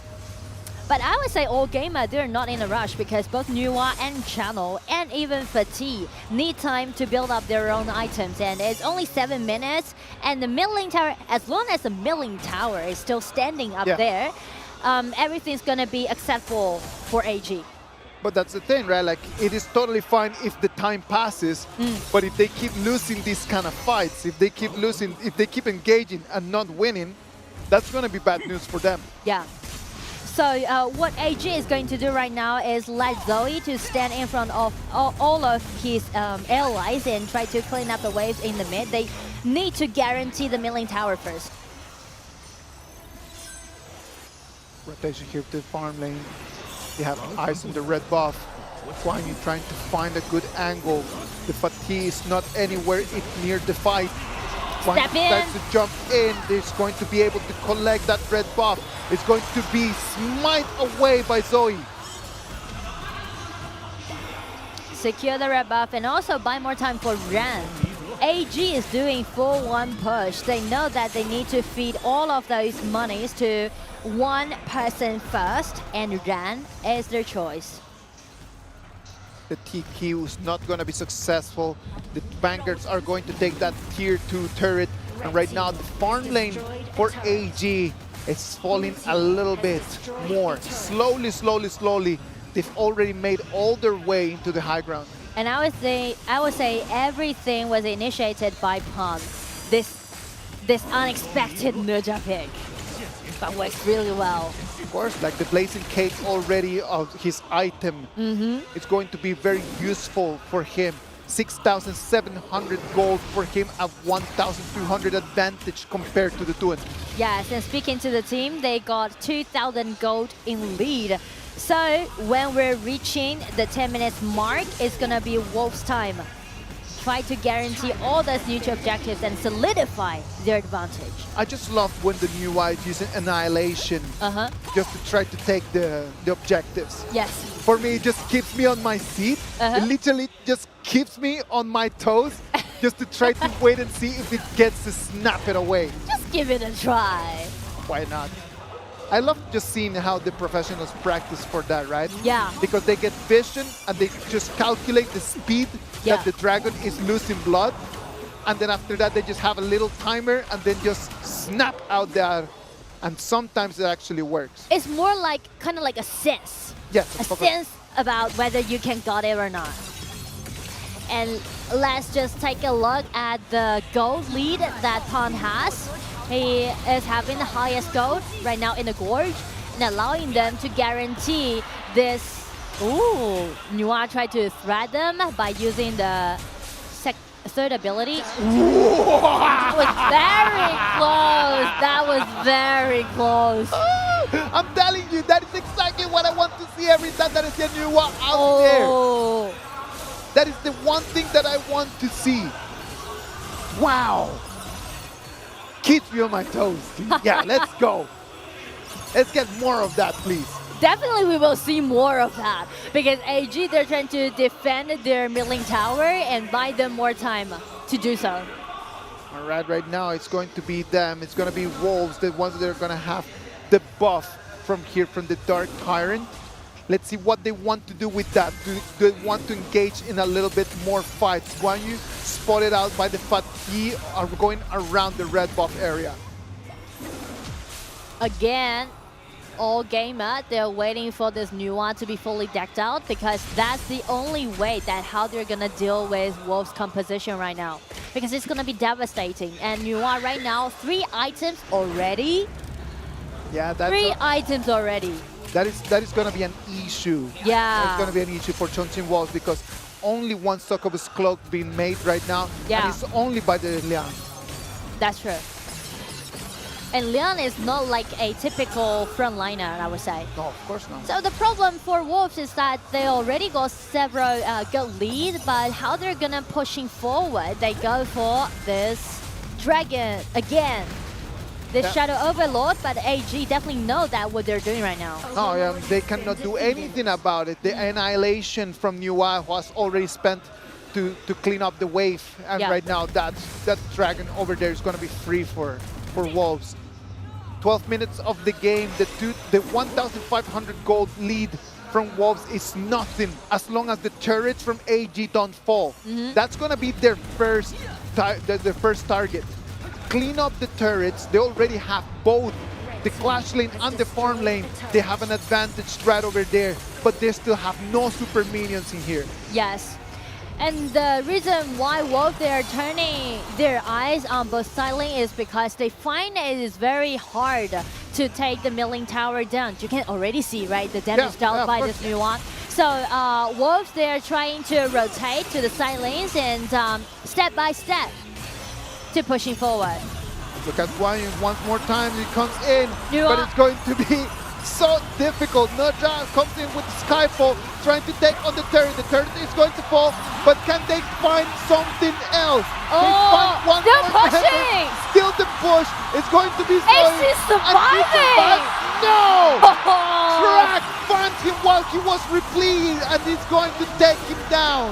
I almost thought that Zoe survived from this kind of controllability, but Wolves just denied that. And they're rotating to the top, flash in, use the ulti, and also Pong dives in 1 versus 4. Just build a really solid wall for his allies. All right, and that now, things are looking better for Wolves. The Vanguards were the solution they needed for not only the mid lane turret, but they have right now super minions coming in from the farm lane. Wolves know that they can't wait. They can't wait. No, Everyone they need to make something happen right now. Yes. It needs to be right now, and then on their way back, that one you comes in, jumps, and then you come with me. Yes. Come here. He was targeting at Nuwa, but again, they felt like it's a little bit difficult to take Shaoshin down. So again, so you're like, what? Me? Again? What did I do? He was just like the bodyguard around Shen, you know? All right. That Dark Tyrant right now, full control from Wolves. They have about a 4,000 gold advantage. Ooh. Can they cement that into a victory? Let's wait and see. Kia! Rack comes in from the flank. He's going to be still alive, but right now it's going to be Naja coming in. It's going to be the suppression. The combo! Followed by the combo. It's going to be successful, but then one more time they're going to have to take him again. But he is so strong, so he's still going to fall. He cannot survive that focus fire coming in from the Wolves. And right now the minions on their way. Wolves, they're heading to the crystal. There's only 4 people remaining on the side of AG, and it's very hard for them to clean up the wave. Look at that, the Skyfall straight into the back line, and that's going to be at the end for the high ground turret. The minions are coming in. They have still the power play. They have one more person. Can they finish the game here, Nora? Ooh, the minions was cleared by Shen. That was... I feel like breathless, you know. I feel like breathless because all gamer just defending their crystal and everyone's putting their money on Shen, and Shen definitely is under huge pressure. Huge pressure. All right, 15 minutes and 40 seconds right now. The Shadow Overlord. Oof. Another try. Another try. I just love the way that they tried to snipe it. Yes. I'm just in love with that today. The Super Minions are going to allow Chongqing Wolves to have a little bit more room for them to breathe. And as you can see during this game, Track himself used this Kaya, dealt 36% of the damage during the engagement. That is a lot. That is a lot indeed. Now let's wait and see. The Vanguards are going to come in from all three directions. Double Vanguard coming in from the mid lane. Is this going to be the moment where Chongqing Wolves can take one game back? It might be. Pong leading the team. Stepping at the front with the Vanguard, the strongest Vanguard. They're trying to close out the game. Skyfall straight back into the Nuwa. The Nuwa is going to use Annihilation to try to clean on the Vanguard. The Vanguard still pretty healthy. Guan Yu can try to find the flank. Combo he again. does not find anything in there. It is very solid front laners that allowing AG to cover all of those Vanguards away from their crystal, and everyone is just protecting Shen and Ino. And right now, if we watch the item board, we will see both Shen and Ino definitely is decked out. 17 minutes of the game right now. As time passes, AG's composition starting to hit really hard. Yes, one more item to go on the side of AG when we're speaking to this new one, but check Ino's item. Totally enough. They're ambushing on the side. There, look at that. They want to find on the person, but they want to find, and it's not going to be vital. Down, it's going to be shot, one is going to fall. It's going to be claimed in by Princess Frost. One is going to claim onto that one. The King's Return is not going to be enough to keep them because Track is going to have control of that. It's 5 members against 3 right now, Nora. 1-2 trade.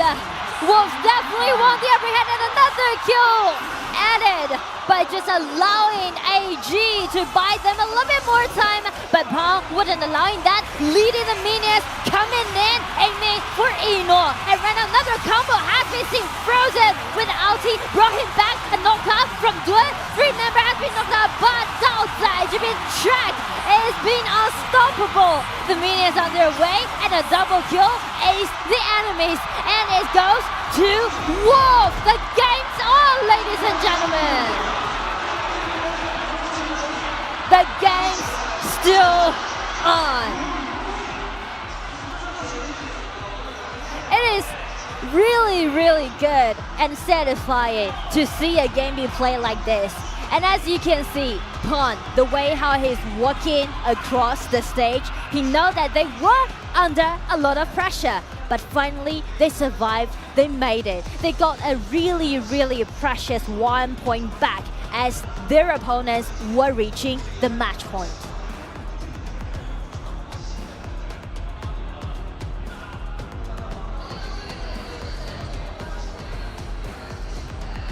The stadium is ready.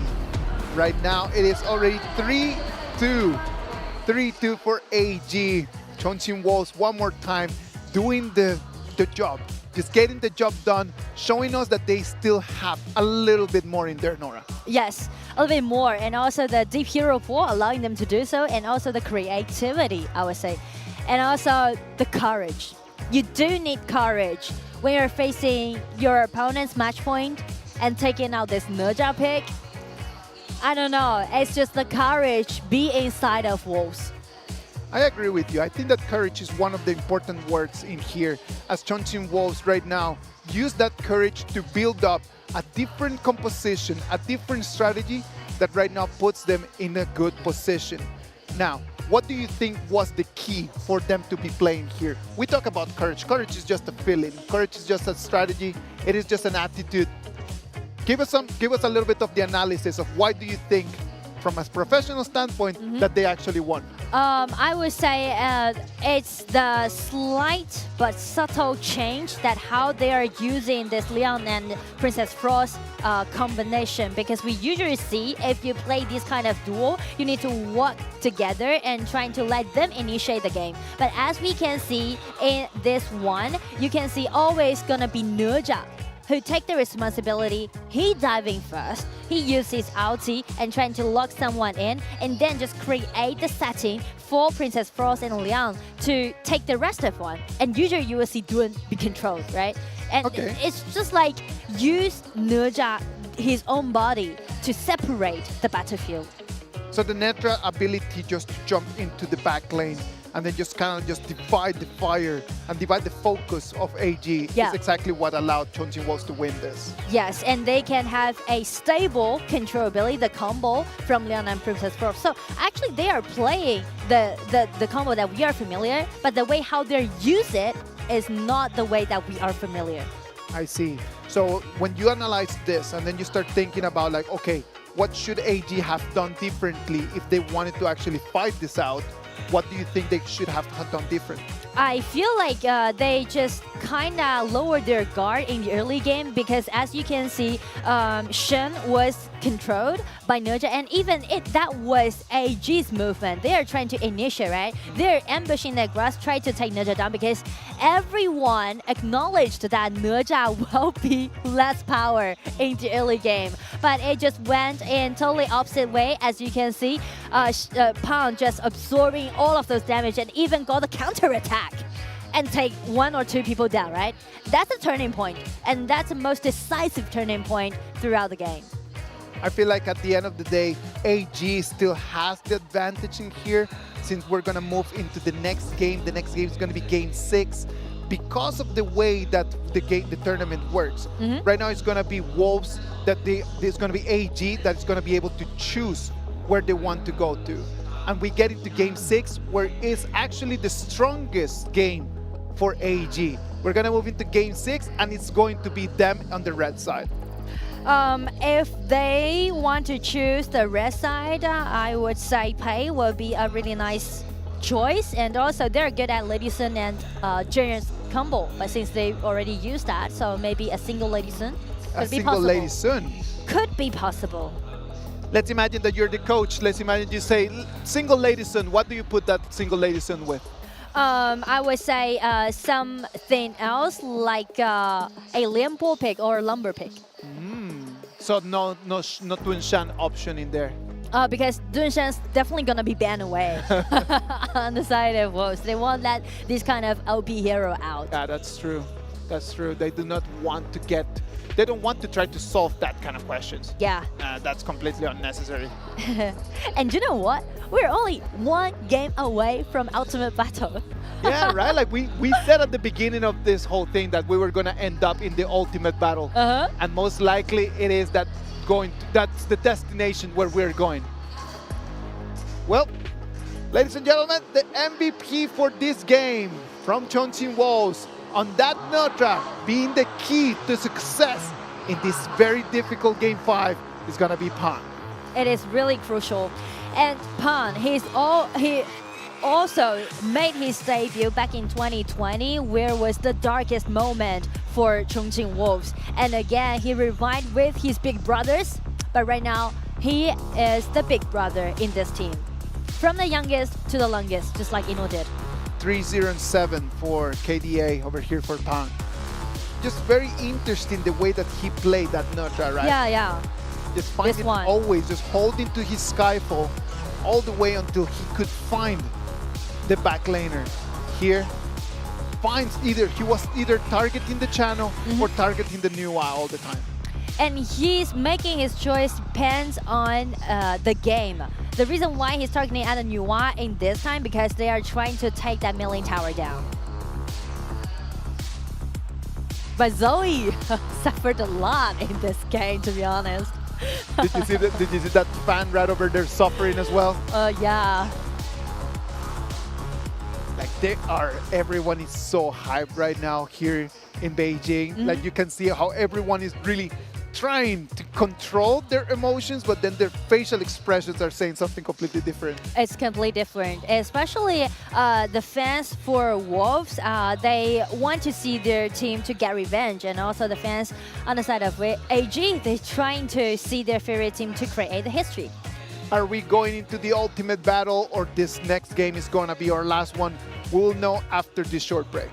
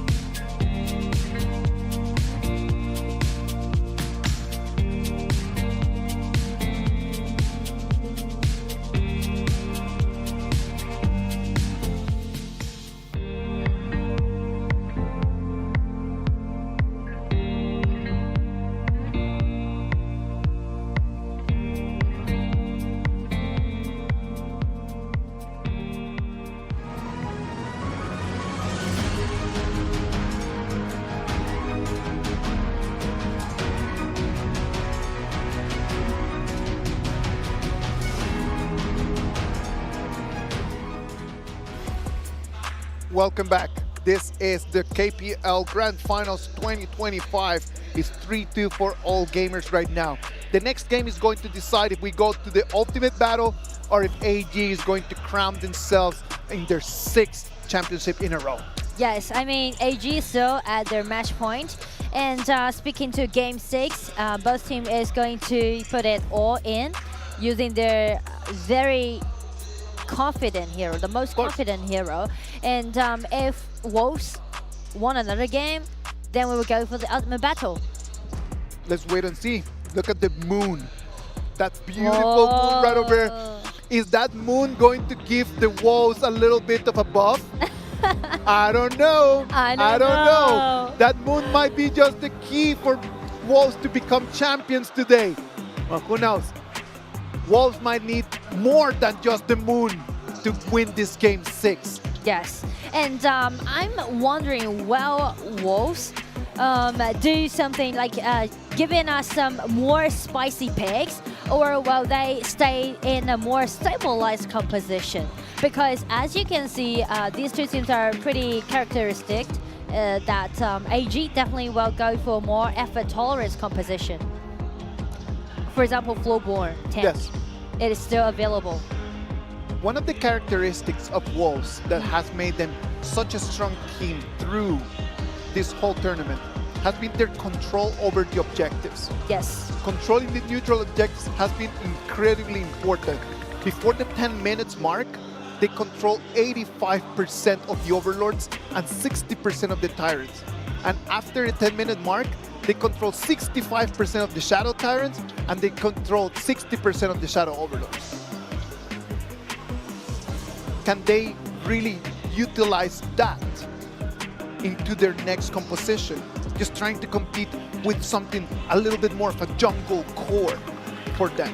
What do you think? If you're speaking about jungle core, as for Pawn, Yangjin, and also this Pei is available, and also Pei is an open choice, not only for Wolves but also for AG.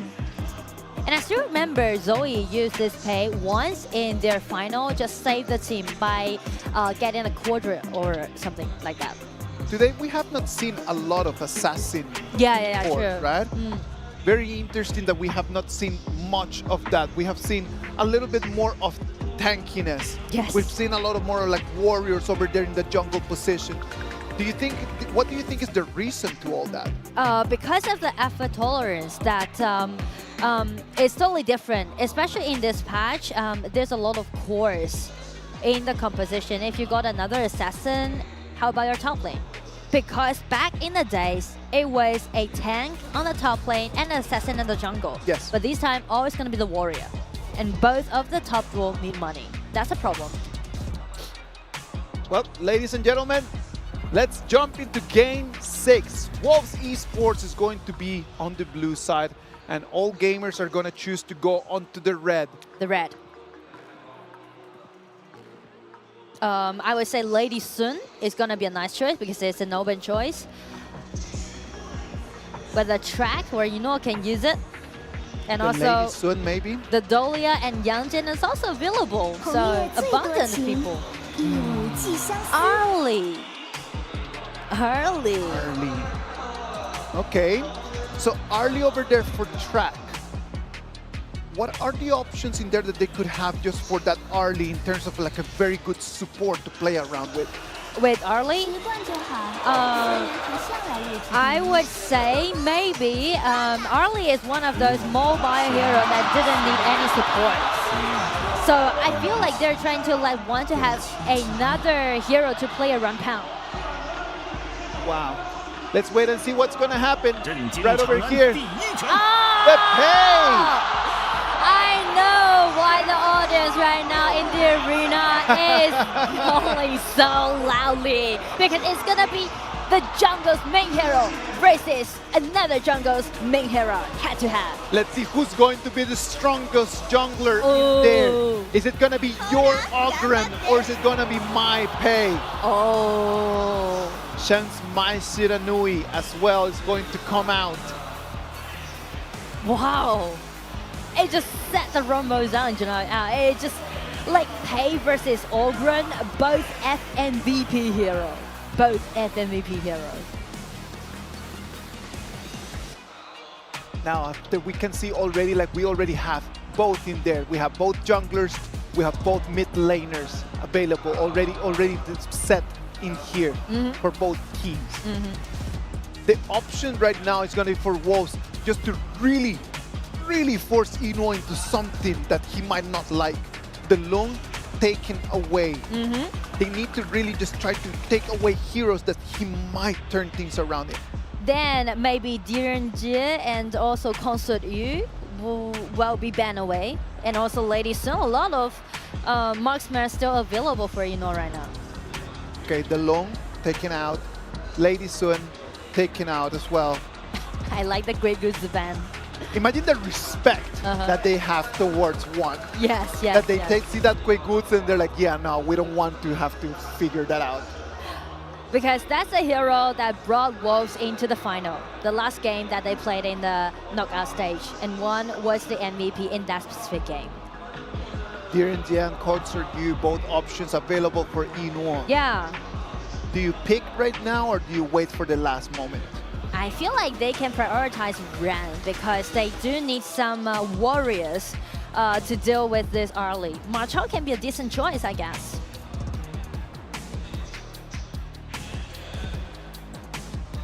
What could it be? Oh, Okay. Meng Tian. It's out of expectation, I would say. Because I don't really think Meng Tian is a good partner with this Ogren because Ogren is not like a typical assassin. Yes. Usually Meng Tian would be paired up with Pei and maybe that's the reason. Ambrosa. Ambrosa. You see? You see? Is it a lock though? Are they going to lock it? Proficiency.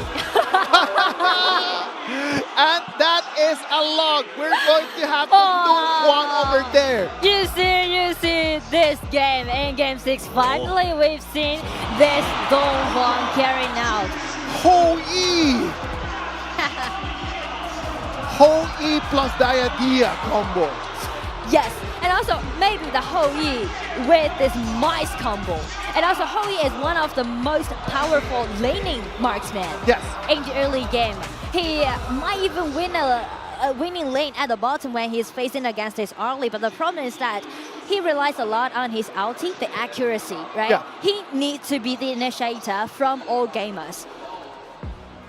Well, right now that Ho Yi out there, he is going to look delicious for Pang's Pei. Yes, yes. He's going to be looking like a meal for him. Yes. And you can see how many assassins that we can see on the side of Wolves. Yes. I mean, not assassin, but the hero that with assassin ability. Ambrosa, dive right in. Pei, the same. Angela, you can take her just like an assassin in a mage. And also Arlie, play by herself. Not even mentioned to Donghuang. Every chance he got, he's gonna take it. Donghuang, his ultimate, the Forsaken Contract. Yes. He will be able to just control one person, and that person is going to be suppressed. So you can actually focus fire onto that. Is that person going to be Inuo on that Ho Yi? He can take whatever he likes, to be Whatever honest. he likes? Whatever he likes, except Meng Tian when he's breaking out his ulti. And the reason why I was bringing this Donghuang to the table, even he didn't use it throughout the journey in this KPL Grand Final, is because they play against each other 5 times before, and they use this Donghuang technically just targeting on AG. They only play against AG using this Donghuang. So I feel like it's some secret weapon that they found when they're playing against It might be just one of those little details that the coaches, after watching hours and hours and hours of video, they've been able to realize this specific player makes a mistake that we could actually capitalize from having a Donghuang. Yeah. That's only my surmise, but it works out, and it's gonna be Game 6. All right, ladies and gentlemen, Game 6 is right over here. Walls on the blue, all gamers on the red. Let's listen to the crowd.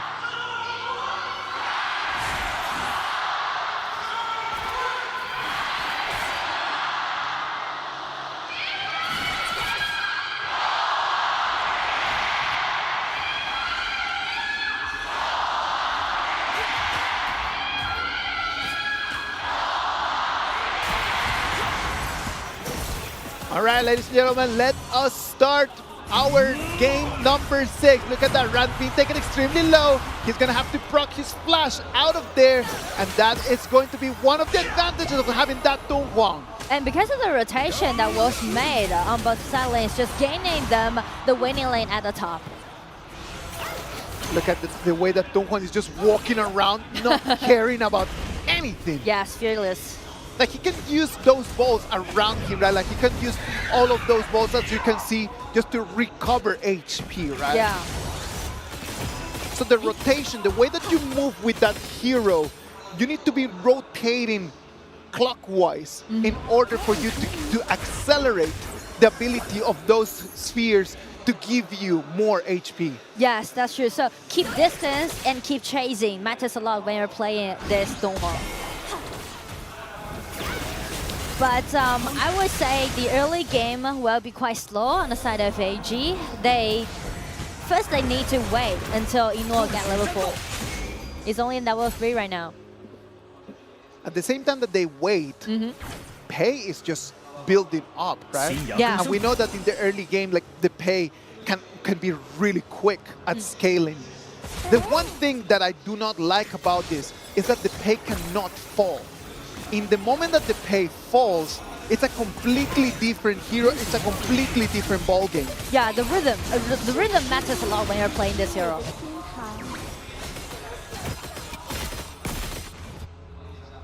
I've been watching a lot of Diadea in these last 3 days. I've been just watching my friends just prepare for the Casters Cup. Me as well. I've been seeing people just preparing for the Casters Cup, and that Diadea has been a very popular pick for everyone that is playing support. Is there a reason why? Yes, because it's not only allowing you to do a control upon your enemy, and also the HP recovery she can offer to all of her allies matters a lot. And you can land one of your first skill upon your enemy and just trying to take visions into that grass and directly jump back upon your allies. It's just like cost little but gain more on vision. A very complete hero, I would say, right? And very mobile as a support. 3-man rotation here for the bottom lane. Waiting, they're gonna put some pressure. They do not want to let the pay take on that wave of minions. And check the top. Check the top. They're trying to make the tower dive happen. Flash, the young generals come in. The Forsaken Conquer with the Blazing Brilliance as well. It's going to be first blood for them. But look at that, the Kachusen comes. It's going to take on the 1. The Burning Sun arrow is going to be wide. And the red buff side, Pawn was forced out. He did not want to fall onto that one. He was taken extremely, extremely low. That would have been horrible for Wolves. Both teams are actually making trades. They're making trades. Wolves, they know that all game out, trying to take down the tier 1 tower at the bottom, so they made the tower dive happen. But one thing is that Zoe find his own spot and take down a little bit more on the HP trade. Well, right now, that in terms of momentum, Wolves wanted to take advantage of that kill over there in the Clash lane, but AG responded to it so quickly. They did not even let them any time for them to celebrate. It's some kind of like the It is cold. it is very cold. I'm sorry. Sorry. But I mean, they're used to things like this, so they're very good at tackle with all the snap engagement. Sophistication that they had throughout the year. That's what I want to say, sorry. All right, let's see. 5 minutes already, the Tyrant goes for the Wolves. They have control up to this one. It might allow them just to take that turret on the Clash lane as well. Building up on the items, we have a 4,000 gold pay right now against a 4,200 Ogren on the other side. And it's quite even so far, even though Ogren has the gold lead. But it's all about the initiation. I mean, like Shy definitely, he's trying to make something happen, and Shen is doing the 4-1 push, shoving the lanes on the top.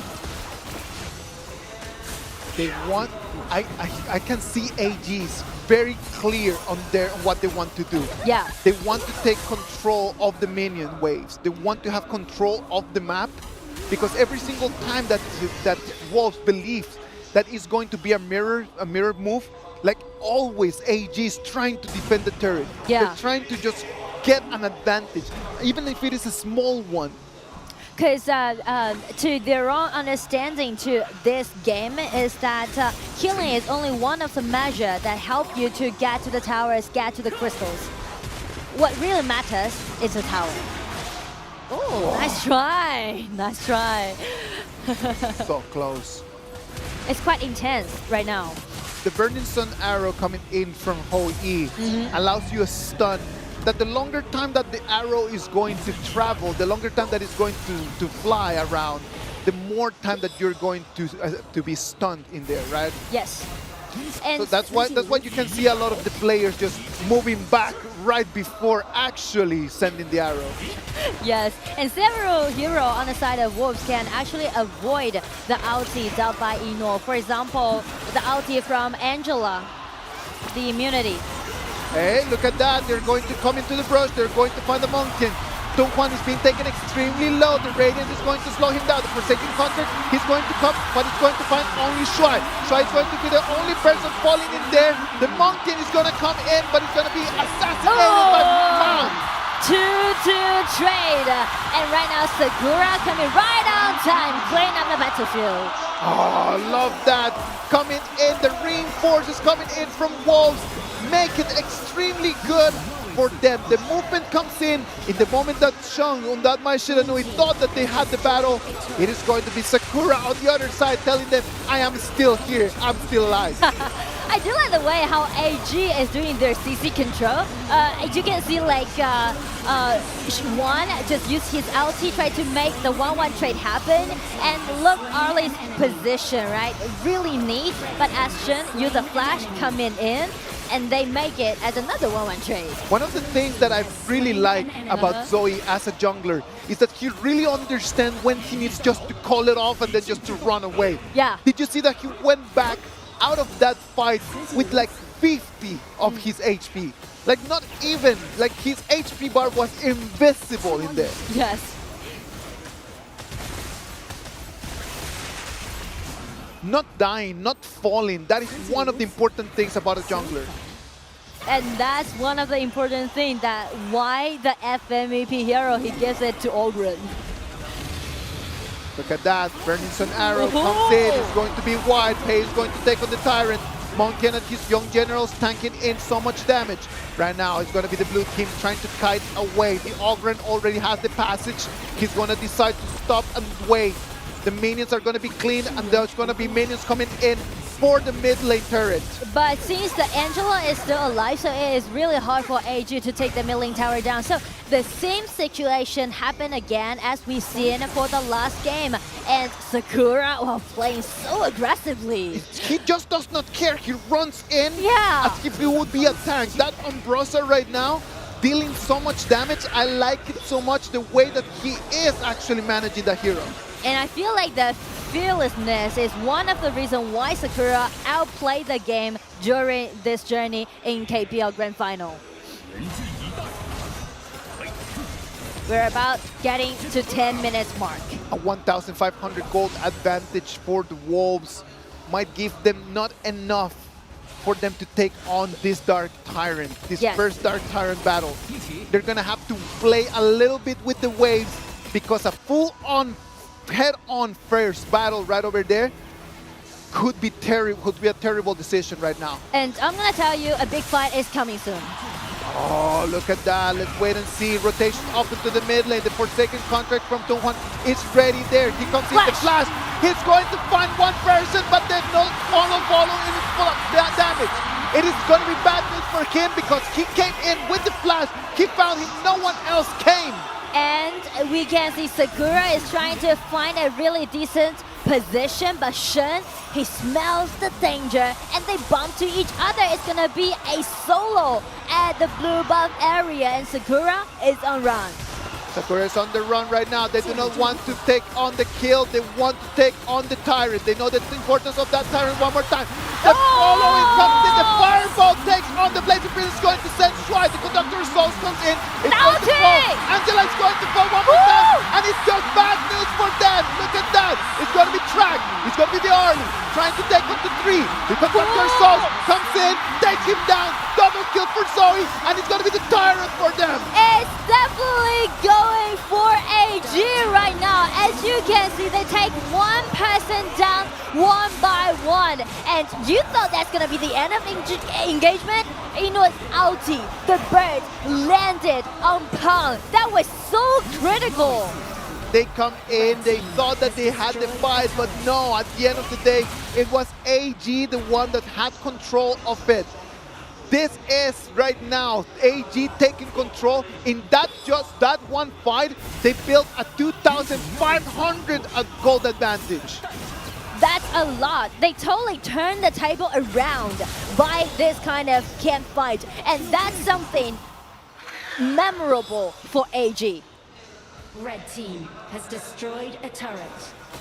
And as you can see, the gold difference, right? Ino already got 9,000 gold with the Daybreaker in his hand. Wow. Everyone can just play around him again. Daybreaker, Eternity Blade. Ready to come in? It's a little bit too much. Yes. Look at that, the rotations in come from AG, come in, the Burning Sir Arrow is going to find someone. It's going to be the Dohwan is going to take extremely low. He does not have his force-seeking contact, he's going to fall. Ogre is going to take him to that one. Monkey comes in and takes on the pay. And right now, AG wants to finish the game, ladies and gentlemen. They do not want to show us the ultimate battle. It is their match point, and they're playing head-to-head. Look at the accuracy of Ino. They are totally in the zone. This is gonna be it. Look at that. They come in. They do not need the minions. That whole E already taking on the turret in the mid lane. They're waiting for the minions. 5 members with good health, but with numbers in advantage. The minions are in. AG knows they don't need to rush it. They got what they wanted. They wanted the turrets, and it's time for them to run back. They have full control of the game. 6,000 gold advantage at 13 minutes. They play pay right now, it's starting to fall apart. They played so many games before. They faced so many different situations before. They were on brink. So why should they rush in this game while they are reaching the match point? They're trying to secure the victory, secure the trophy. That Overlord is going to be for them. Right now, they're going to have bangers coming in from all different waves, from all different lanes. The Vanguard are going to keep putting pressure, trying to crash the dream from Wolves to try to put their hands in their 11th trophy. With 7,000 gold lead. All gamers. The minions are here. The turret is going to fall. If it is not with this one, there's a banger coming after it. And they're waiting for the shot from their shot caller, Ino. He's ready. He's ready to use his ulti. His ulti landed, but was avoided by the member from the Wolves. All right, ladies and gentlemen, look at that. This might be the last battle. Right now, we have the Brosa trying to come in. Final Frenzy is not going to be enough. Pang is going to fall. The Bangers are coming in. It's going to be the Blazing Pillars trying to be the last hope. It's not going to work. The Bangers coming in. The Crystal, it falls. Your KPL 2025 Grand Final Champions is Chengdu AG!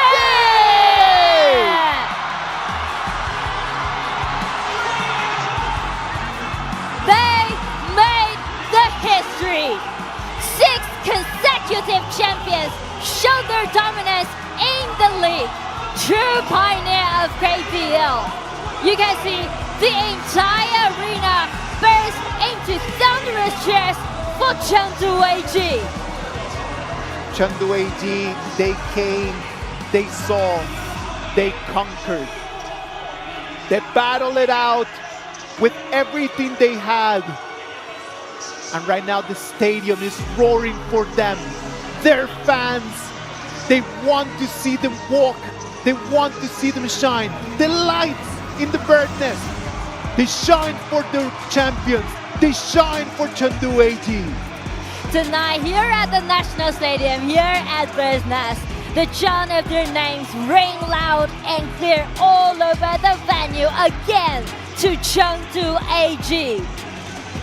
2 years ago, we did not know that it was going to take us right over here. 2 years ago, a dynasty, an era, an empire started. 2 years ago, we didn't know that AG was going to become the dominant team, the Shadow Overlord, the Vanguard that they have become right now. We never thought a team could make history like this. An unstoppable 19-game win streak in best of 7. An unparalleled 6 consecutive championships in KPL. And they've defended the Grand Finals champion title just like last year. The one and only Chengdu AG. Chengdu AG is not only the players, and that is super important. Chengdu AG is every single one of you people right over here. It's every single one of you that can put your hands into this. You might not be able to touch it, but I'm going to show you. Here, they put their hands on the trophy. They represent you. They are your champions, Chengdu AG!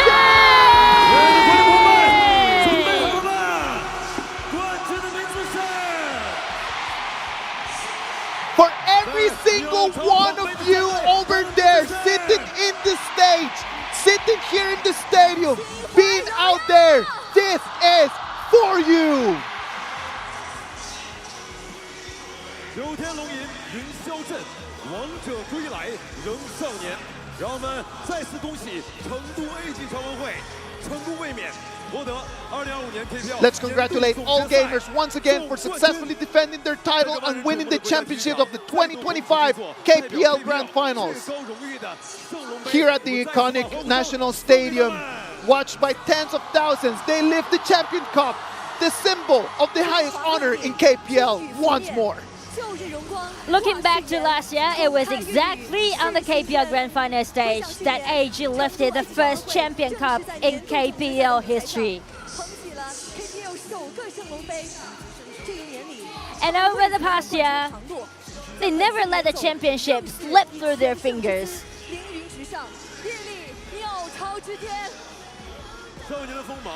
And at this year's finals, they soared high with an undefeated record, standing proudly atop the bird's nest.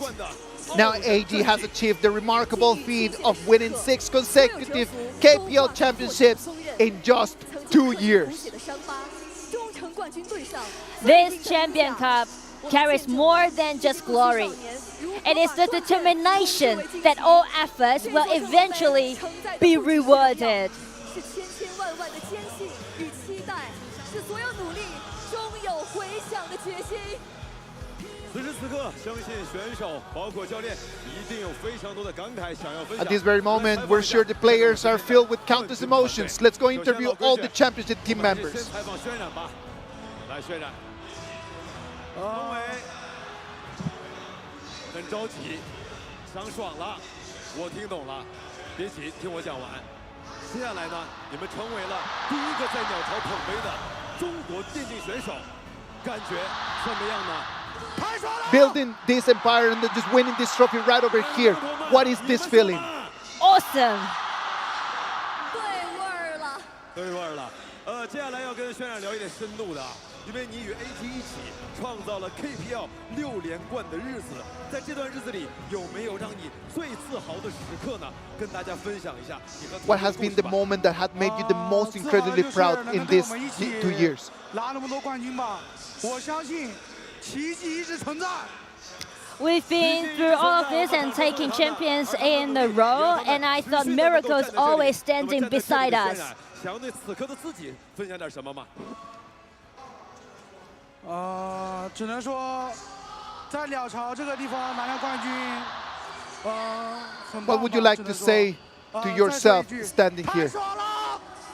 Feel awesome to get the champions in here, the National Stadium, the bird's nest. 赛场下的观众到决赛场上的冠军打野，从想成为职业选手的种子萌芽，到如今 KPL 赛场的七冠打野，你想对曾经那个仰望赛场的自己说些什么？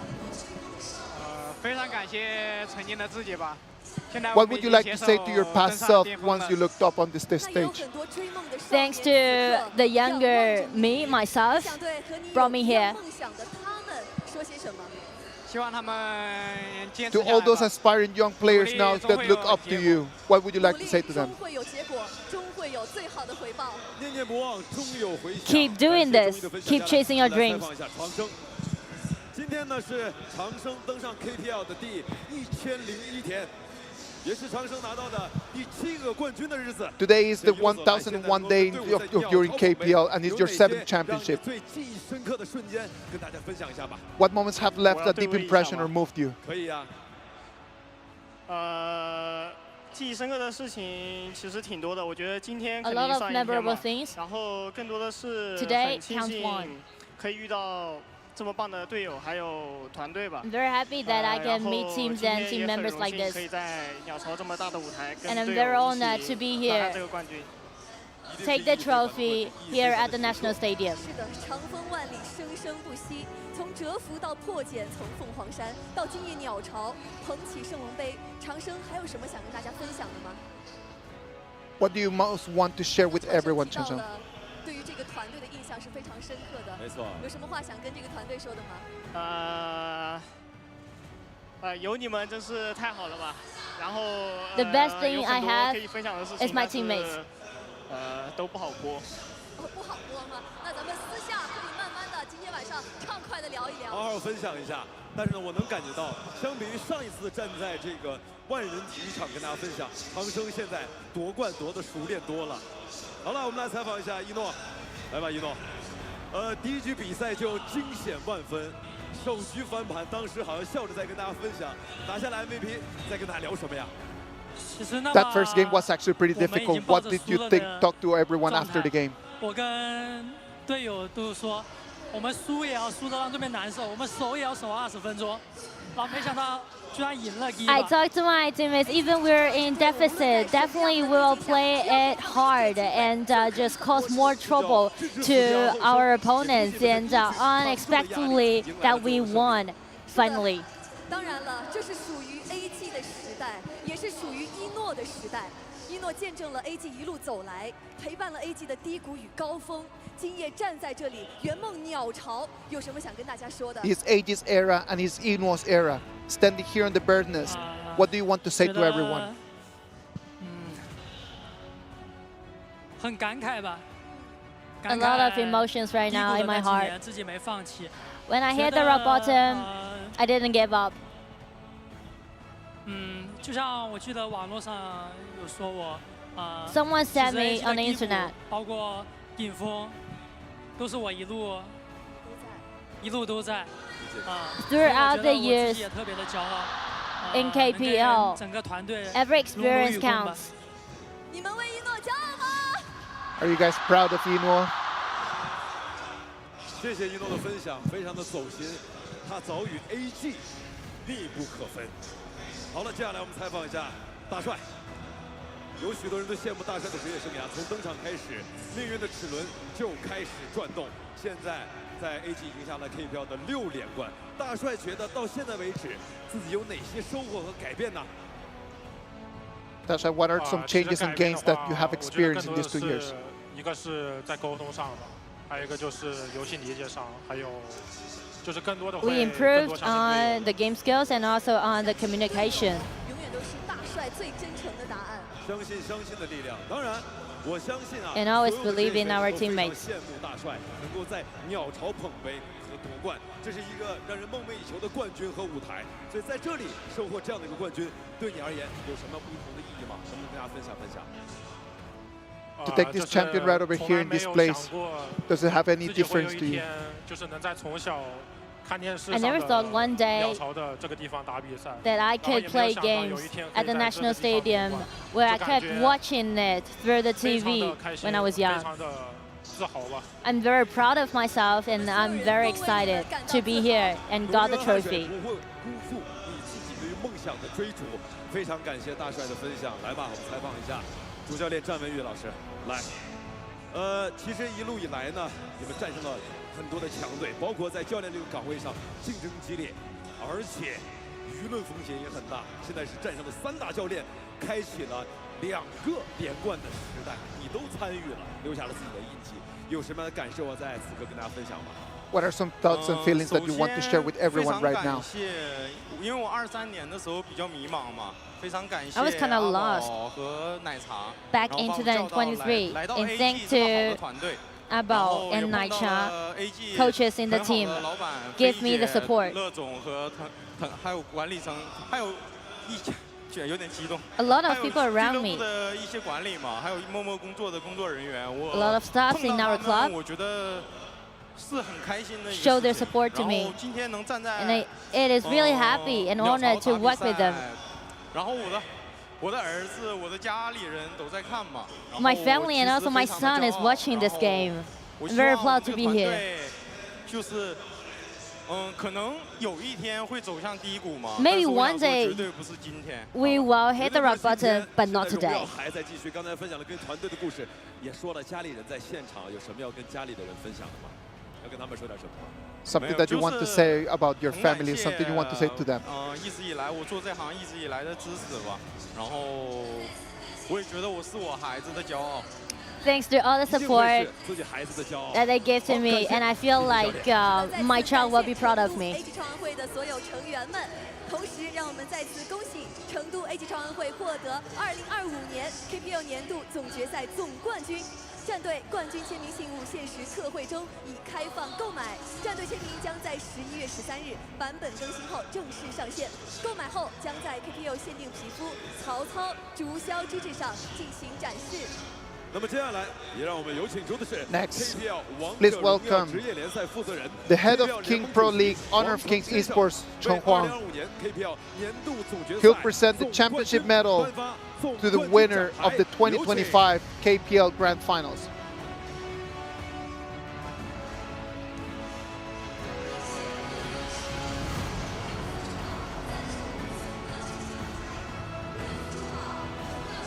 鸣谢官方指定珠宝6福珠宝赞助总冠军奖牌，6福珠宝荣耀时刻为王者加冕。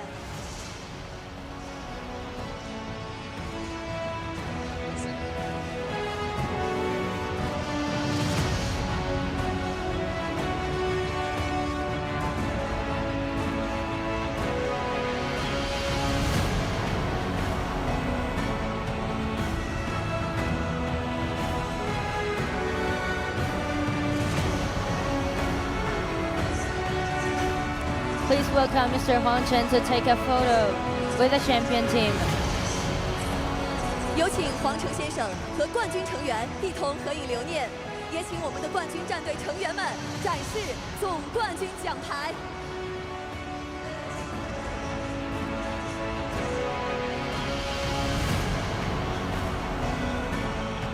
好的，感谢黄成先生。 Thank you, Mr. Huang Chen. Please proceed to the audience area to continue watching the ceremony. 亲爱的观众朋友们，接下来到了今晚最激动人心的时刻了。 All right, now we've arrived at the most heart-pounding moment of this evening. So, who will claim the title of FMVP in the 2025 KPL Grand Finals? 来告诉我是谁？你们心目中的名字是谁？好的，接下来我宣布获得2025年 I announce that the winner of the IQ FMVP for the 2025 KPL Grand Finals is Inuo. Congratulations to Inuo. Inuo is going to be our FMVP for this year's Grand Final. 有请各位。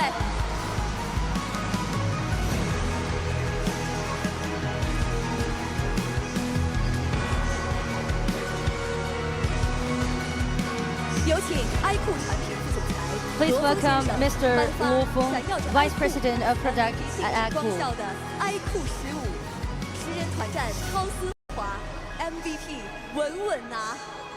有请高通公司全球副总裁 Please welcome 侯明娟女士 Ms. Ho 为 Ming 一诺 Zhen, 戴 Vice 上代表 President 荣誉 of 的 Qualcomm. 骁龙 KPL 年度总决赛 FMVP 选手定制款围巾。有请腾讯互娱天美 LV Please welcome 王者荣 Jackie 耀 Wang, 全球定制 Head of 负责 Honor 人 of Kings 黄 Global 曼湘 Esports, 先生 Team 为 L1 Studio at FMVP Tencent 选手 Games 颁发 to present the IQ FMVP FMVP 奖杯 trophy to the 有请 FMVP 请嘉宾 player. 与我们的 FMVP 选手一诺合影留念。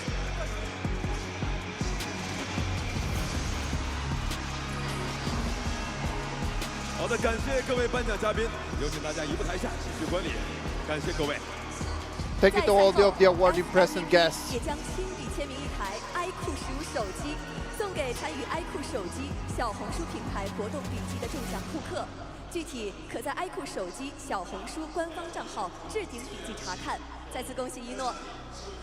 好了，朋友们，接下来我们来采访一下今晚鸟巢夜空中最亮的星一诺，在这里收获属于你的第2个 FMVP， 现在感觉怎么样？ All right, Ino, this is your second FMVP. What is the feeling right now? 一辈子就活这几个瞬间。我曾经无数次 It's only moments that all of our human beings live for. 一个这么大的舞台上， I was dreaming about sitting in such a huge stage, and everyone is cheering for a name, Ino. 今晚鸟巢夜空中最亮的星，他的 ID 是。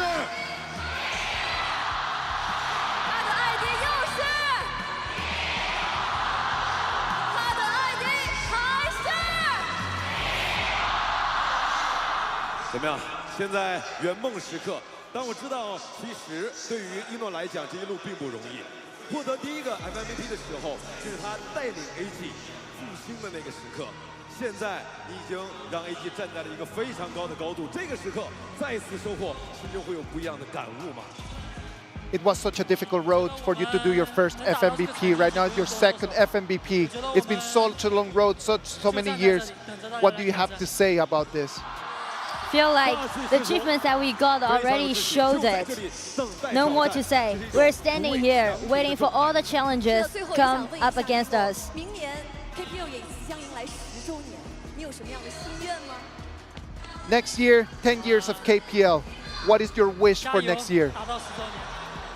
一定没问题。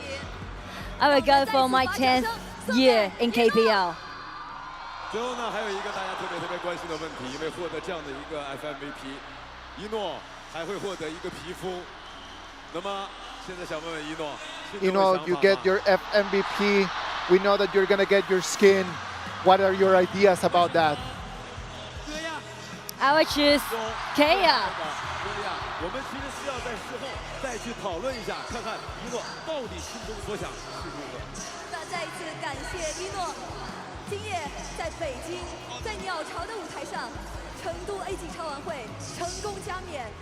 Tonight in Beijing, on the stage of the Bird's Nest, AG has successfully claimed the 9th championship in the team's history.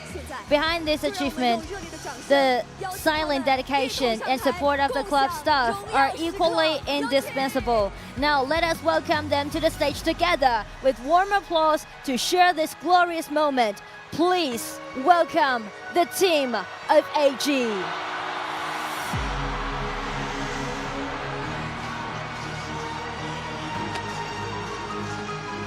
This victory is not only for the players. This victory, it is for the whole team.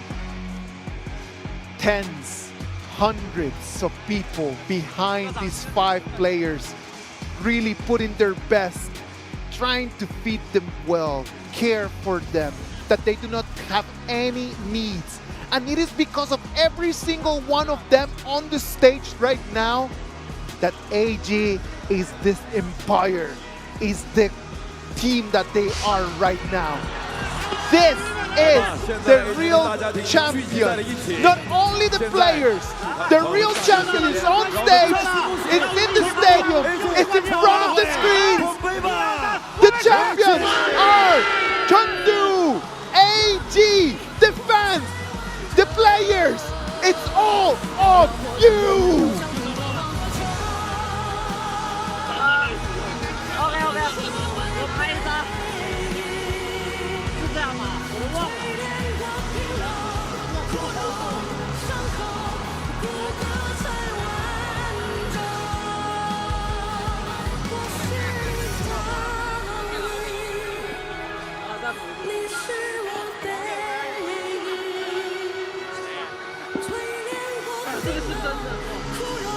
It's been such a long season. Starting in spring, all the way to summer, all the way to the KPL Grand Finals here at the National Stadium. They were here They saw, they came, they conquered. These 5 men right over there. Chengdu Weiji, our champions of today. 稍后大家也能在爱酷手机、微博和小红书官方账号上看到这张珍贵的自拍。大家关注爱酷手机官方账号，互动可赢尊享周边好礼。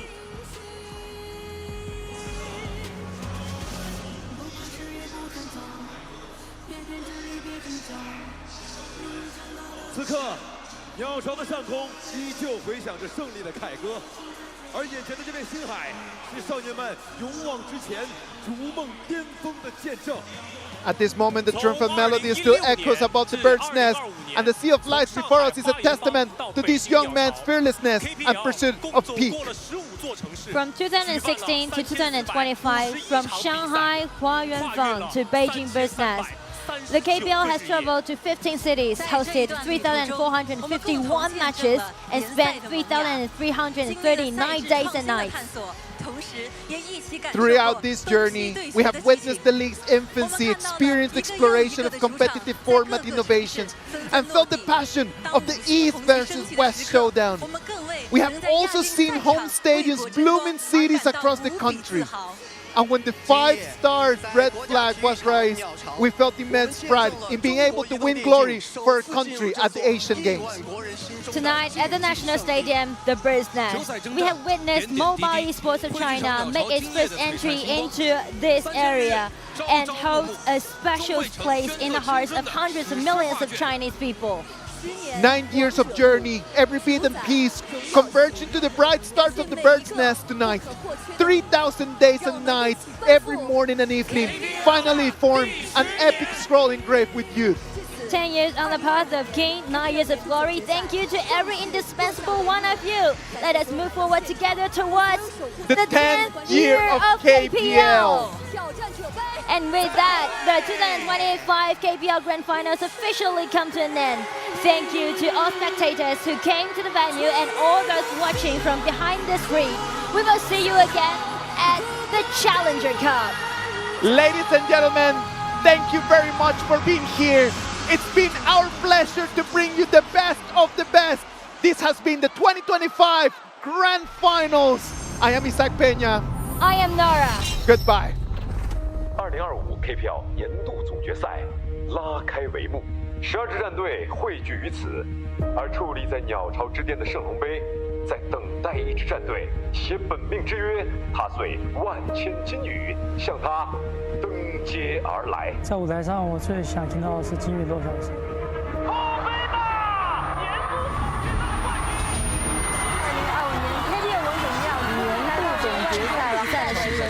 态势也预示着这次的年总必然不是平凡的一次。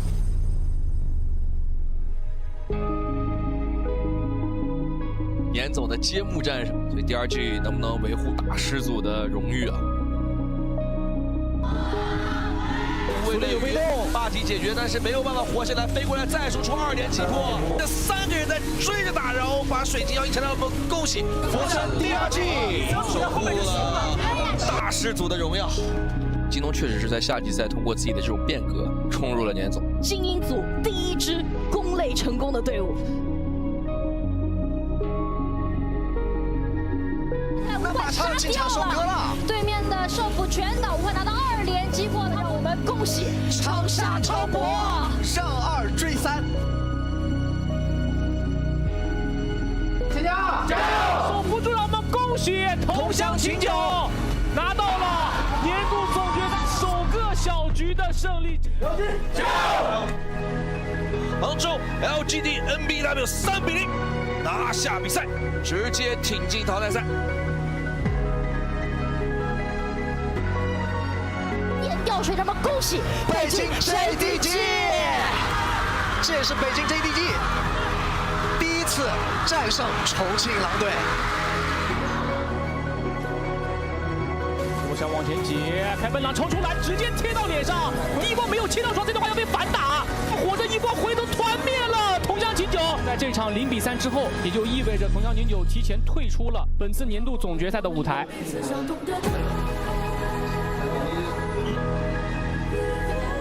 9喊，你看啊，然后你再来。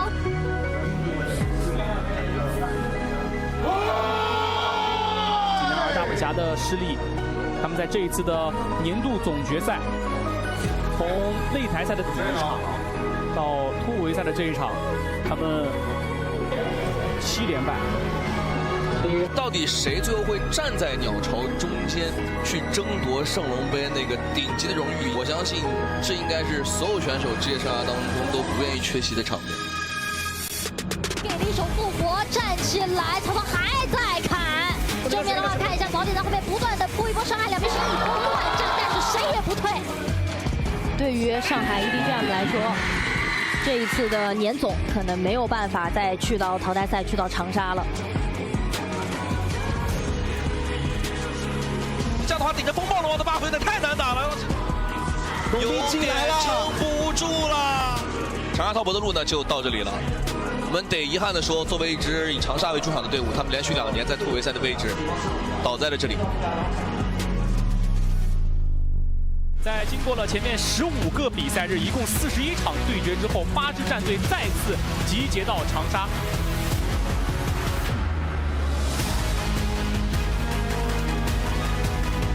2025年 KPL 年度总决赛淘汰赛的第一场 BO7 的第一个巅峰对决，依旧是在长沙。我们恭喜北京微博战胜了杭州 LGD NBW。今天的这场比赛呢，也是败者组 LGD 和 TDG 的较量，也就意味着其实今天会有一支队伍淘汰。那今年的杭州 LGD NBW 就再次复刻了去年年总一模一样的剧本和命运。今年的 TDG 真的是有些遗憾，但是有时候怎么说呢？自是人生长恨水长东吧。他们的年总之旅告一段落。能在鸟巢夺冠，可能是此生绝无仅有的机会。我会证明 AG 属于这个舞台。直接破水晶，最后一下鸟巢 AG 来了。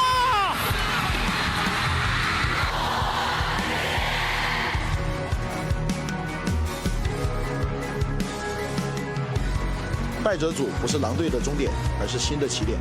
让我们恭喜重庆狼队4比0战胜北京 JDG。让我们恭喜重庆狼队4比1战胜苏州快手，同时完成败者组1穿2。最艰难就是败者组半决赛。目前这个情况对狼队来讲非常不利，经济差落后5000块，怎么翻？3、2、1，欢迎来到巅峰对决！野先兵线进来，直接淘汰，秒掉风海，掉水晶，让我们恭喜重庆狼队晋级败者组决赛。比赛已经来到了最关键的时候，败者组决赛，也是决定我们最后一张鸟巢门票归属。踩一脚，看一下鬼的闪现，回队闪现，4个，一等劈4个，重庆狼队一水之过，拿下比赛，恭喜重庆狼队！败者组1穿4完成了逆袭，重庆狼队鸟巢见！我听自己内心的声音，就是想拿冠军了，因为现在还没拿过冠军。